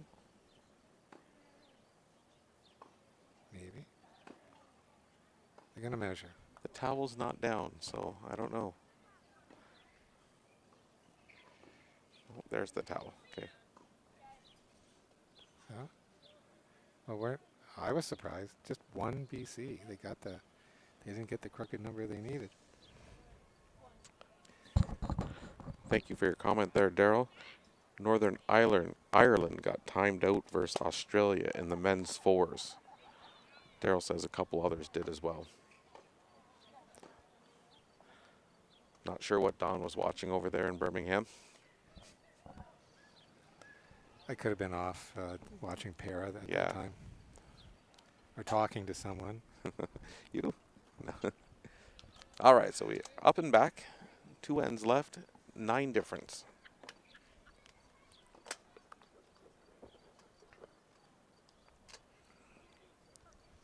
The crowd's kind of quiet over there, Don.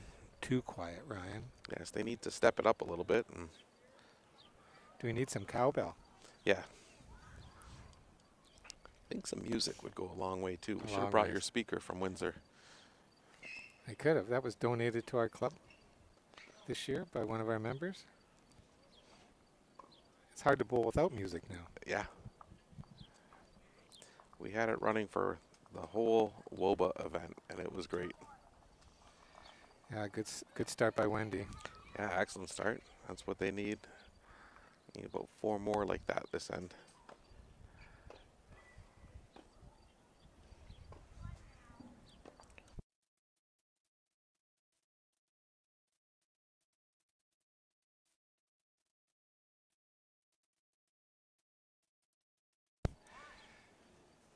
Jen countered with a good first bowl.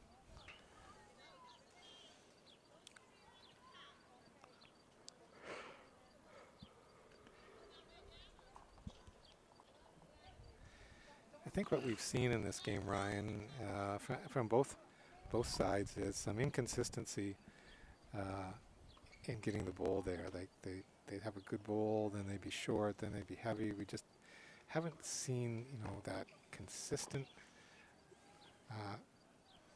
delivery and with the bowl being close. Yeah, I agree. And there can be lots of reasons for that. I think what is Owen's asking about the cowbell. Yes, Owen, cowbells like they use in the curling events. The loud cowbells.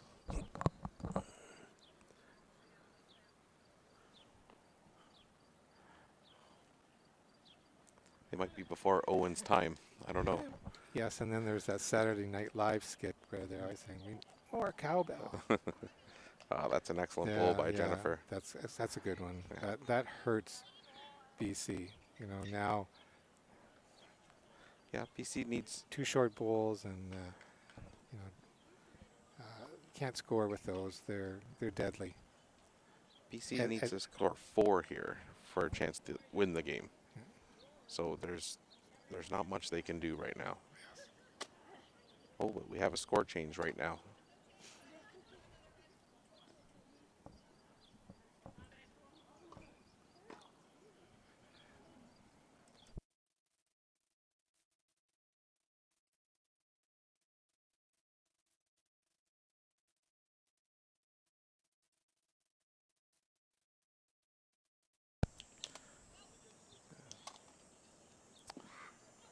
So BC needs to score 4 here to have a chance to win the game in the last end. Sherry. Well, she can't afford to be short. No. She's got to be there.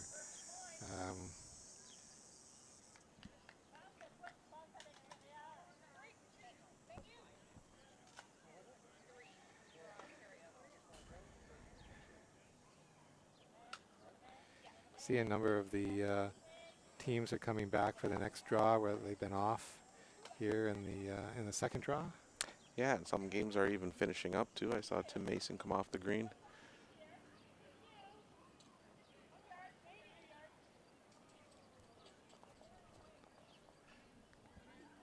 Jake's got a smile on his face. I think he maybe wants to come back. Yeah. Oh, good bowl by Joanna. Yeah, that's pretty much a. Yeah.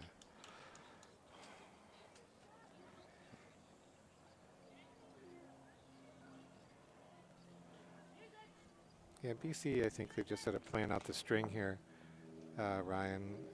I don't see them. I don't see a 4 there for them. No, absolutely not.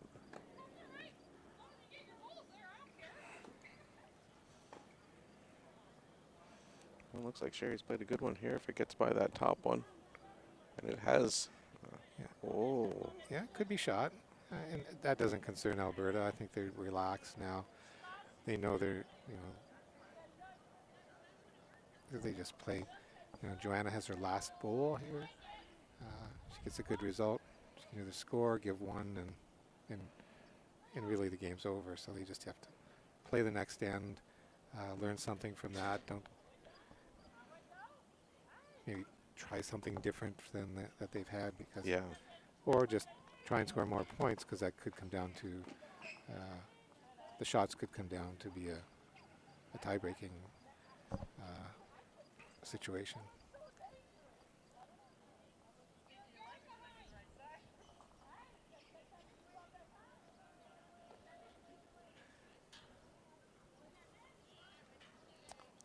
Sherry with her last one just gonna hangs stay out there. Yeah. A little sticky. So Joanna's got her bowl coming up, or she can slip in between those. And she doesn't have to try too hard here, but she can try and make a shot that would be good, for her confidence going into the next game.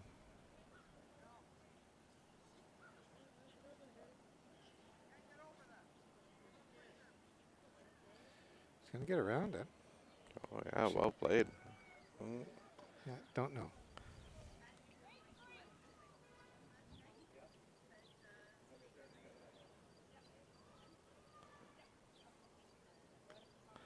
1 for Alberta. 1 for Alberta.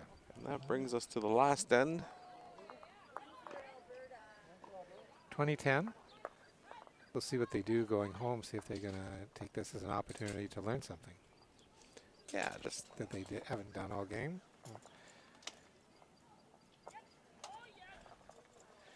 Well, they're going to keep the mat back.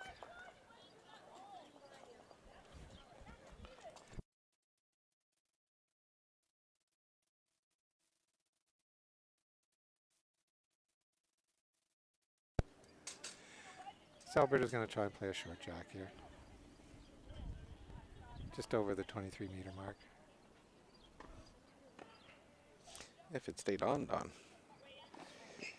Weigh in, they say. Use the whole green. So this jack's about 25 meters.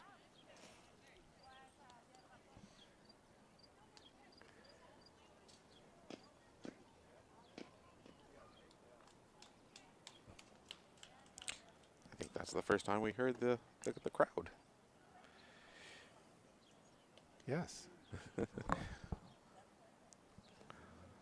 Good opener by Jennifer. Yeah, I'm sure she just wants to finish strong here, knowing they've had a good game.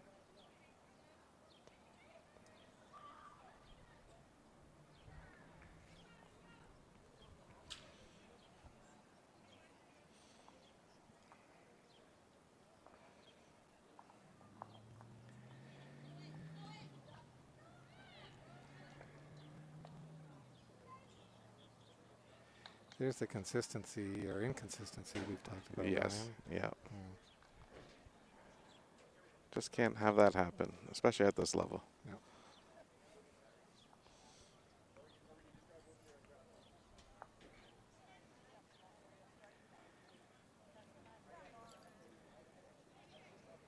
Trina just wants Jen in the back with this ball.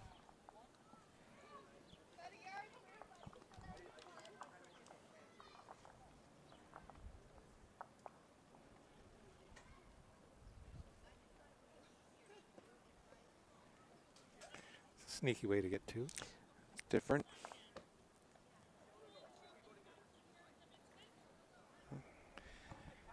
It's nicely framed now, though. Yeah. She is playing a little weight. Yeah. There we go.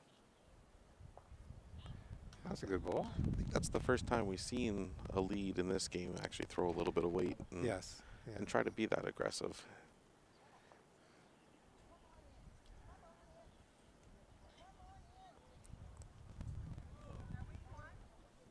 The leads need more green lights, Don. Well, you always wanted the green light. I know, and I never hit anything. No, and it's usually when your draw game was off.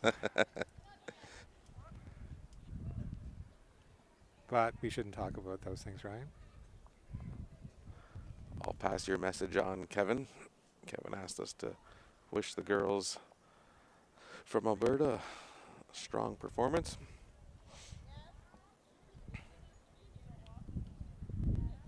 That's an excellent bowl by Joanna.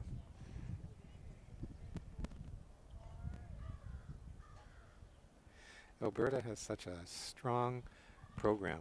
You know, it starts at the top with coaching. They've got a solid executive director. You can just see the things that they do has really helped them. They've got some great clubs to bowl at. They've got an excellent greenskeeper in Calgary. Like they might have the best greens in the country in Calgary. Yeah, there's no doubt there. They're definitely doing good things out in Alberta. I like the fact that they have a provincial high performance program as well. And they actually play against BC and some of the other western provinces. They're really doing some good things. They are.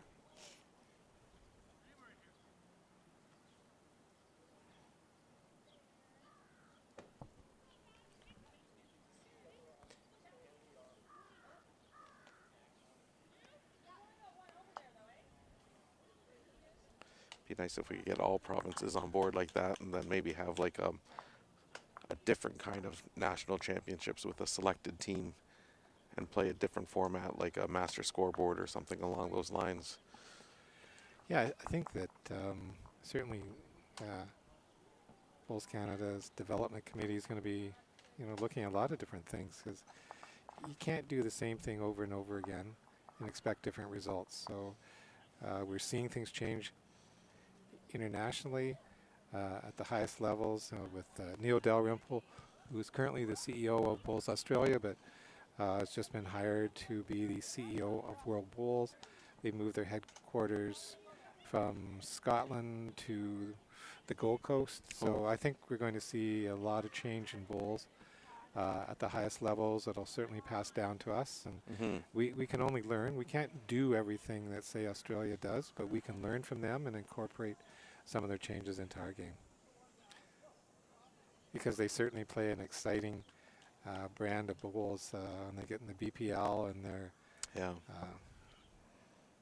bowls, Ultimate Bowls Championship. Like, they're just interesting concepts. Their Jack Attack, where they get, I was talking to Ryan Bester, they'll get 140 people out on a night for barefoot bowls, the people that really aren't bowlers. And they come out and have fun, and they pick up one or two that want to come back and play. So if you do the same thing all the time, you'll get the same result. Yeah. So teams are shaking hands now, or doing the fist pump. So it is a final score. Looks like it was 1 for BC there. Yeah, 1 for BC makes it a final of 2010. Don't forget to join us for the next session, which will be coming up shortly. Hope you enjoyed the broadcast. Thank you, guys.